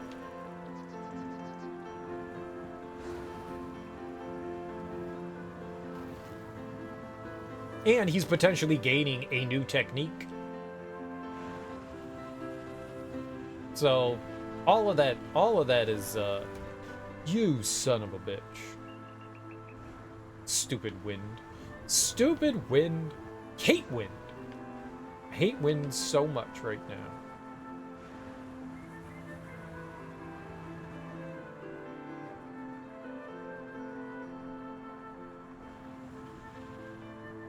I think it's actually going to be in the tower. We'll see. We'll see.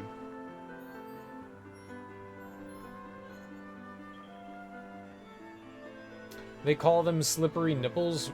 Who calls what slippery nipples? He's gonna learn a lot of techniques he's gonna use once and never again, filler or not. Probably. Probably. Just for the story arc, he's gonna use a new technique. Shameful.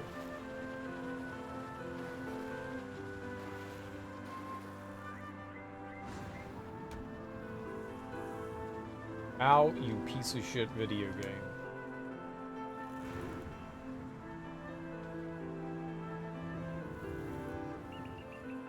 Alright, we gotta go way back down. There is a ton we haven't explored down here.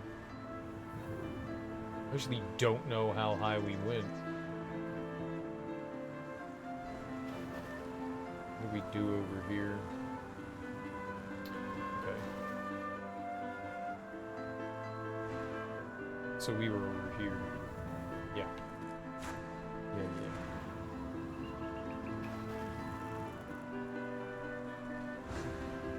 What? I thought I was safe there. I was not. So yeah, I mean, I guess I really don't mind like filler stuff. To an extent. Obviously some's gonna be better than others.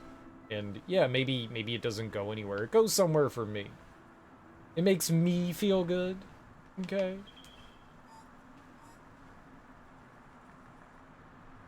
I think as long as the filler material is entertaining to whatever extent, I'll be fine with it.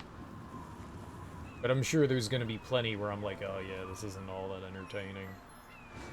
I'm still super early on, right? I'm on episode like, I don't know, like 50-something or 60-something. I've got like 90% of the TV show left to watch. 90%.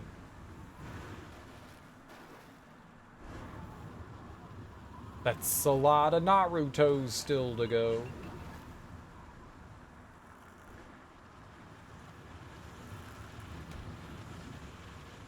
Okay, thank you.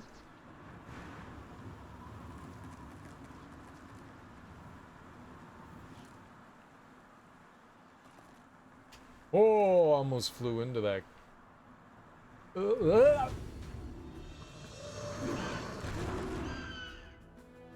Turds.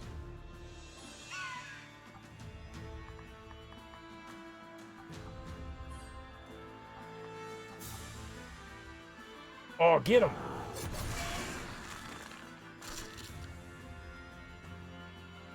That cheater. He dodged.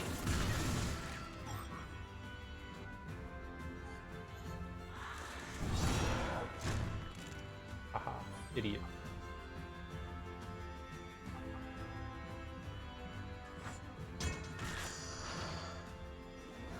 I'll take it.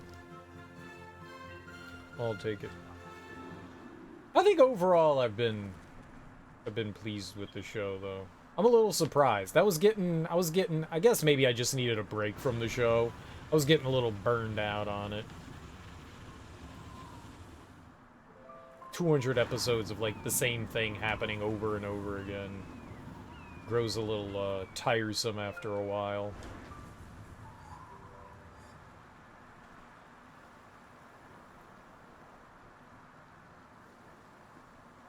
Naruto isn't exactly winning any awards for best written TV show anytime soon. It's another one of those things that I would draw an akin to, like I call Dragon Ball, McDonald's. I think Naruto is pretty much McDonald's food, fast food too. It's just a different type of fast food. At least it's not Taco Bell. Motherfucker.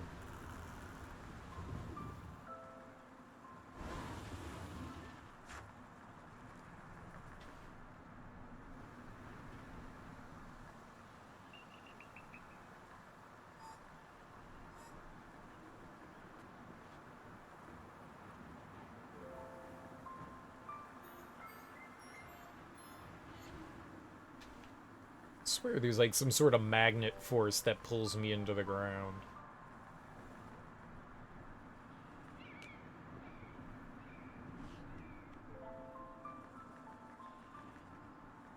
Yeah, I think the final, they might even be in like a room together, the final three. I wouldn't be surprised if they're all like in a, like one of those, like we found some like little doorways and stuff that you can go through. You can find like little hidden areas. Maybe I missed like a hidden area here and that's what it's in. I wouldn't be surprised considering it's 3.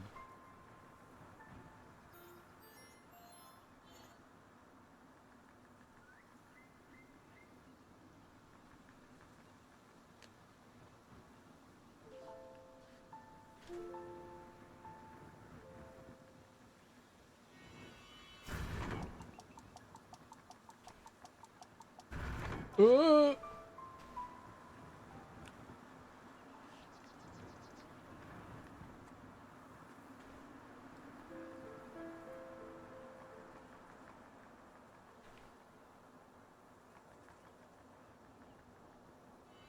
Was on the other side of this, right?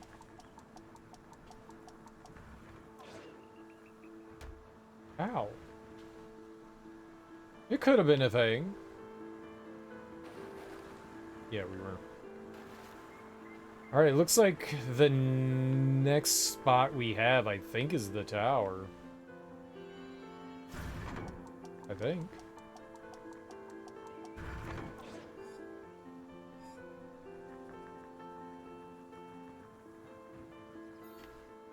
It's definitely gonna take a while to get through Naruto. How many episodes are in this? Like, 600?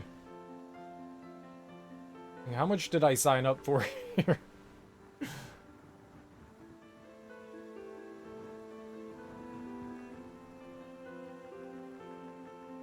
How deep are we going in?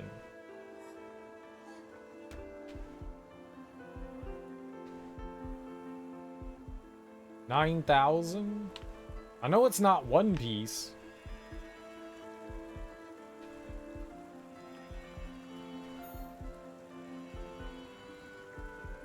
That's like a kajillion.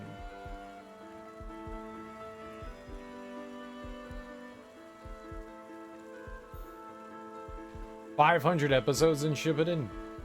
Damn, that's a lot, man. Damn, that's a lot. Holy crappy-oly, man.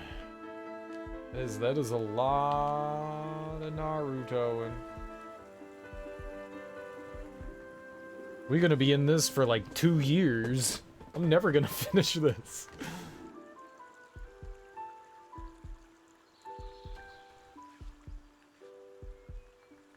I'm gonna be like 70 years old and we're still gonna be watching Shippuden.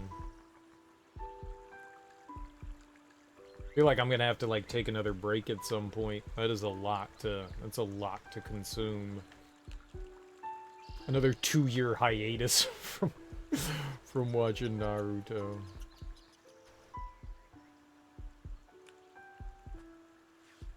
Don't forget the 8 movies. There's 8 movies? Oh my god. I'm not watching 8 movies with 500 episodes. Fine, I'll watch 8 movies with 500 episodes. Fine. I don't like it.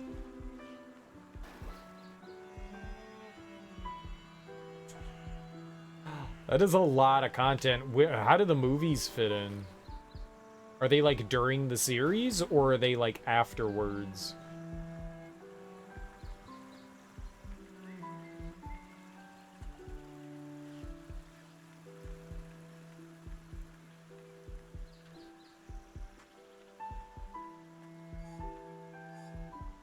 Like, do I have to... Like, am I gonna have to watch them while I'm watching the series to, like, fill in shit? Or are they like, filler movies? Like, Dragon Ball Z stuff has, like, nothing to do. The movies, generally speaking, are kind of, like, their own thing and have, like, nothing to do with the show whatsoever. It's just like, here's more Dragon Ball content.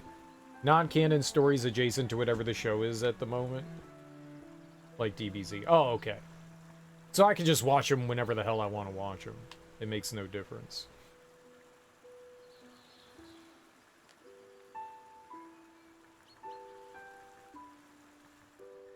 So it's just more filler adventures. I gotcha. Well, that's good to know.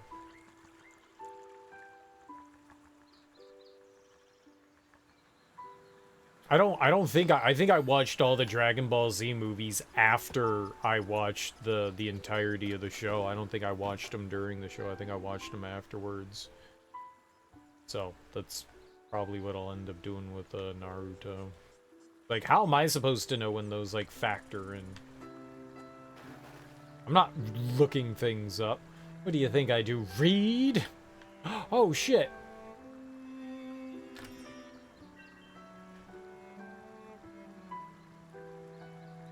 I'm not watching Boruto. I'm saying that now. I'm not watching Boruto. We're done with Naruto after Shippuden. Well, it continues the story. Yeah, I don't give a fuck. Whatever happens with Sasuke at that point, it better be solved because I'm done after Shippuden. I'm done.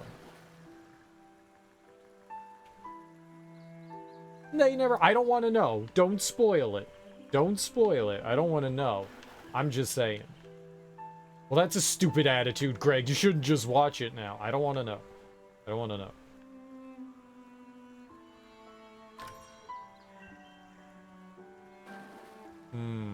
This is not great. Those were hard to see.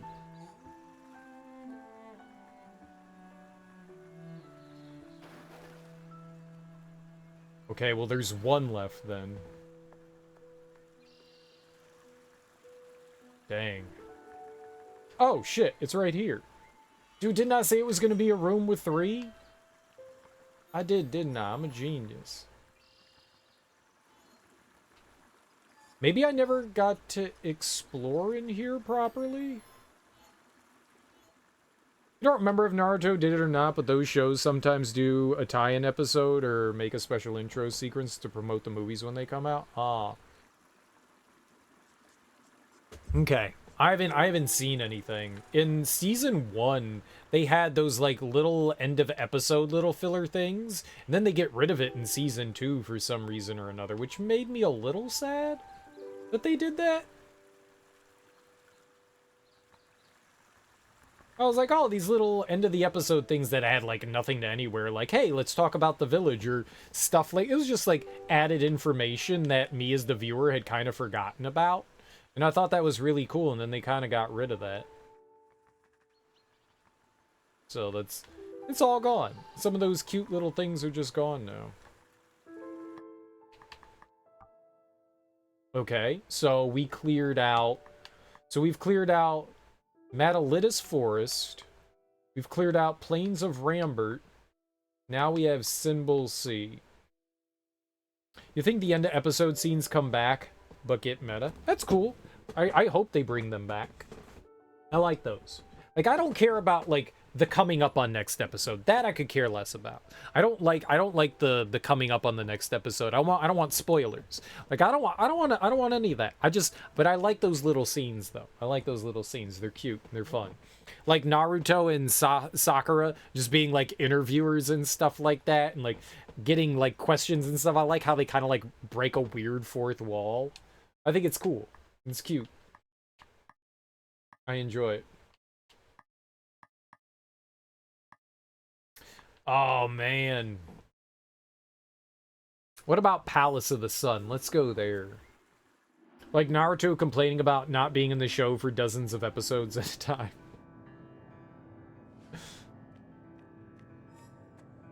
I like that. That's funny. Yeah, there's like a bunch of like fourth wall breaking. Like at the end of season... I guess the half bar in season 1 when they finish up all of Gaara's stuff. they have like this end of the story arc party, and they're like talking to all the people that were in the episodes, and I think I don't remember the name of Gaara's like brother and sister, Toonami and Jumblebits. They're like, hey man, we just got cut out of the second half of the story arc, and Naruto's, yeah, I don't even think you're in the next season. And they're like, what? I like those kinds of moments. They're kind of cute. They're definitely kind of cute. What do you mean? Yeah, they don't really add much to anything. They're fourth wall breaking, but they're kind of amusing. They are kind of amusing.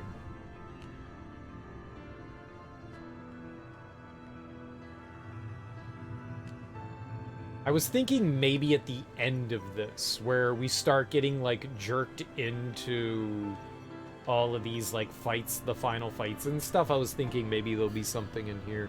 We have, what was that, like, 2 chests we need to find?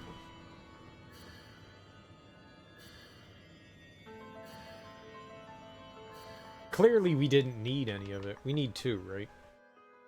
They very well might not be together, too, so...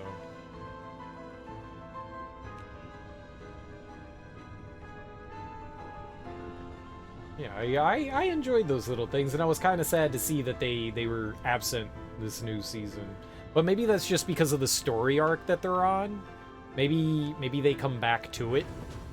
Maybe they come back to it afterwards. And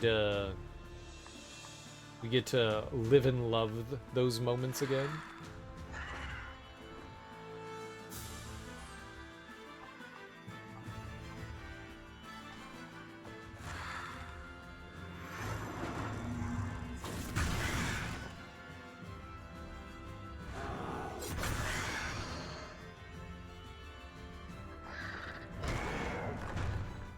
These things can actually do some damage to us.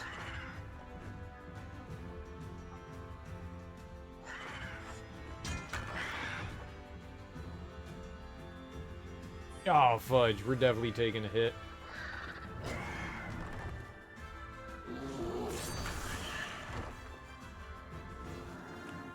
The killer. The true killer. Time. We got anything we can dump into? No. Oh, she was the only one that got the level there. Okay. I think we can bring her back into the party when we get a chance. I think it might be stuff in the wall again. I didn't realize that the game deviously hid shit in the wall. And on other sides of things. Oh, what are you doing? Do I not need to pull the oh, okay. We're definitely doing this out of order.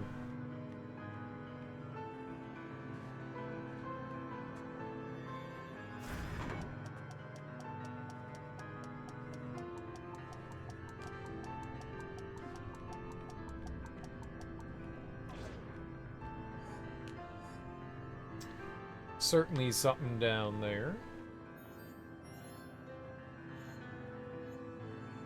Let's wait for Golem to turn around.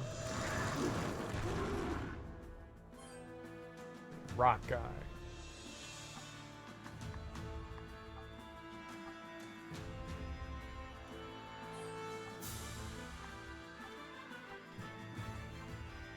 I also like the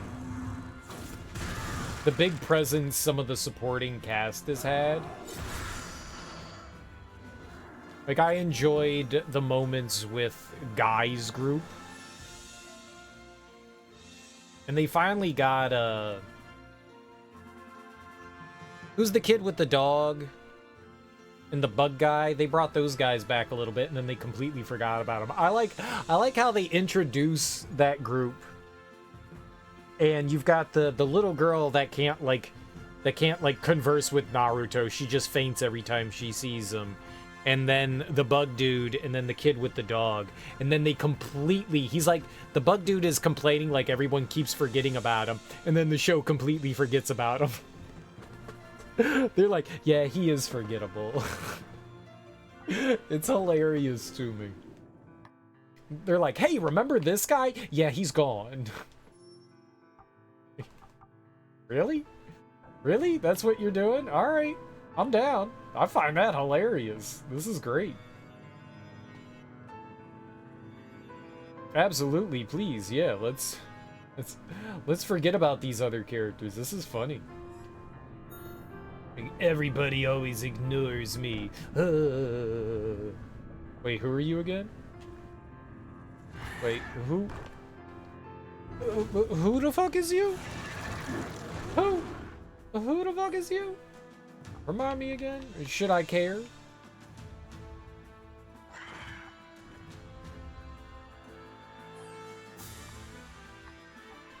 I think as long as the magic hits, we should just hit him, so...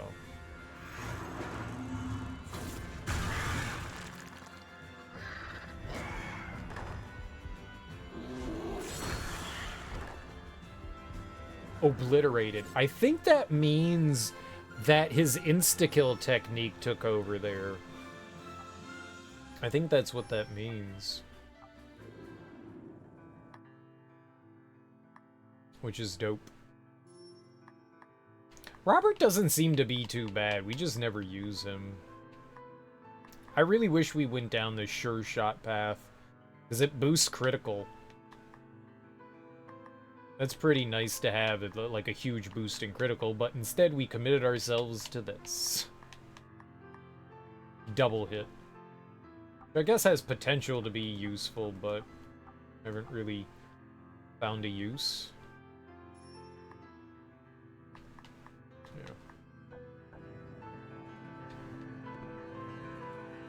If you guys are fresh in here, we already beat the game. I'm just like going around trying to find the final few treasures that we have left over, cleaning up the 100%, I guess, so to speak.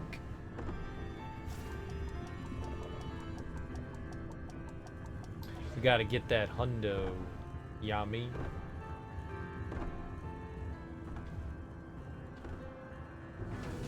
Yummy.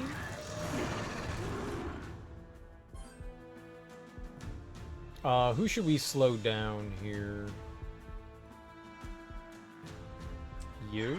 You, probably. Oh. I don't know how this is gonna go.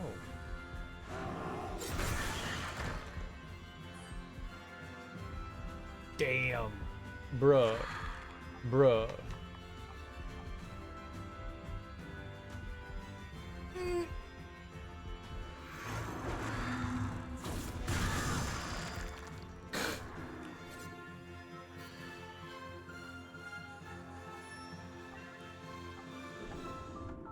We hit hard as hell now. Where were we going here?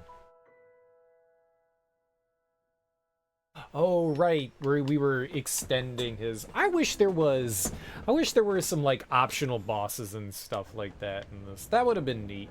Adding in, like, a... like, super boss or something like that that you could fight would have been cool.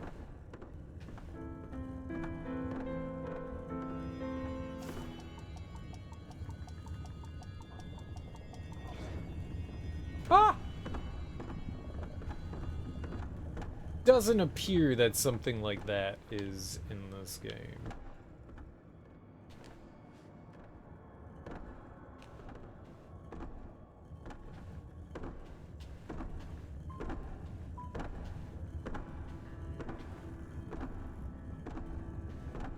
Which would have been cool. A little bit of an extra challenge is always, always, always, always appreciated. I love a good extra challenge. That would have been dope as hell.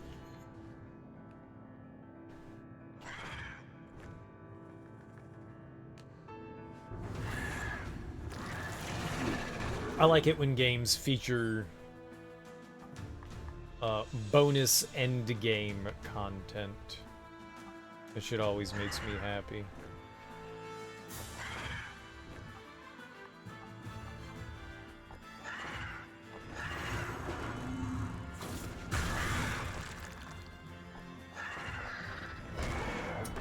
Yeah, that sucked.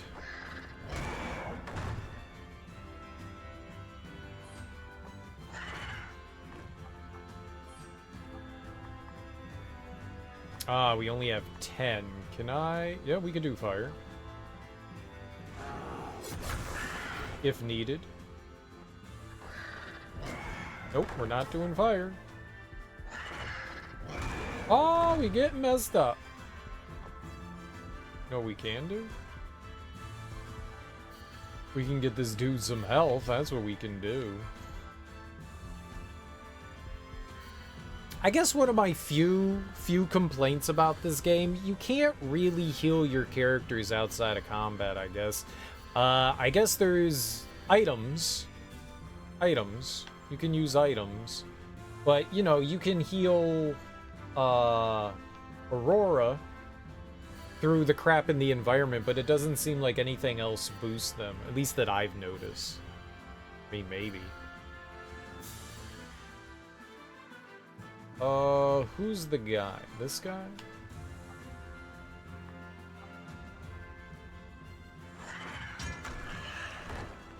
Nice.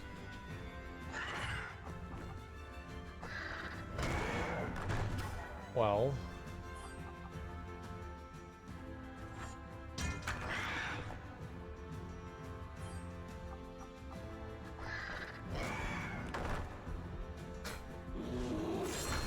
Yeah, it didn't go well. It definitely could have gone better. We need to take him out. He doesn't have any more magic points.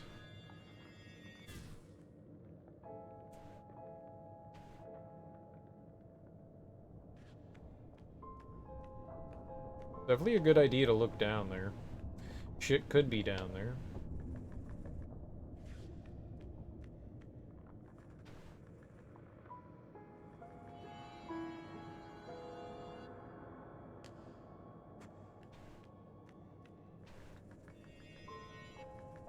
So that's our full loop. There's a dude up here. The dude. Right over here. Let's check over here. Plateau. Do a little fighting. Do a little fightery doos. Now, he did get some MP back. He did get MP back. He did get MP back. So you do get something after combat.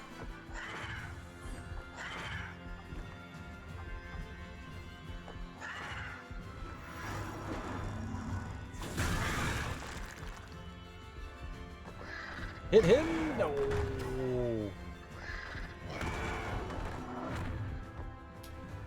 Yep, that was the bad stuff. That was the bad stuff.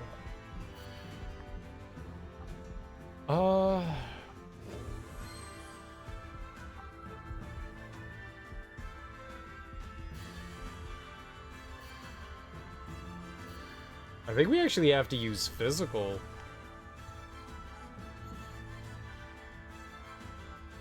I don't think other stuff will work here.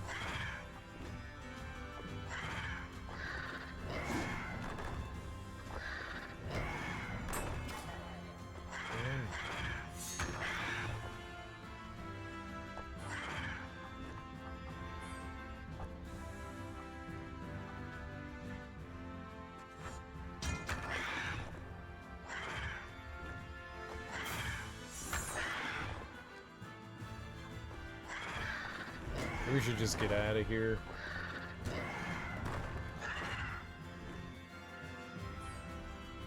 Maybe we should just get out of here.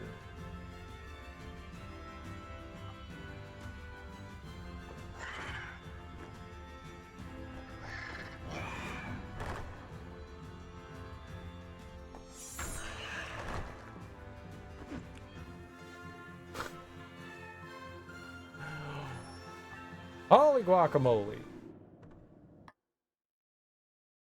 Okay, I'm definitely lucky to be alive.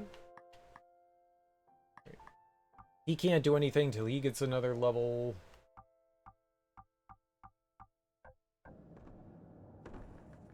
Not much we can do. Get some health redos in here. So, some of this goes to, like, the other characters, I guess. Maybe there is, like, an overflow kind of thing.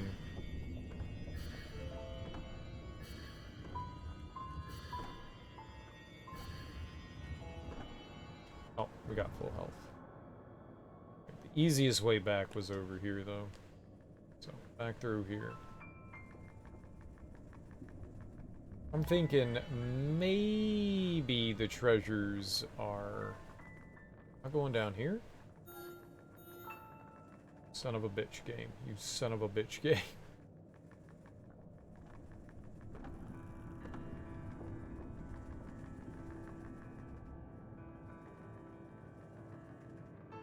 We did get to explore here, just not... I was in a bit of a panic while we were exploring through here.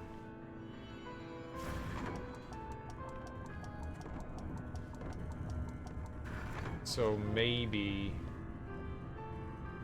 we can stumble across something extra that might be around here. We're looking for 2, I believe. Could very easily be somewhere else. I'm just gambling that it's in the tower here.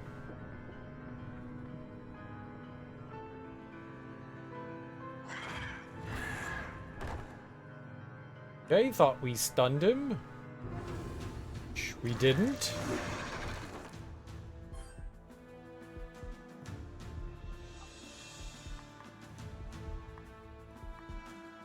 Well, if I elevate his damage, maybe he can kill everything? Let's do it. Let's go for it. This seems like a great idea. All my ideas are great ideas.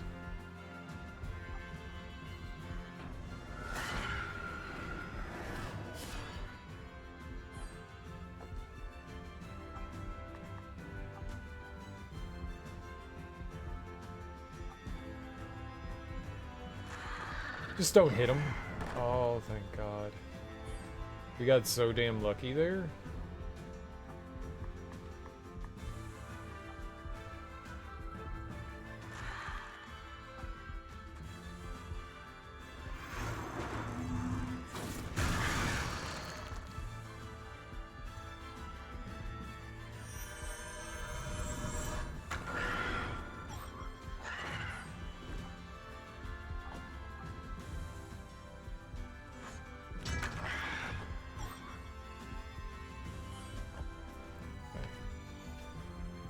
Pump some health back into our buddy here. Let's pump some health back in. Fill him on up. Are you sleepy? Little sleepy head.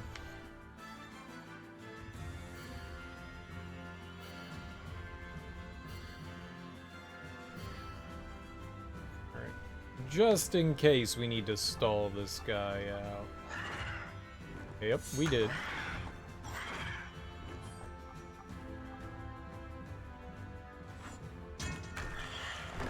Nice. All right.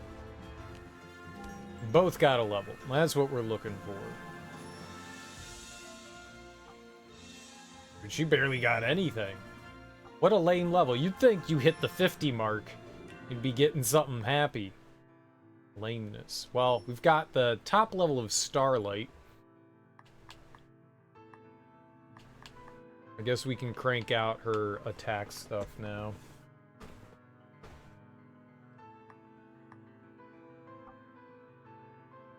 Kind of was wishy-washy leveling her up, which maybe wasn't the greatest way of approaching things.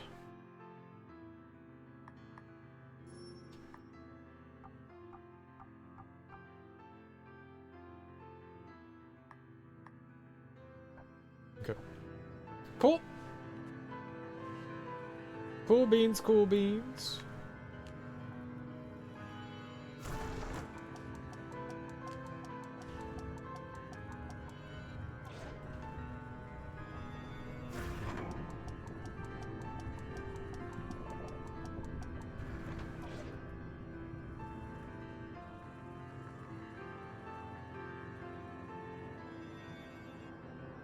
Whoa.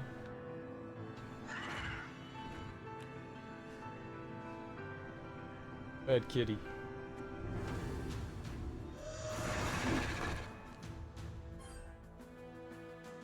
Right, so we kind of figured out that the power-up thing didn't do much for us. I'm gonna hit him with this level 3 though. This will be good. We'll win this for sure.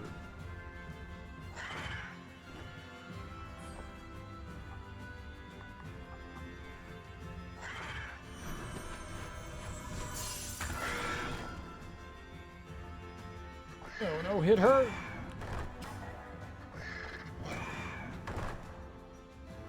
Cool.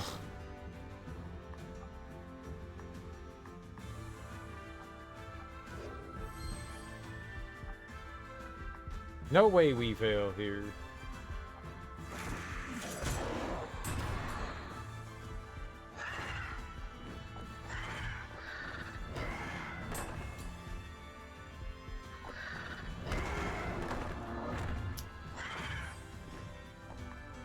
Let's go here.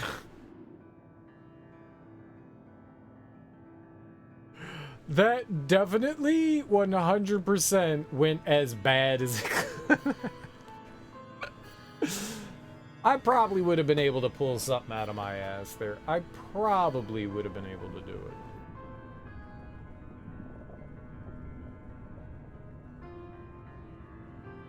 it. We really needed to take Aurora out for Angus, and that would have...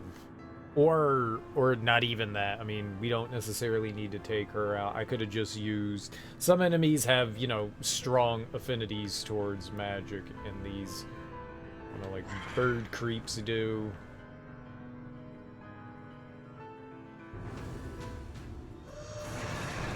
We might be able to win here depending on who goes first. She goes first? I think we might be okay.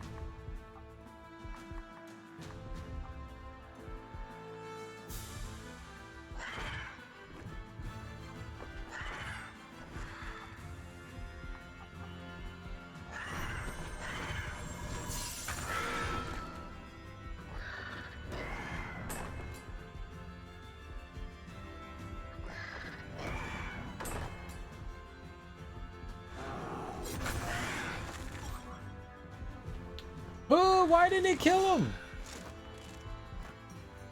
Yeah, we're game overing. How did they all live through that? Oops. Obviously the game cheated again.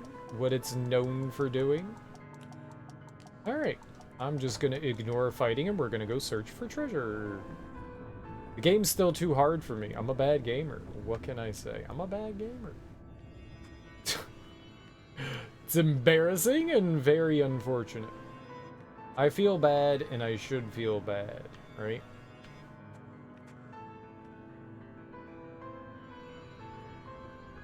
Yeah, this was one of the ones that made me realize you can use your little firefly buddy to open things, because it genuinely looks like there's like a path over there, but I guess not.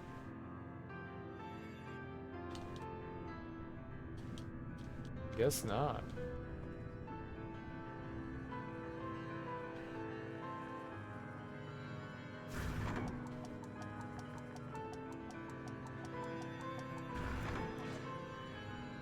Nothing. Just a whole lot of nada. Well, always filled with disappointment. Always. Always filled with that immense and lovable disappointment. Okay.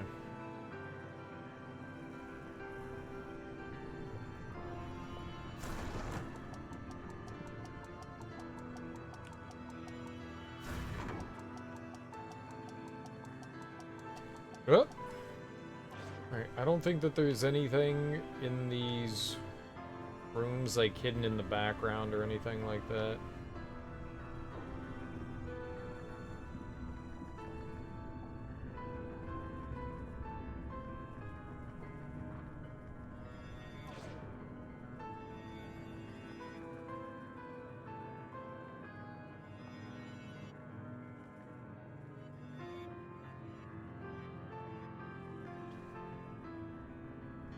Yeah, he's not illuminating anything in here.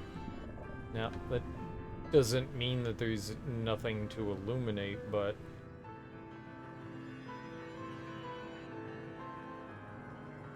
chances are...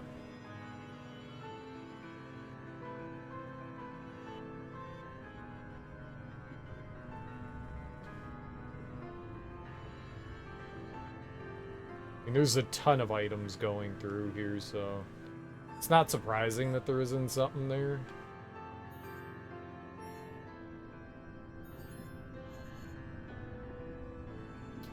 Did you see that they unveiled, I guess, opened up the,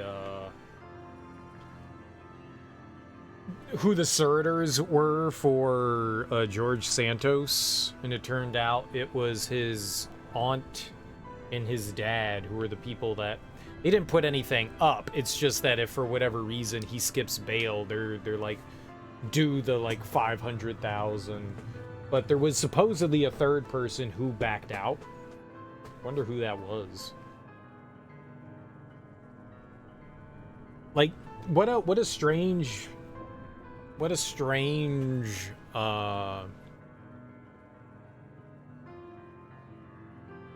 what a strange... what am I trying to say? What a strange bridge to die on. You know, he said, like, I'd rather, you know, go to jail than have my suretors revealed.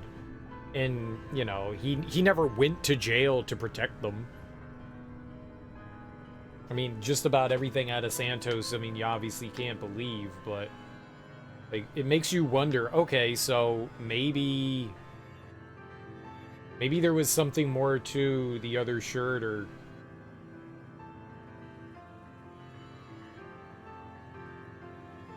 But, I mean, I find it hard to believe. I mean, it's possible, but, I mean, I find it kind of hard to believe that his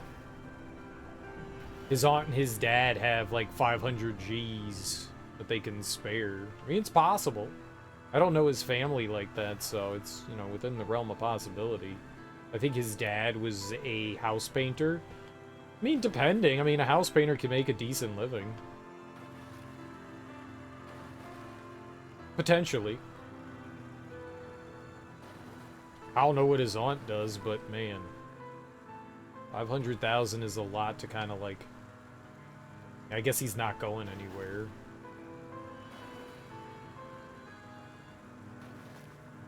I was just a little surprised. I really thought in here there would be something. This was what I was banking there being something on. Dang. That is definitely what I was banking the two treasures being in. It was over here. I mean, it doesn't appear that it was here.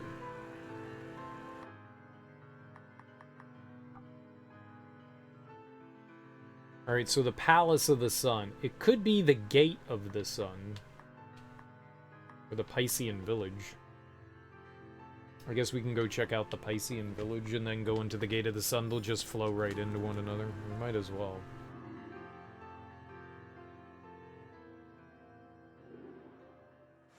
I don't know what I expected from them opening the sealed records on that. I don't. It was not what I expected. I did not expect it to be dad and aunt.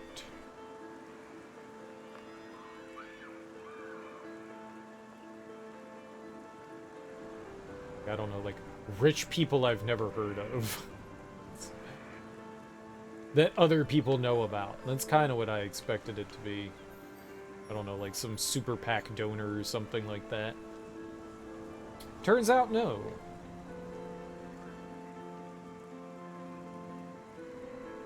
But really, I thought it was going to be like big news, and it turned out to be a whole lot of...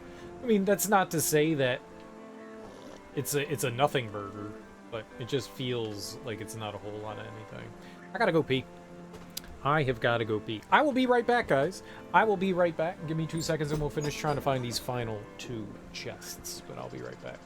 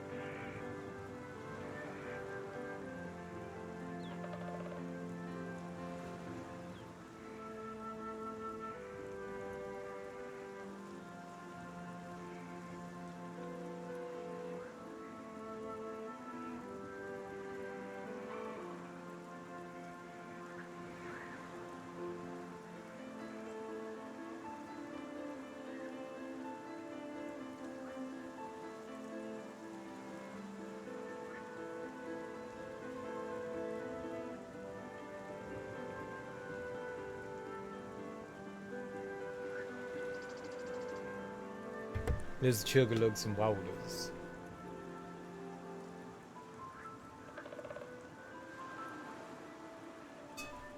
Just peed? Gotta drink a gallon of water. It's the correct thing to do, you know? It's the correct thing to do. Never know, there could be, like, those little chests that our little buddy can open up top. I think I did a decent-ish job cleaning this area out. Oh, I'll kill you, you pig.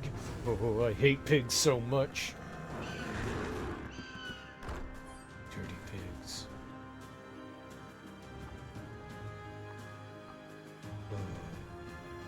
I'm gonna bring you down.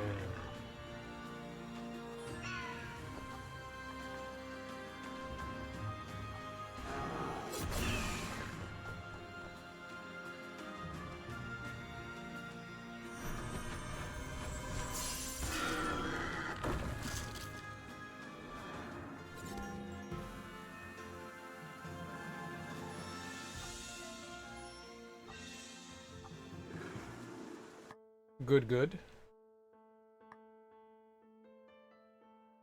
Yeah, getting down to these Kiss of Deaths are pretty cool, like adding up. That'll add up 20%, like, it's not gonna say like every time he gets one, but that's pretty solid. He's not gonna kill something every time, but he'll have a decent chance. Alright, we're saving up for one more for him. Everyone's in a pretty good spot. It was fun. It was fun. I rarely, if ever, felt like there was stuff that I couldn't do, you know. This game never felt like it was overly difficult. Did we finish all the side quests? That's something you see in your inventory, right? Check mark. Check mark.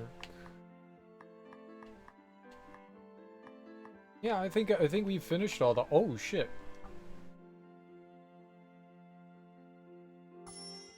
Even more powerful. It appears that we finished all the available side quests. It appears that I did. There was that optional dungeon place we could go into here, and then there's the whole underwater area, and that had like some dark spots in there that stuff could have been in. I think a lot of these things would respond to physical damage. Good like. I think that's the only thing these things are weak to as well. I think.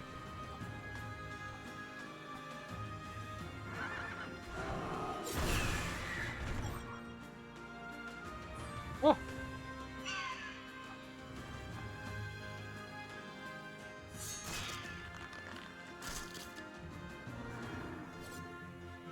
He's just so much stronger than her. Like, her extra speed is hard to turn down. Like, we have 6 extra speed on her, and I don't want to take that off of her. But, I mean, it could be worthwhile to do that and allow her to do more damage.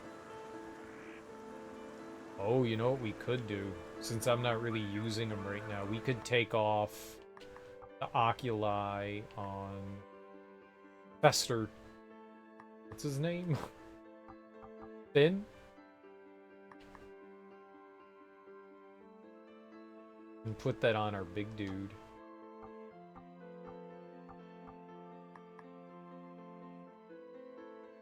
Oh, he's missing a thing here.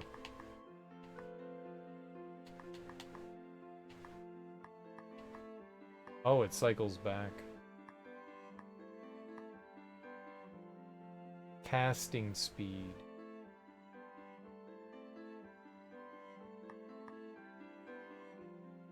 Who did I put that on?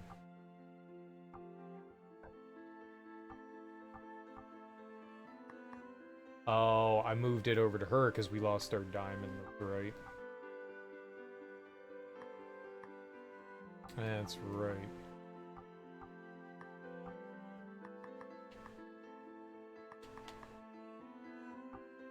Wonder if that'll make a bigger difference.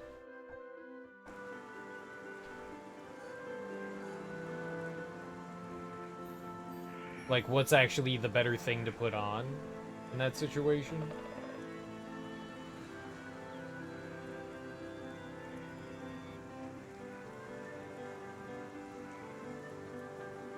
I think we've checked that out. Usually you can tell when there's like a secret thing, right? Like there's like light coming out of there. So it's pretty obvious that like, hey, there's something here. And your little firefly friend, he lets you know that there's like enemies and stuff there. I don't know why we're fighting. We really don't need to. It's kind of fun though.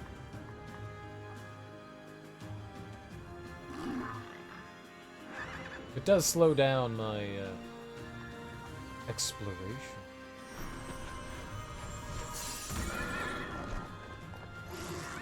I was gonna say, I think the horse goes like unga bunga on us.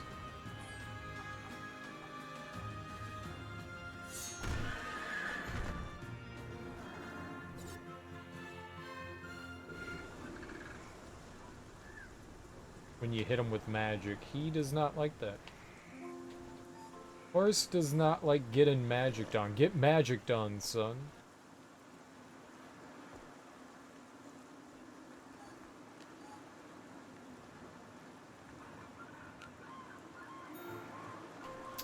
Didn't mean to do that.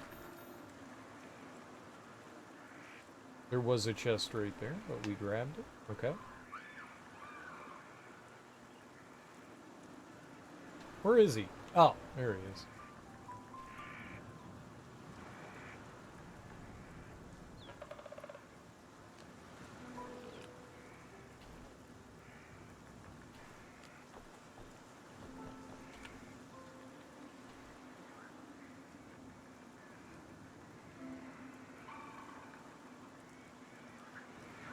I don't see anything. I thought I did a fairly decent job of searching around here. Right, I think this was Jen's hut, right? Nope, this was not.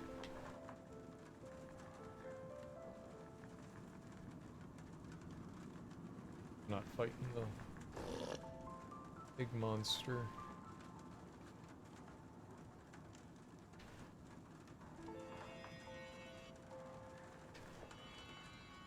That'd be crazy if there was shit in here.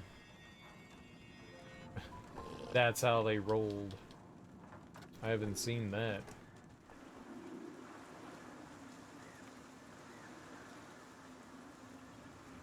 Oh shit, look at that.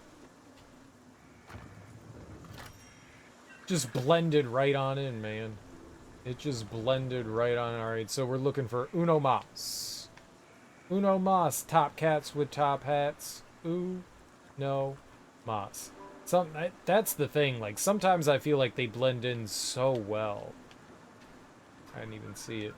Now I've got, like, my peepers out. My spy peepers. Wait, we just need one? Yep, 96 and 97. I got my spy peepers out.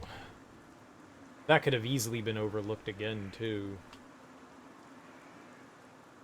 Easily overlooked again. Me spyglass peepers. Looked like there was like a little bit of a path right there. I see it. It's right here.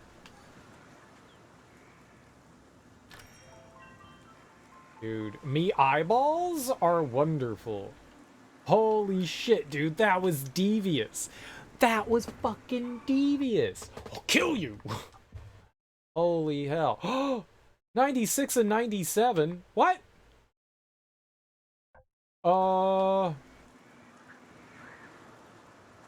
Did that not count?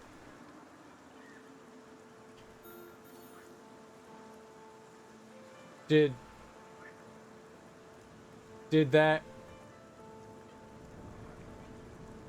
that not count? Is game broken? Is game broke?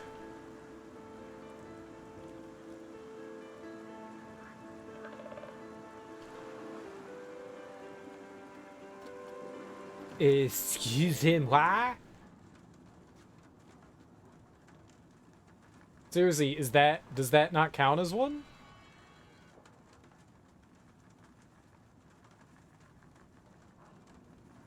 I'm not...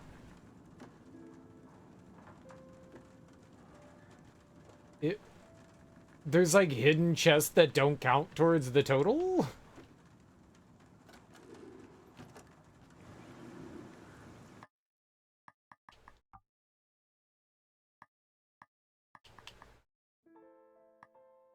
But I opened the last one.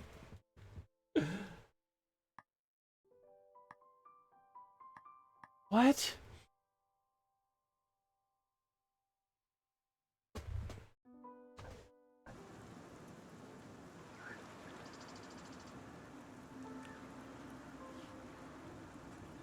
Like, did that really not count? That was like so well hidden too.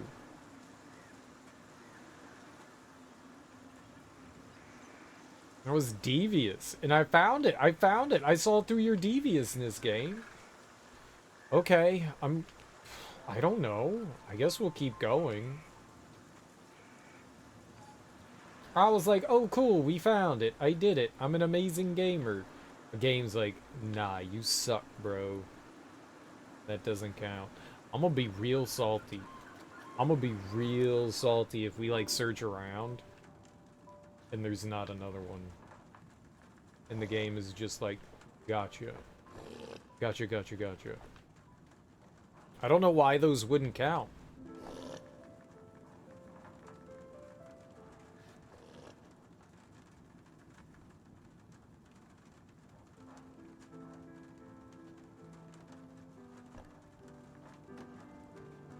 Like, I feel like I got gamed on. Get gamed on. That one 100% felt dirty. Why can't I go in your hut? What? In the hut.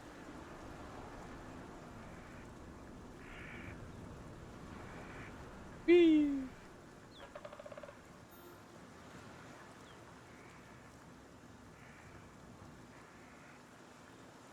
I am filled with, what do you call it? Rage. What? Now, why did you grab that? Stupid young lady. I don't think I needed it, though. Like, that was deviously hidden, and I found it. And then the game said, no, that's not the final one. Ah! That was 100.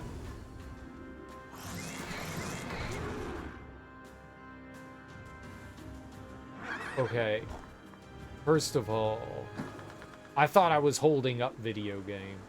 First of all, I thought I was holding up. I'm pretty sure I was holding up. I wouldn't dash into an enemy. I was holding up. Lies. I know how to hit directions. I know the difference between up and right, alright? I mean, maybe I do. They're very similar.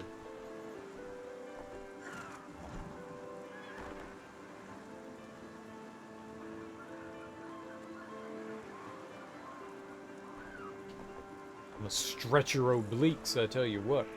Stretch your obliques real good. Let me get some prime time obliquing. Leaking on my obliquing.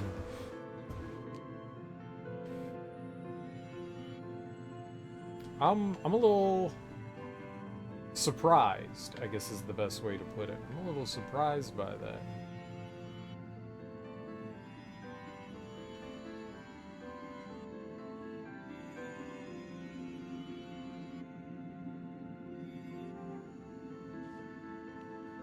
Because my brain would have thought that we did the thing.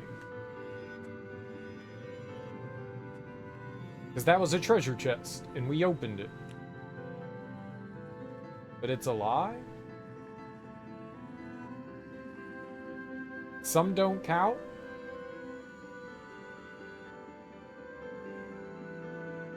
We don't need to open it up, so let's just go through.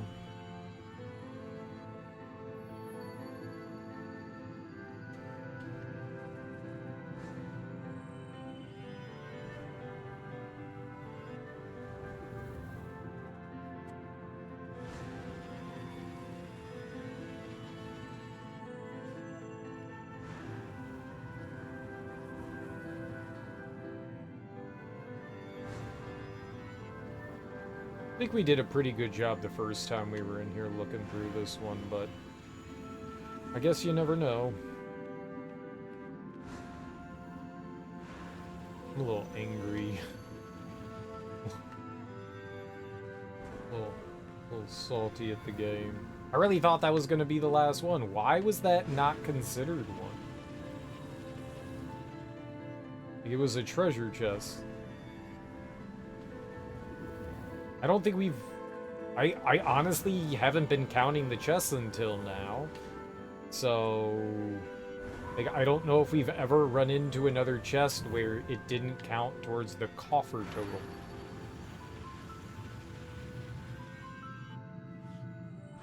Just a very strange set of circumstances there.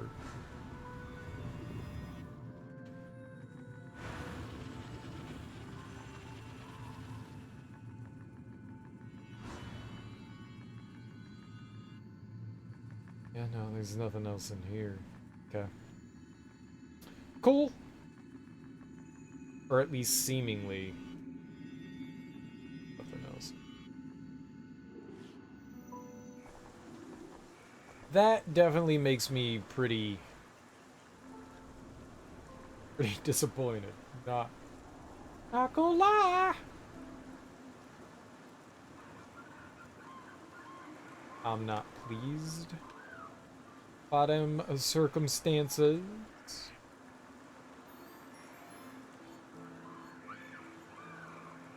F is for fishy, and fishy is for F.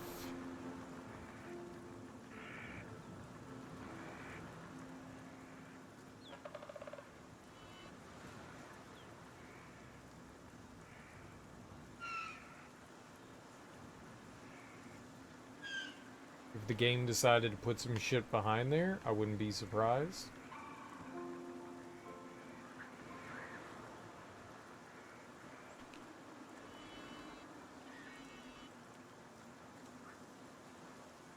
Now I'm like all suspect on everything that the game's got. Everything. You should always be suspect.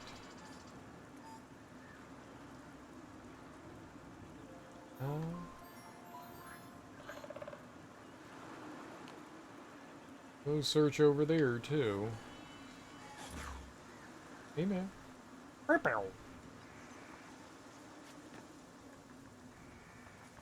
They're real intimidating there, boss. The Hoss boss? The boss of Hoss?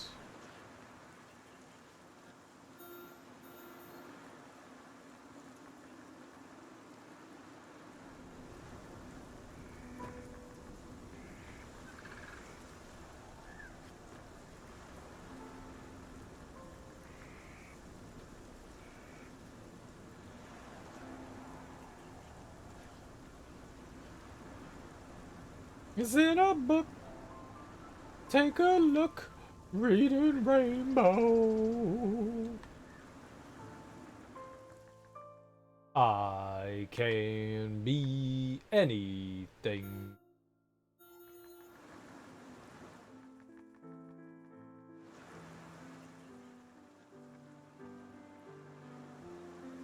Seemed like there was anything there. You go.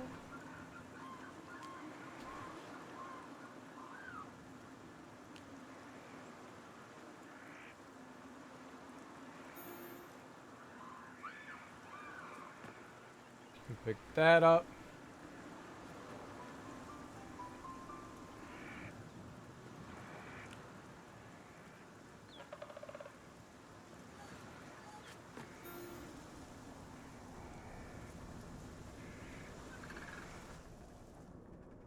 Oh, it's gonna shove you down. Okay.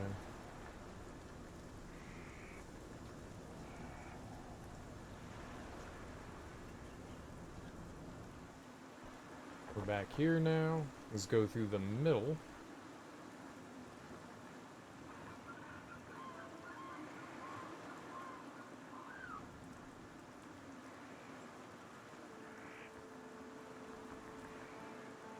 Honestly, I think we found it. And the game just didn't register it.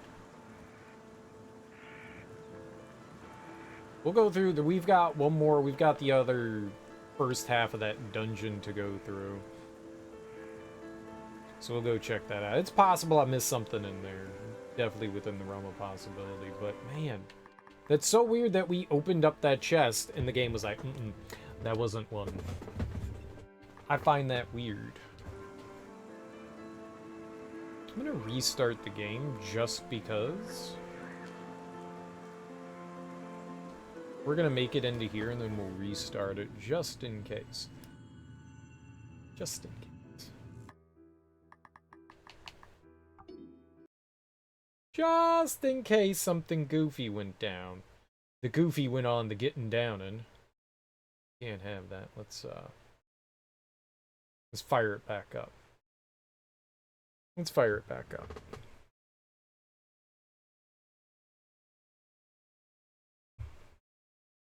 And also, the game never gives you, like, a percentage completion, either. So it's not exactly easy to be able to be like, oh, yeah, we got it all. Okay, so you start New Game Plus from here after you beat the game. I was wondering, because they'd, like, dump you back in the world. I was wondering how that is. How you would start it up. Okay, let's check out our map. No, they still scammed us. Super duper scammed! Game scam!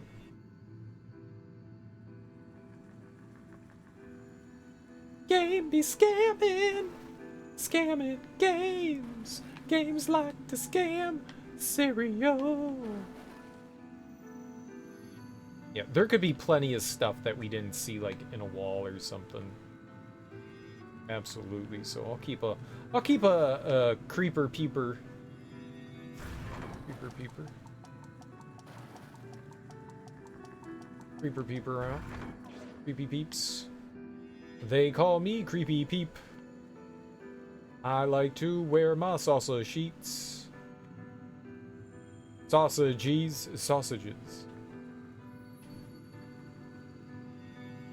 Oops.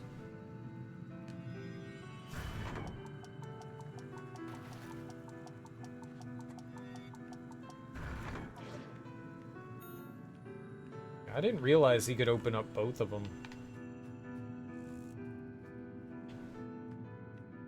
Yeah, Firefly. Furflor.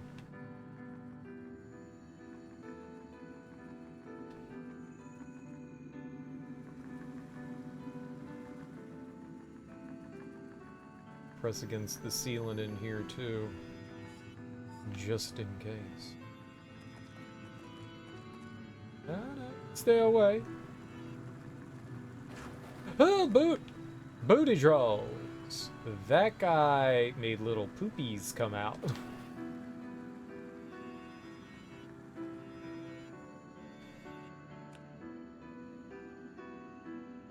Yeah, there you go. That's a good one. Hidden right in there. That was a good one. That was a good one. Oh, well, I guess we found it because of that. Booty troll.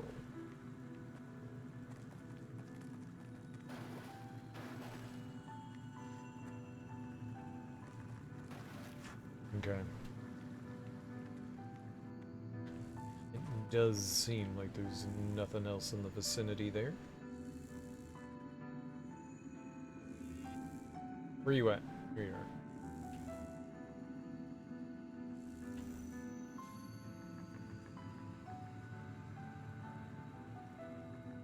Have to be more vigilant. I am gonna be real angry though. If that was the final one and the game just didn't register it. If we get through this, like, whole dungeon thing and I don't find it, I'm calling it and just saying, like, we got 100% and the game scammed us.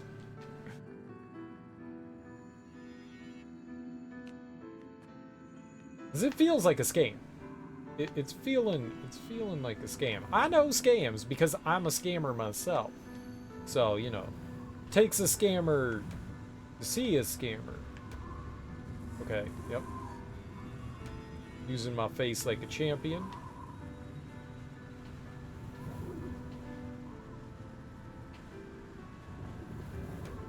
Yep.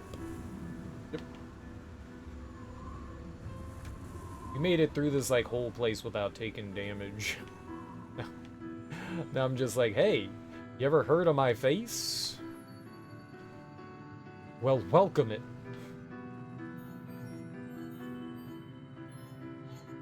It would like to say hello. To your face. To your face from my face. Hello.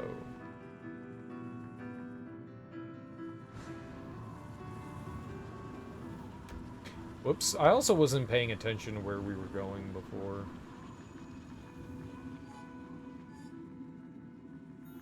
Thank you. I needed that. Easy baby game. Alright, now we get flushed down the toilet. I'm playing Curse of the Dead Gods. I saw that. It looked neat. That was in the Humble Choice this month. How do you like it? I actually saw someone play a bit of that maybe like a year or two ago when it came out. I think it came out like a year or so ago. Little after Hades. Yeah, a little after Hades. It's got some similarities to it for sure.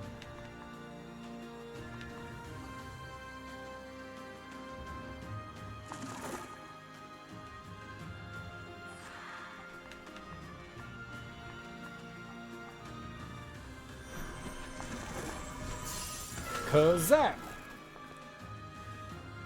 Kazak!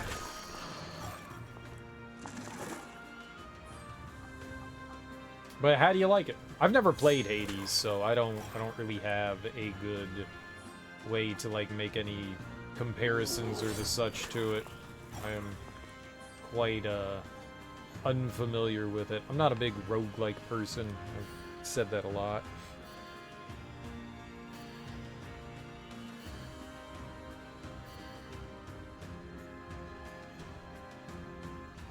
It looks cool, though. It's got a bit more of a darker atmosphere to it. It seems to not be as well fleshed out as Hades, but it's its own thing. You're gonna draw comparisons regardless, though.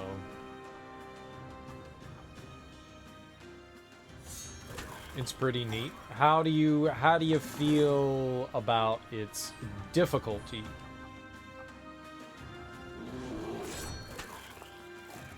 Gathering up the balls to kill the lights.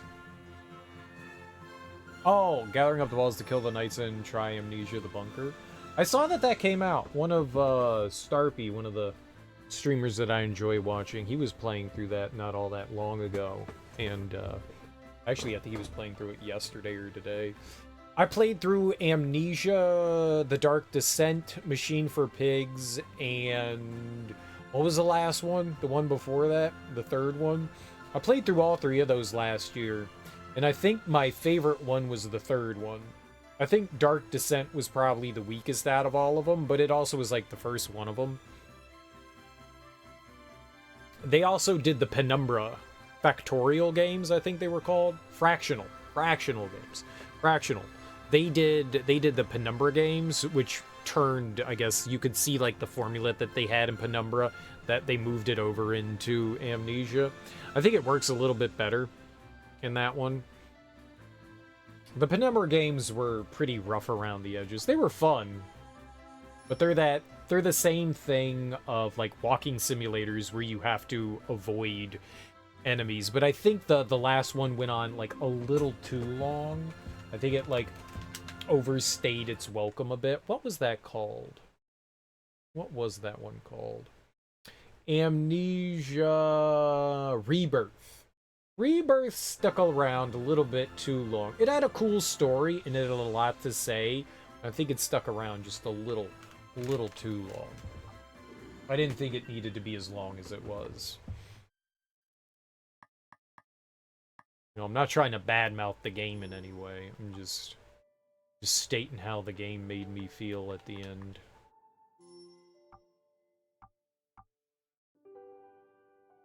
He needs another one. Okay, everyone's got their stuff. It's okay, you got to the boss a couple times, but died each time. RNG's fault always because, you know, roguelikes. Sometimes, and that's one of my big problems with roguelikes, is you can do everything right, and sometimes the game is just going to kill you. Like, you do nothing wrong. You've played the game as best as the game has given you the opportunity, yet you're still gonna die. That, to me, is my biggest problem with roguelikes. Is that the game sometimes is just gonna kill you, and I don't like that.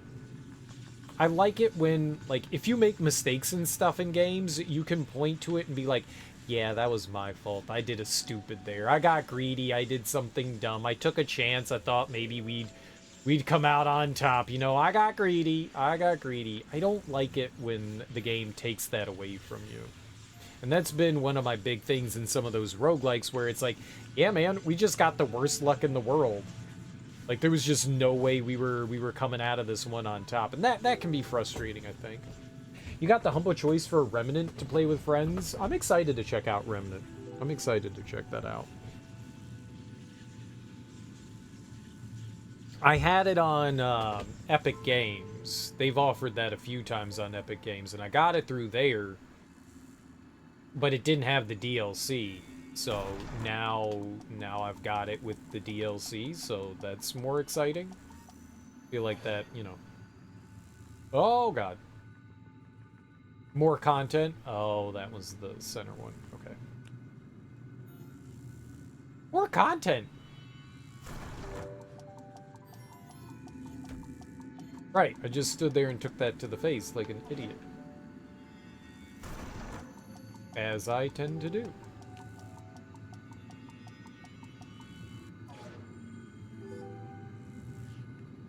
I've been subscribed to the Humble Monthly thing since it's been a thing.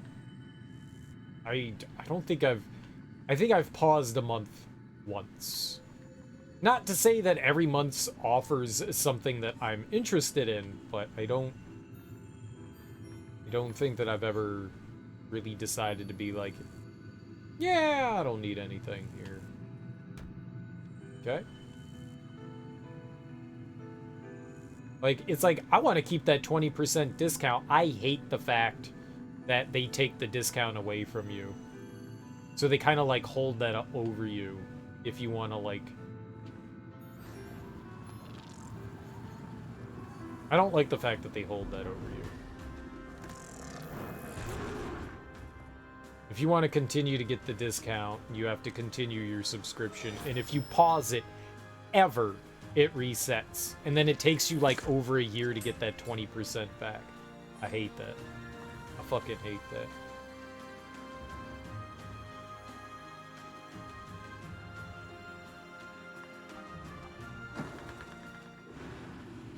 Like, dude, it's just 20%. It's not like I'm taking thousands of dollars out of your buy. I guess maybe it adds up, but...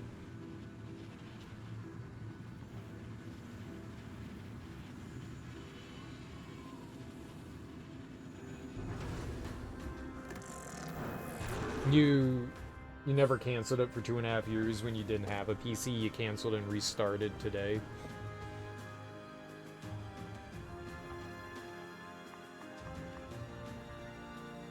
I think, honestly, you're probably better off with,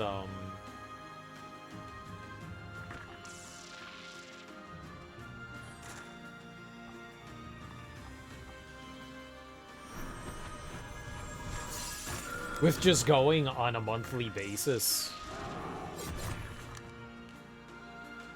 I think it actually benefits the consumer more, Because they offer you discounts and shit. They don't want you leaving. They don't want you canceling, so they'll give you, like, big discounts on the back end of stuff. I actually think it's, like, a smarter idea to do, like, a monthly by monthly thing and then just... Pause when you want to, but then they offer you discounts constantly.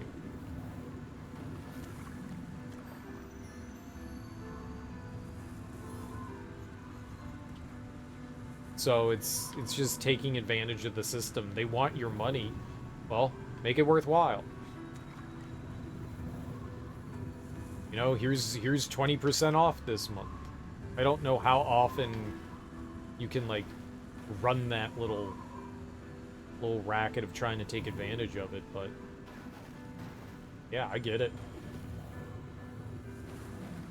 It's just, like, the potential of me wanting to buy stuff, you know? If, like, a sale comes up, I get, like, an added discount, 20% off. I think they factor that into their sales nowadays.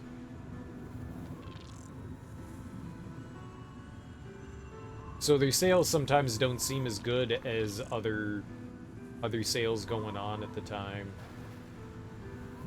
And that's because I think they sometimes factor it in. Some games don't even get discounts. It was kind of sad that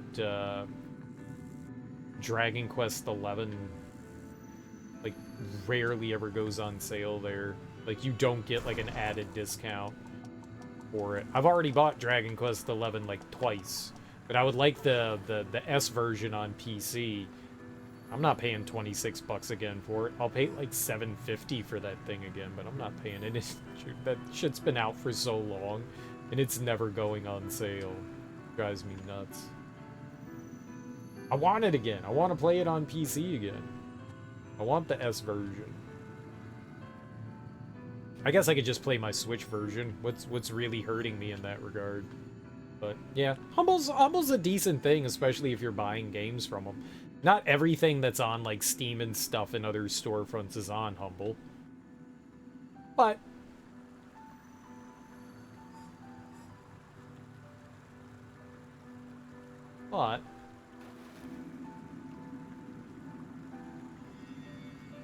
it can be a good deal. It's how I got, it's how I ended up getting Sekiro. Like, I got Sekiro for, like, I don't know, like 30-some bucks. I mean, granted, I had to wait, you know, a year to buy it, but with the discount, it came to like 32 bucks total. And I was like, yeah, I'm gonna buy that bad boy.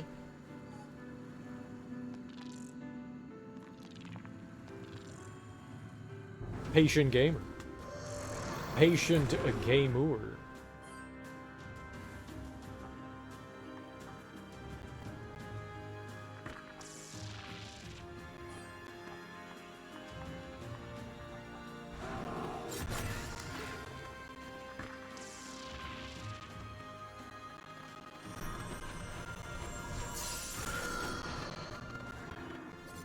Okay. Immediately kill him. So, you know, there's a cost benefit thing to them, but and for a while their games were kind of slack, and I think they've kind of picked that up. I think some of the bundles had kind of gotten not great. I don't want to say stale, but they were definitely scraping the bottom of the barrel with some of their Humble Monthly stuff, which was getting frustrating. I was actually contemplating canceling it, and I think when IGN bought them, they went, there we go. Wow, so that other one didn't count. I can't believe that chest didn't count. When IGN bought them, I feel like their cool bundles and stuff really face tanked. I liked it better when they were indie. Good for them for, like, making out on that. Humble was great.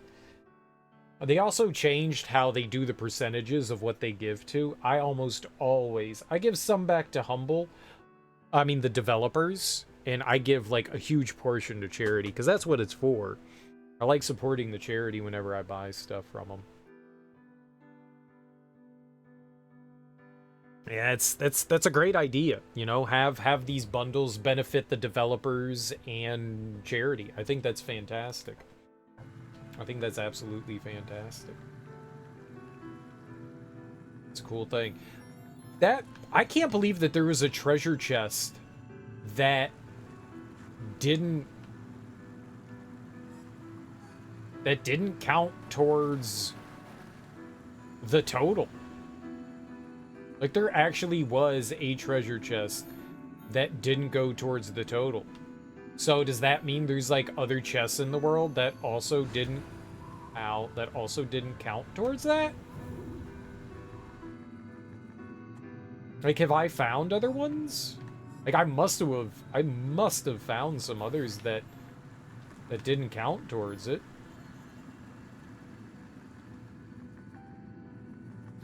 That just seems so wild to me. But that's a thing. Yeah. I think that's 100% of the game. I think we did all the side quests. We found all the confessions. We opened all the chests.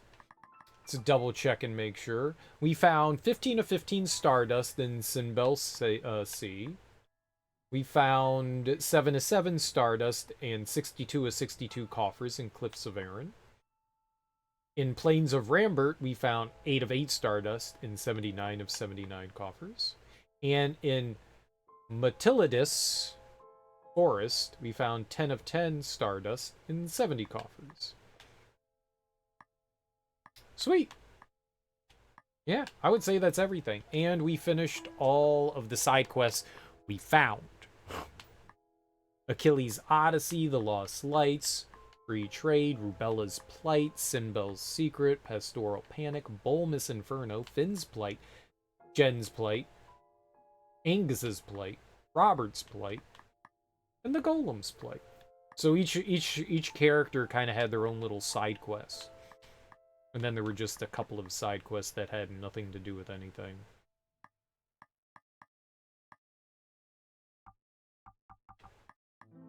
And look at all these, like, extra potions, dude. I never touched the potions. Like, oh, that's not true, but we rarely used them. These elixirs and stuff, I bet you would have been really helpful. I just neglected them. Like, my idea is, why take a turn to not attack unless I have to? Like, I always want to be attacking. ABA. Always be attacking. Why wouldn't you always be attacking if you're gaming? Like, that makes sense, right? If you're gaming, you should be attacking, right? If you're gaming, you should be attacking. Why wouldn't you be? Why would you take the time to not attack something? You should always be attacking.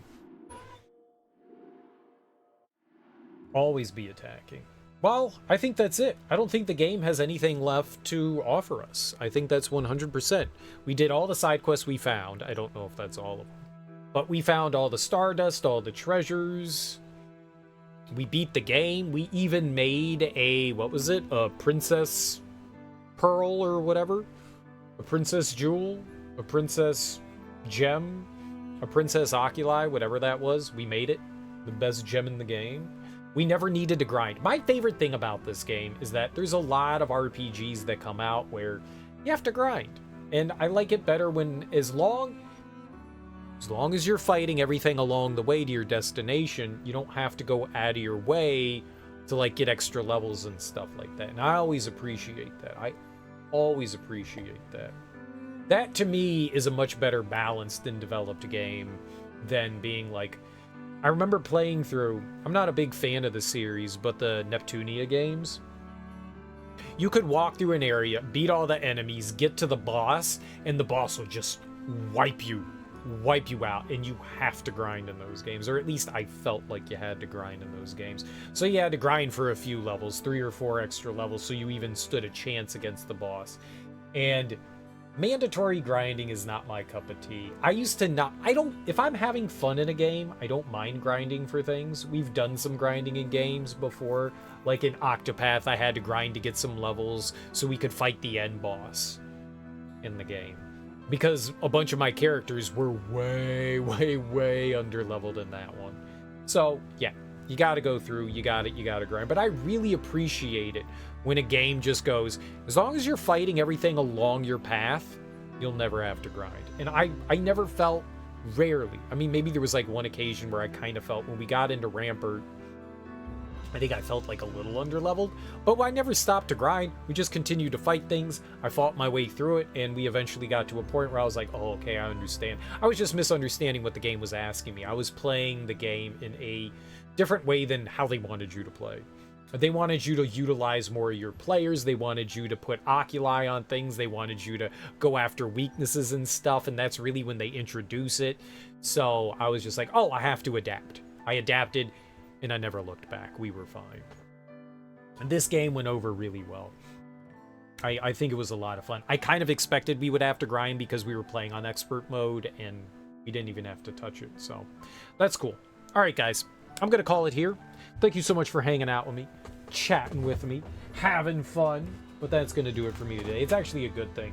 I got a bunch of stuff I need to do today anyways. So it'll give me a good opportunity to catch up on some working and doing shit. So 6 hours is a good amount of stream time. Let's go find a cutie pie to host and raid here. Let's go find a nifty bon nifty to go host and raid. You know what? We raided him this morning, and we didn't actually get to see him game. We didn't actually get to see him game because he was cutting his stream as well. We're gonna go raid Cool Runner. You're like, who's Cool Runner? It is formerly known as Uber Disco, and it looks like he's playing some Cool Borders. Cool Borders? Sweet. Cool Borders is a neat game. Come along for the raid, guys.